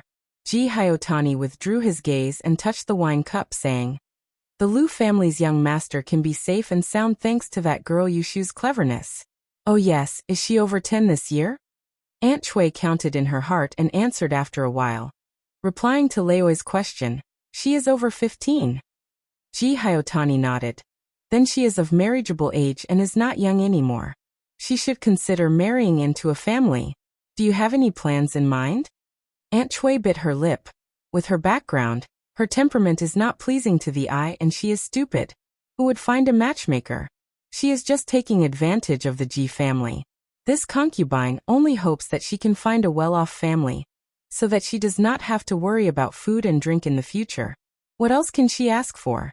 Even if she becomes a concubine of a rich family, it would be better than her living a poor life. Ji Hyotani pondered over what she said about temperament is not pleasing to the eye and she is stupid, and then recalled his impression of the stepdaughter. He laughed and looked at the woman in front of him who was not at all smart and said, "Since you have no idea, I will ask second sister-in-law to pay attention to see if there is any suitable family in Yang City. Tomorrow you can give me her horoscope." The third branch had no legal wife and the backyard was full of concubines. Ji Hyotani did not care about trivial matters. After all, the supervisor was a servant and could not do anything. The three brothers of the Ji family had a good relationship. First grandmother had been in poor health these years, so old lady Ji gave the second branch the power. Second grandmother was in charge, so Ji Hyotani entrusted the marriage of his children to the second wife of the Ji family. Of course, he now handed over Yushu's marriage right to Yushu, an outsider, in a disguised way, giving the identity of the young miss of the Ji family. This was completely different from living in the Ji family. Aunt Chui was not too stupid. She knew that in this way, Yushu would definitely be betrothed to a rich family in Yang City. She immediately stood up and bowed to express her gratitude. "Master, this concubine thanks master." In a few words, he handed over her daughter's marriage right. In addition to being happy, Aunt Chui was also a little relieved. After all, she did not have to bear the burden. She was worried that her daughter would not marry into a good family, and would become a burden in the future. In the dark, Yushu sat on the steps of the door of Jingshangtang. She supported her head with one hand and yawned. During the day, Taoist Qingzheng asked her to come to Jingshangtang after dark. She came after eating, but she did not see him. The door of the hall was locked and she could not enter. She waited at the door for at least an hour. If she did not see him, she would go back to sleep. In the afternoon, she went to Mianjai. On the way, she prepared a whole set of words on how to explain to Chao Zixin that she was absent from work yesterday. Unexpectedly, when she arrived, Mianjai was closed. Shopkeeper Wu, who was sitting across from her, told her that the ink shop was not open yesterday. Including the day before yesterday, when she asked for leave to travel, the shop was closed for 3 days. She didn't see Chao Zixin at all. Shopkeeper Wu took the opportunity to poach Chao Zixin, and asked her if she was willing to help him in his shop. Yushu politely refused this profiteer, and went home with doubts. She planned to go and see him tomorrow. When she asked for leave that day, shopkeeper Chao said he was visiting a friend. Could he be out of town? Looking up at the half-moon in the sky, Yushu stood up and patted her butt, ready to leave. If the old man wanted to test her and make her wait in this cold night, she would not accompany him. Didn't he know how precious her time was? If she had time, she would read a few more words. As soon as she took a step, the old Taoist came. He was right on time and carried things in his hands. In a few steps, he came to her. He stuffed the things in his hands into her arms, and went past her to take out the key to open the door. He went in and lit the wall lamp. Seeing that Yushu was still standing outside the door, he asked her to hurry in as if he was in his own house. Come in quickly. Don't let anyone see you. Oh. Yushu went in with a pile of things. Qingzheng closed the door behind her. She turned her head in alarm. Qingzheng looked back and saw her guarded face. He snorted and took the things in her arms. He handed her the fire. What are you afraid of? I don't eat people. Go and light the lamps. Yushu thought that he wanted to avoid being seen. It was understandable, so she went in and lit the lamps. She cleaned this place for a few days and knew it very well. Even if she was blind, she could find the candlesticks on the wall. She lit them one by one. From time to time, she turned her head to look at Qingzheng. She saw him holding a pile of things in the open space in the hall. She didn't know what he was arranging. When she came here, she thought about what the old Taoist would teach her. However, she didn't know much about Yishui. She thought about it, but she couldn't even guess. After lighting up all the candles, the hall brightened up. Yushu climbed down the ladder and walked to the old Taoist priest's side.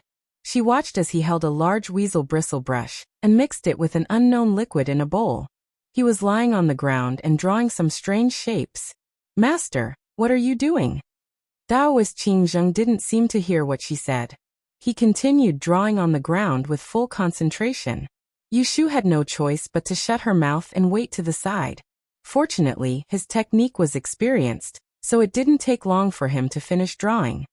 He stood up with the bowl in his hand and examined it. After confirming that there were no mistakes, he raised his head and revealed a slightly tired face. He pointed at one of the circles and said to Yushu, "Come here and sit down." Yushu tiptoed over and lifted her skirt. She was afraid that the ground was not dry and she would step on it. When she sat down, she realized that the silver paint had already solidified on the ground. She couldn't even touch it with her hands. Qingzheng also sat cross-legged in front of her. He breathed a few times and said, "From today onwards, I will teach you the Yishui. Because it's not recorded, you don't have to follow the rules of the school.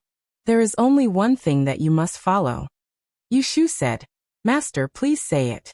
Qingzheng's eyes lit up and his eyes were like torches. "When you finish your apprenticeship, you must help me do something." Vulgar, too vulgar. Next, was this old man going to tell her a story of a blood feud that made her cry? Something about killing his wife and snatching his son, or how his brothers turned against each other, and then ask her to avenge him. "Master, can you first tell me what it is?" What a joke. He hadn't even taught her anything, and he was already giving her conditions. What if she learned something trivial and this cheap master asked her to kill someone or set fire to something? She would do it, right? "Don't worry. I only want you to find something for me. I won't ask you to kill someone or set fire to something. There's no danger to your life." Taoist Qingzheng seemed to be able to see through her thoughts. As Yushu looked at him awkwardly, he reached behind him and grabbed 2 chess bowls. He placed them between the 2 of them. There were ordinary go pieces in the bowls. One was black and the other was white. He closed his eyes and said, "If I don't show you some real skills, you won't be satisfied. Come grab a handful." Yushu didn't know what he was going to do. She obediently grabbed a handful of chess pieces from the white bowl. "White 7. What? I said that you have 7 white pieces in your hands." Qingzheng closed his eyes and said calmly. Yushu slowly opened her palm and glanced at it. There were exactly 7 white pieces. Before she could be surprised, she heard Qingzheng say, "Grab again." Yushu grabbed another black piece. "Black 9. Yushu was silent. "It was 9. Grab again." Yushu reached her hand in and took it out. "Black 3. Yushu stared at the 3 black pieces in her hand. Her eyes were bright as if she wanted to see a hole in them. If it was once or twice, it could be said that she was lucky, but she guessed it correctly 3 times. This probability. Grab 1 in each hand. Yushu licked her lips. Her heart was beating faster. She reached into the bowls with both hands and stared at Qingzheng's closed eyes. She was more careful. She fiddled with the bowls with her fingers, making noises before taking them out. A white piece in the left hand, and no pieces in the right hand. Pa! Yushu's hand trembled, and the white piece in her left hand fell to the ground. She didn't know how silly her expression was at the moment. Qingzheng opened his eyes and looked at the admiration on Yushu's face with satisfaction. When he was about to speak, he heard her say in surprise, "Master, your hearing is too good." With this skill, if this old man lived in the place where she lived in her previous life, he would be a gambler. Qingzheng's beard trembled, and he said angrily, "Bullshit. Did I hear it?" Yushu wiped the saliva off her face. Her attitude was much more respectful than before. She smiled to hide the surprise in her heart. "Then how did you guess it?" Qingzheng snorted. "Tell me, what is Ili?" Yushu said, "It's the study of Ili." If Mr. Liu in the Sanju study house heard her answer, he would definitely spit blood on her face. After learning for half a year, she couldn't even explain the basic meaning of Ili. How could she be so stupid? Taoist Qingzheng glared at her fiercely, stroked his beard to calm down, and then said, "Simply put, Ili is the study of prediction and divination. Remember, E is calculation and divination. You can't escape from these two." Yushu nodded, indicating that she would remember it. Just based on Yushu's answer, Qingzheng also knew the level of this new disciple. It was too late to regret, so he patiently enlightened her. "You won't understand if I explain it to you in a difficult way. Let me explain it to you in a simple way. Calculation is arithmetic and is a skill. Divination requires the use of external objects such as divinatory plates and luyao coins. These are methods. Using techniques and methods to predict the future. This is the Ili of my generation, and also the most common Ili." Yushu suddenly understood. She had read so many books, but for the first time, she understood what Ili of the Dan dynasty was. Then she was confused. "Just now you guessed that the chess piece in my hand was also Ili? Why didn't I see you using any external objects?" Old man Qingzheng smiled proudly. "What I used was the superior Ili. I can take one's heart in one's eyes, so I don't need any external objects. With my ability, I can judge fortune and misfortune, and determine life and death. It just takes a little more effort." Yushu's throat was a little dry, and her heart was itching. Previously, she was just playing house with this old man with a wait-and-see attitude, but now she really wanted to learn something. "Master, you are so powerful."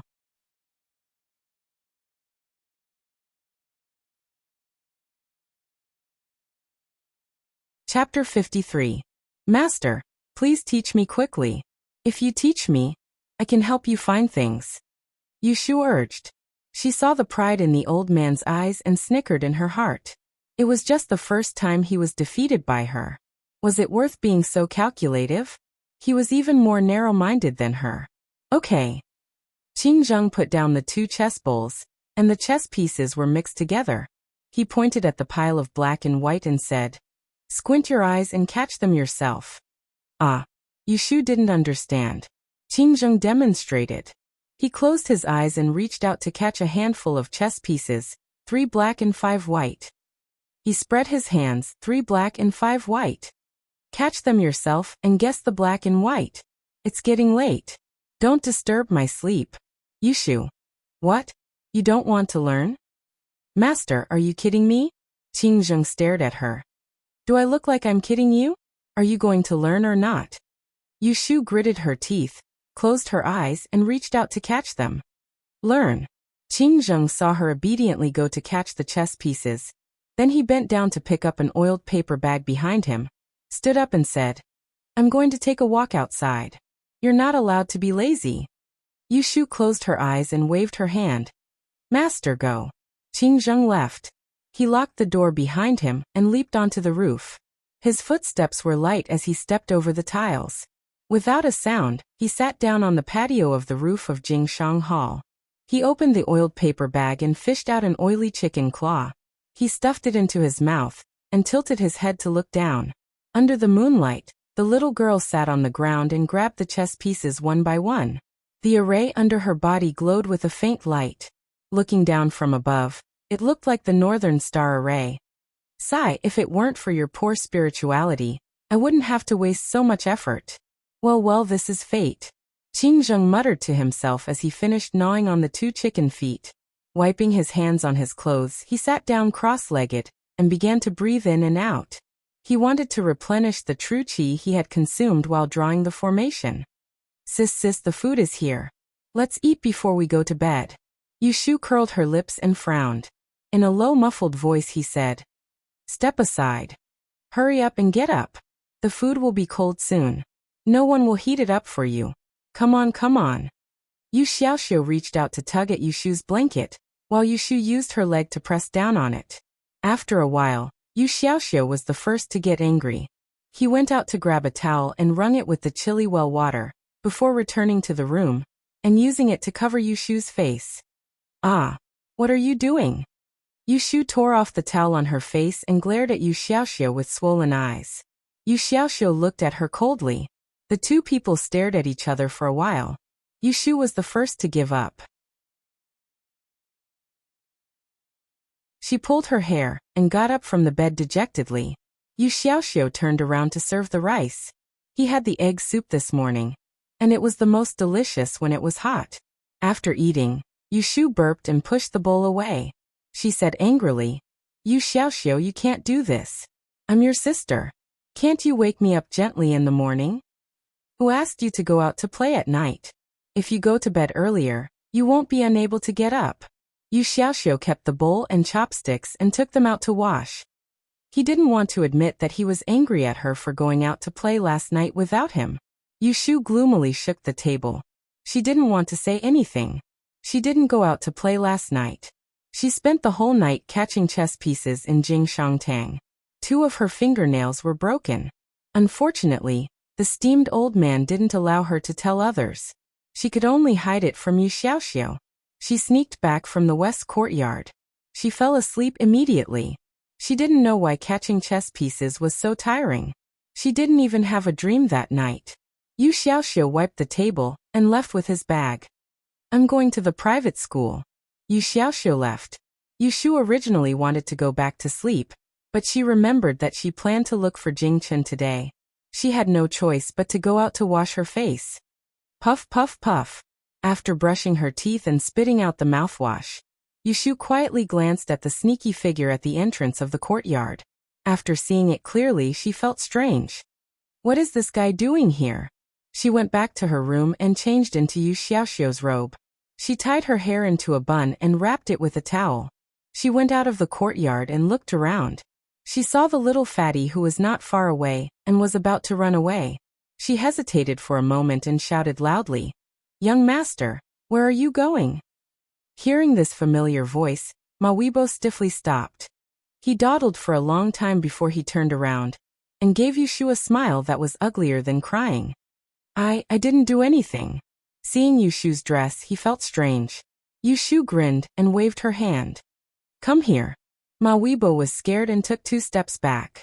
When he was about to turn around and run away, Yushu's face darkened and shouted, Come here. Ma Weibo walked towards her with fear. When he was about 10 feet away from her, he stopped and refused to go forward. Seeing him being bullied, Yushu felt funny. What's wrong with me? Didn't I just beat him that day? Why do I look like a mouse seeing a cat again? Wasn't she quite rampant before? It's so early in the morning. Are you looking for me or Xiaoxiu? Ma Weibo immediately waved his hand. I'm not looking for you. It turned out that he was looking for her. Yushu interpreted his words and asked, Why are you looking for me? Ma Weibo bowed his head and rubbed his toes. Ayu. What? Yushu picked her ears. No. Ayu. Yushu found that this little fatty was very angry. Are you a mosquito? Speak louder. I'm not the one who told Grandma that you beat me. Don't tell anyone that I peed my pants. Yushu covered her ears. She was almost deaf. She squinted at him. Not to mention, young Master Ma's face was red and his eyes were bubbling. His chubby appearance made him look like an easy target to bully. Damn it. This punching bag also bullied her Xiaoxiu. Oh. Yushu dragged her words. Under Ma Weibo's nervous eyes, she coldly snorted and snappily said, How do I know it's not you? You caused me to be beaten up. Do you know that? Look, the mark hasn't even formed yet. Yushu rolled up her sleeves and stretched them forward. Her forearm was covered in a large patch of black and blue. It was the evidence of matriarch Ji's beating. Compared to her slender wrist, the black and white were clearly visible. It was a frightening sight. Ma Weibo was shocked. That day when Yushu was beaten, he was also there. He didn't hear her cry out in pain. Who knew that she would be beaten like this? It was worse than the beating he received from Yushu. I really didn't say it. He cried and softly refuted. Humph, I was beaten anyway. You tell me what to do. Yushu looked angry on the surface, but she was amused. This little fatty turned out to be so stupid. It was really a waste of his muscles. Then what should I do? Yushu suggested. Why don't you let me hit him back? Ah? Ma Weibo was dumbfounded. Want to be beaten? Stand there and don't move. I will only hit you once. After that, I won't argue with you. Yushu raised her hand. Ma Weibo shivered. His eyes showed fear. He remembered the day when Yushu hit him with a pole. He was afraid of Yushu. He was more afraid of her than he was of his father. She was not afraid of him telling on her. She was not afraid of being punished by the adults. She really dared to hit him. Say something. Are you going to hit me or not? If you don't, I will tell everyone that you peed your pants. Yushu threatened. Ma Weibo looked at her raised palm. His legs trembled. He was about to cry, but he couldn't say a word. If you don't say anything, I will take it as a yes. Heh, see if I don't hit you. Yushu raised her palms and made a strange gesture. She waved her hands down. Ma Weibo was so scared that he squeezed his eyes shut. But the next moment he opened his eyes in pain. Ouch. The pain that fell on his face was not the same as being slapped. He howled and looked up at Yushu in panic. However, he saw that there was no longer any ruthlessness on her face. There was only a teasing look in her eyes. Yushu pinched the little fatty's cheeks and shook his face back and forth. Seeing his dazed expression, she couldn't help but laugh. She let go of her hands and gently patted his head, saying, "In the future, you are not allowed to bully Xiaoxiao. He doesn't have a father, his surname is not Ji, and he is not your relative. But he still has relatives and an older sister. If you bully him again, I will definitely beat you. As for you peeing your pants, don't worry, I won't tell anyone." After teasing the little fatty, Yushu waved her sleeves and walked away in a good mood. Little fatty Ma was left standing in the same place with a red face. Only when Yushu's figure disappeared did he lower his head and cover his burning cheeks. The previous fear had disappeared and was replaced by a flustered feeling. His mind was filled with the teasing smile of his older sister from the Yu family. From that day on, Ma Weibo felt that there was nothing good about the stinky brat surnamed Yu, who lived under his third maternal uncle's name. Except for one thing, he had an older sister, which made people very envious. Young master, where are you?" Ma Weibo ran to the Ji family early in the morning, but he was nowhere to be seen. Several servants searched the courtyard for him, afraid that he would be beaten again like last time. "Stop shouting, I'm here." Ma Weibo's thoughts were interrupted, so he turned his head and shouted at the people who came looking for him. He rubbed his face and angrily strode over, ready to teach those annoying stinky things a lesson. Yushu wandered out of the Ji residence early in the morning. The first place she went to was the riverside where she and Yu Xiaoxiao had flown a kite the other day. The day before yesterday, when she parted ways with Jing Chen in front of the city gate, he said that he wanted her to go to the pine forest in the east of the city to find him.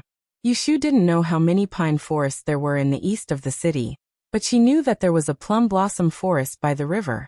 She vaguely felt that Jing Chen was talking about that place. It wasn't good to go to see someone empty-handed, so when Yushu passed by Changmen Street, she bought a bag of jujube cakes. They were cheap and had a lot of jujube cakes. That day when they came back from the suburbs, they ate this kind of cake. She thought that Hero Jingchen liked this kind of cake.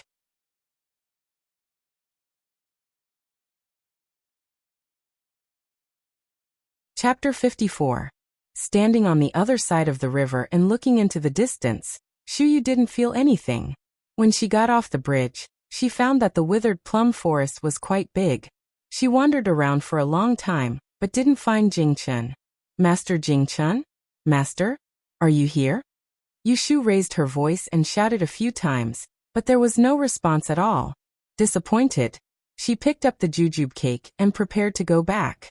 She inadvertently turned her head and saw a white shadow behind an old plum tree. Clearly, someone was sitting behind the tree. Yushu turned around and walked under the tree. When she saw the two swords on the back of the person under the tree, she knew it was the person she was looking for. Master Jingchun? Yushu shouted again, but the person under the tree didn't move. She felt strange, walked around the tree and looked at the front. No wonder he didn't respond. It turned out that he was sleeping. The young Taoist priest was sitting cross-legged under the tree with his arms crossed. His eyes were relaxed, and he looked relaxed in his sleep. He did not look as serious as he did when he was awake. A flower petal was stuck to his loose forehead hair. It swayed when the wind blew, and it made people's hands itch. Yushu rolled her eyes and quietly squatted down in front of him. She first reached out and waved her hand in front of his face. Seeing that he didn't respond, she picked up a small handful of flower petals from the ground and bravely sprinkled them on his head. Looking at his delicate sleeping face that was reflected in the pink and white petals, she couldn't help but lower her head and laugh. But soon she couldn't laugh anymore. She didn't know when the closed eyes in front of her had opened. His clear eyes didn't seem to be blaming her, but it made her feel guilty. Yushu laughed dryly as she moved back. She really didn't mean to offend him. It was just that her hands were itching. Jingchun touched the top of his head and took a few petals. He looked at them and shook his head. 2 more petals fell down. He lowered his head and patted them, touched them again, and continued to pat them. Yushu wanted to laugh, but she held it back and reminded him, "It's clean." Only then did Jingchun put his hand down from his head. He looked at Yushu, but he was not angry. He didn't seem angry and didn't care about her teasing just now. He asked, "Why are you here?" Yushu sent the jujube cake in her hand forward and smiled sweetly. "Master, didn't you tell me that you lived in the plum forest in the east of the city? I came here because the weather was good today. Here you are. I saw that you liked the cakes last time, so I bought a bag as a thank you gift for sending me and my brother back to the city last time. I don't have any ability now, but I will treat you when I have money in the future." Jingchun took the paper bag from her, thanked her, and opened it in front of her. Looking at the few pieces of jujube cake wrapped in the paper, he was really hungry. Seeing that Yushu was squatting in front of him and had no intention of leaving, he hesitated for a moment, broke off a piece, and ate it by himself. That morning in the suburbs, Yushu was slightly surprised by his rude behavior. It was rare to see such a straightforward person even in the modern world in her previous life. What kind of good food was it? He just ate it in front of her. He couldn't wait. That morning in the suburbs, he ate a piece of cake as if he hadn't eaten for a few days. Wait, did he really starve? Great hero, have you had breakfast? Yushu asked eagerly. Jingchun shook his head, swallowed, and took another piece. Did you have dinner yesterday? Jingchun shook his head, slowly took a bite, and licked the crumbs on the corner of his mouth. Did you have dinner yesterday? Jingchun nodded and said, "You gave me a snack yesterday morning." Yushu suddenly felt that this young and powerful Taoist priest in front of her was not as smart as she imagined. Otherwise, how could he be so pitiful that he couldn't even eat a meal? He was a Taoist priest. In the Dan dynasty, even if he didn't have money, he could just go to any house and there would be someone to entertain him. There was no need for him to starve. Perhaps he was too aloof and didn't want to eat and drink for free? That couldn't be right. If he was a person who cared about his face, he wouldn't have chewed the cake in front of her. Puzzled, Yushu had to tell him the truth. "Master, why are you hungry?" Jingchun ate a few pieces of cake, and his stomach felt much better. When he heard Yushu's question, his face showed a trace of embarrassment. He avoided Yushu's line of sight and whispered, "This is the first time I went down the mountain. I didn't know the importance of money. When I went down the mountain, I lost it, so I had to sleep in the open." Yushu was surprised. The truth was that this person was not a master. Xiao was just a little naive.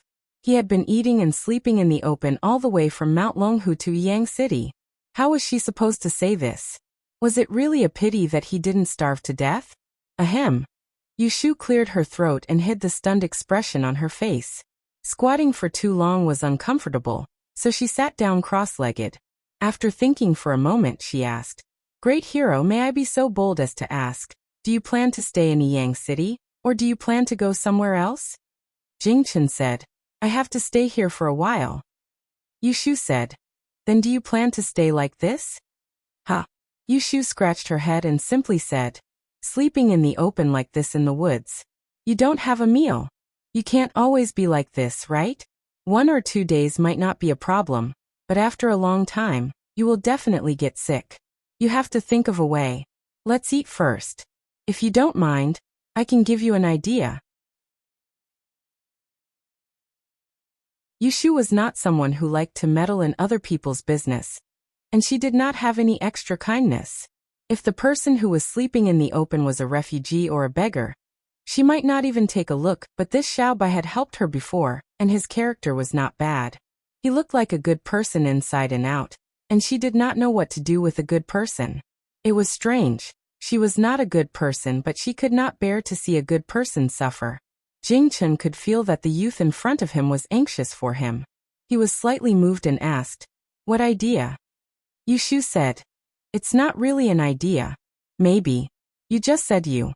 Since it's my first time coming down the mountain, I'm probably trying to understand the people's livelihood. Most people respect Taoists. In Yang City, there are 3 clans that have learned Taoism. Great hero, you are from an upright sect. If you pay them a visit, they will definitely treat you with great hospitality. They will provide you with food and accommodation. Don't you want to stay in Yang to handle some matters? Why don't you stay with them for the time being and leave after you've finished your business?" Yesterday, when Third Elder Wen asked about it, she hid her selfishness and did not want them to find Jingchen. However, it was different now. She had recognized the old man Qingzheng as her master. With someone to guide her, it was easy for her to learn. She did not need to have any ideas about Jingchen anymore. It was better for her to stop thinking about it and be more convenient for others. No. It was rare for her to be kind, and he actually said no? Jingchen shook his head. He didn't want to reveal too much, but when he saw the confusion on the young man's face, he explained, "I have something important to do. Before I finish it, I can't contact too many people." If that was the case, Yushu laughed secretly. Then there was no other way. It was not that she wanted to hide him, but he did not want to meet people. He did not have the fortune to eat and drink well. This way was not going to work. Of course, she had to think of another way to let Jing Xiaobai starve. It was definitely not going to work. But Yushu did not have extra spare money. Even if she did, she could not guarantee that Master Jingchen would be willing to use her for free. Money, money, money. Where could she get money? Yushu looked at Jingchen from head to toe. Suddenly, an idea came to her. She leaned forward and said, "You're from the Tao sect. Do you have any items that can help you seek good fortune and avoid calamity?" In the e-shop, any red string could be sold for a string of money. This robe that Jing Xiaobai was wearing was made of silk. Since it was made of pure silk, it should have some valuable accessories on it. Items? Jingchen thought for a while. Then he touched his waist and stretched out his hand to pass it to her. "Will this do?" Yushu looked at his palm, but it was a yellow bead the size of a longan. It was a yellow bead the size of a longan. It didn't look like jade, but rather like it had been ground from a stone. It didn't look very impressive. "What is this?" She stretched out her hand. Jingchen flipped his palm, and the bead fell into her palm. It was surprisingly cold, causing her to withdraw her hand. When she lifted it up to take a look, there was not even a hole for thread. This is a yellow frost stone. It is often rubbed in the palm to ward off evil wind. Jingchen only mentioned one of the uses of the yellow frost stone. Hearing this, Yushu rubbed the stone bead in her palm. After a few rubs, her palm began to heat up, but the bead was still cold. It was very strange. She knew in her heart that this should be a good thing. Jingchen looked at her curiously playing with it. He remembered that his junior brother was also mischievous and playful, so he said generously, "This is for you." "Huh? No, no, no, I don't want it. I want something from you." Yushu waved her hand, suppressing the greed in her heart. She said seriously, "There are exchange shops and pawn shops in the city. Valuable things can be sold for money. If you sell this stone, you will at least have enough money to eat." "Sell it." Jingchen frowned. He took out another bead from his sleeve and gave it to her. "Do you think this can be sold?" This time it was a 100% jade bead. The color was very good. Yushu's eyes were not bad. She rubbed it twice in her hand, and immediately nodded happily. "Yes, this is also good." Jingchen nodded. "Then sell this. You can't sell the yellow frost stone. If you like it, keep it." Yushu squeezed the yellow bead and said shyly, "How can I take your things for free?" She thought, this guy is quite a good person. Jingchen looked down at her with a smile in his eyes. "Keep it. It may be useful." Yushu did not stand on ceremony with him anymore. She put the yellow bead away and handed it to him. "I will take you to the pawn shop now. Let's go." Jingchen sat on the ground and did not move. "Can you help me? I have something to do later." Yushu nodded. "Of course, as long as you trust me. Don't worry that I will take your bead and run away. Then I will have to trouble you, little brother." Yushu grinned. "Hero, you can call me Xiaoyu. Calling me little brother is like treating me like an outsider." "Xiaoyu." Jingchen murmured. His words were very soft, but the last syllable sounded like a hook. When he called Yushu's pet name, it seemed inexplicably intimate. Yushu's previous name was Yujing. It was a very common name. There were 4 children in the first unit in their community. All of them had the nickname Jing Jing. When they called for dinner upstairs, 7 or 8 children ran back. In order to distinguish them, her parents gave her the nickname Xiaoyu. Her colleagues and friends called her Xiaoyu. The same sound, but the meaning was different. She did not know that Jingchen had said it wrong. She smiled and replied, "Yes."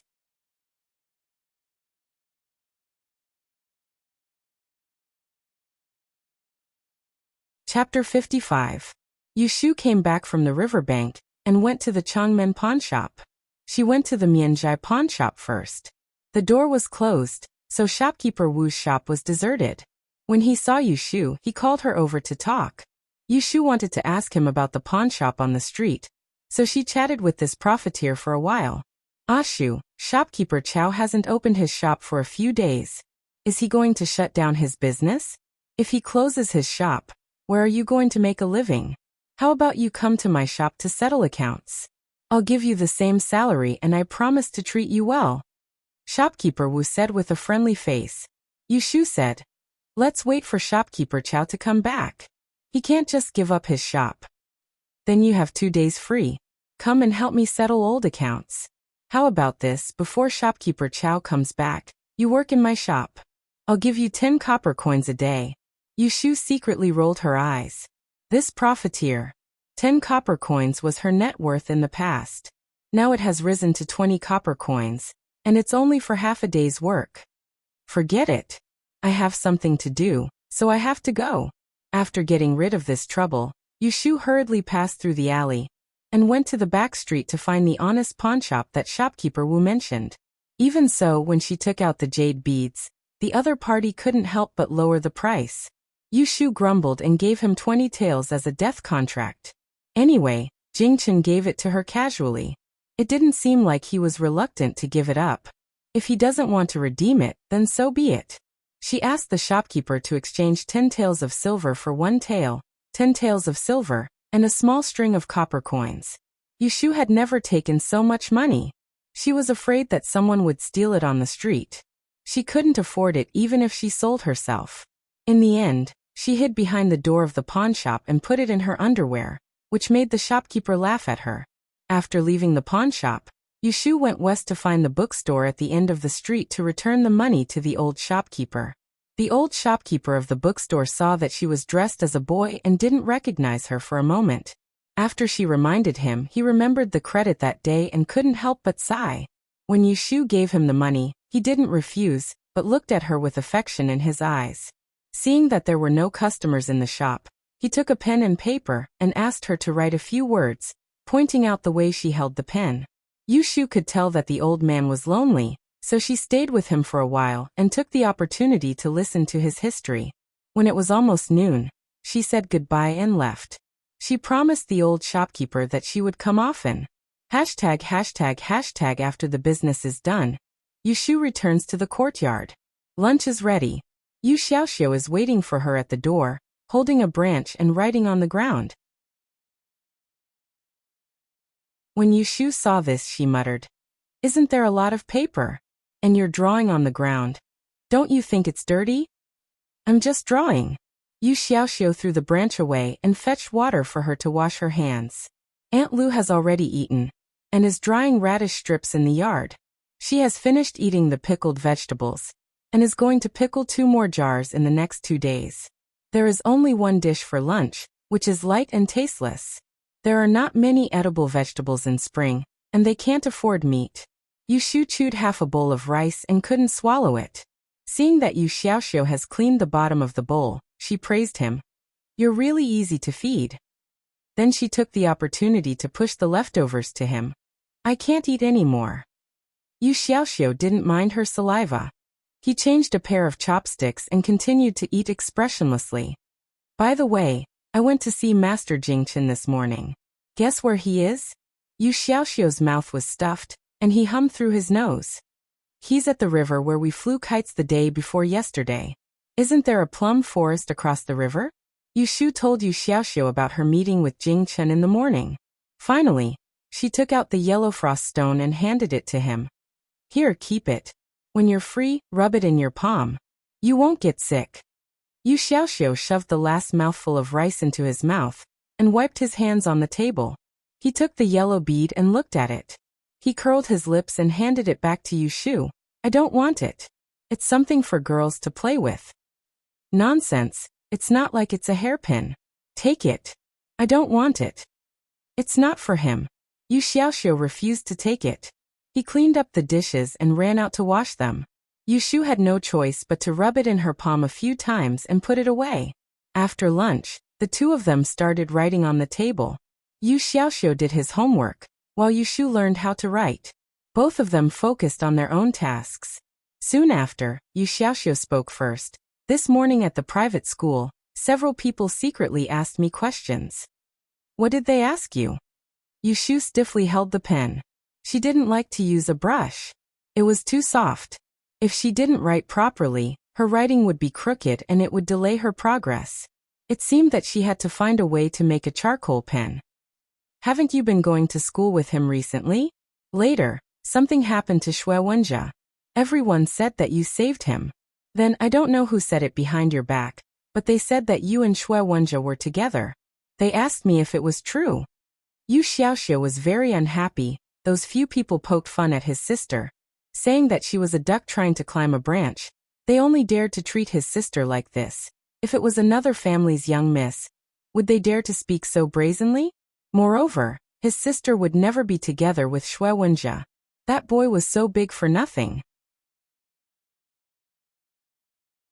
When something happened, he still needed his sister to save him. Useless. Nonsense. What do I have to do with him? Yushu raised her eyebrows. Hearing that she had an affair with a boy who was still wet behind the ears, she felt a chill down her spine. Yu Xiaoxiu looked up at her. "Don't you like him?" Yushu was about to refute, but suddenly thought that she had indeed liked that boy in the past. She said vaguely, "That was in the past. Now I feel annoyed when I see him." Oh, it seemed that his sister really didn't like Xue Wenjia anymore.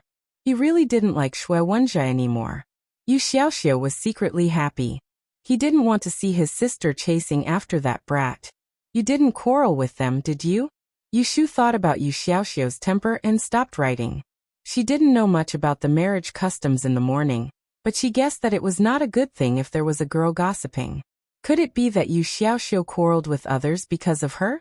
Yu Xiaoxiu said in a muffled voice, "No. He was small and couldn't beat others. If they quarreled, things would get out of hand. In the end, it would be his sister who suffered." "That's good. Don't pay attention to them in the future. Just concentrate on your studies." Yushu put down her pen. She sat up and patted his head. Then she laid down on the bed and took an afternoon nap. Yu Xiaoxiu rubbed his head. He felt a little better. He continued to bury his head in his homework. He had to study hard. One day, people wouldn't roll their eyes at him and his sister. ####. In the evening, Yushu went to Jing Shangtang. Qing Zheng didn't let her squat at the door. He had already drawn a spell and was waiting for her. He told her that she wasn't allowed to catch chess pieces today. "Master, you have to tell me what's the point of doing this, right?" Yushu asked. It wasn't that she didn't want to catch chess pieces. It was just that she didn't know how to do it. She was afraid that it would be useless. "Just do as I say," Qing Zheng said as he laid lazily on the bamboo bed. Seeing that he wouldn't explain no matter what, Yushu didn't want to give up the chance to study. So she asked, "Then how long do I have to catch?" Qing Zheng looked at the black and white chess pieces on the ground. "When you can guess 10 times in a row, that's about it." 10 times? She had been catching for the whole night yesterday. She only got it right twice. If she wanted to get it right in a row, she might as well dig another eye out of her forehead. Although she was complaining in her heart, Yushu still obediently caught the chess pieces. She closed her eyes. She opened her eyes. She didn't get it right. She closed her eyes. She opened her eyes. She didn't get it right. She closed her eyes. Her hands were sore. She rested for a while. Then she continued. Qing Zheng didn't say anything. After catching for almost 2 hours, she was almost bored to her limit. Qing Zheng called for her to stop. "Okay, let's stop here for today. Come here, I have something for you." When Yushu heard that, she immediately became energetic. She put the chess pieces into the bowl and trotted over. She smiled and said, "What is it, master?" Taoist Qing Zheng took out a bottle of medicine from the bed behind him and handed it to her. "Take it back and apply it in the morning and evening. It will dissolve the blood and remove the bruises. The bruises on your arms are too eyesore." Yushu touched her forearm and took the bottle of medicine. She was a little touched. Old Lady Ji punished her with 20 rattan sticks. She was very particular about it. The bruises on her arms didn't seem to fade until now. "Thank you, master. Go and wipe the ground before you go back." The bucket was full of water. Yushu took a piece of cloth and wiped off the drawings on the ground. She didn't know why the silver paint lost its color the moment it touched the water, so it was easily wiped off. After cleaning up, Yushu moved closer to Qing Zheng. "Master." Qing Zheng turned around and faced her. "Why are you still here?" Yushu said. "Can I make a deal with you? I still need to catch these chess pieces every day. Can you teach me something else?" Her progress was too slow. She still had extra energy and didn't want to waste it. Qing Zheng said unhappily, "You can't even stand properly and you want to run away. Catch the chess pieces first." Unable to come to an agreement, Yushu immediately stopped smiling and said disdainfully, "Do you only know how to catch chess pieces and nothing else?" How could Qing Zheng not know that she was trying to provoke him? He glared at her, but he didn't want her to look down on him. Kicking his legs, he grumpily said, "Your master knows a lot of things. I'm just afraid that you won't be able to learn them all. Then teach me one by one." Yushu squatted down and leaned on the edge of the bamboo bed. She said fawningly, "First, teach me how to predict tomorrow's weather." In the Ishua lecture hall in the city, that you're tuning in to the Li Mei Sword of Destiny YouTube channel. We're so grateful for your support, and don't forget to subscribe to join us on this incredible journey through captivating stories. Your generosity through donations truly makes a world of difference, as it's the primary source of revenue that allows me to expand and enhance this channel for you. Thank you from the bottom of my heart for being a part of this adventure.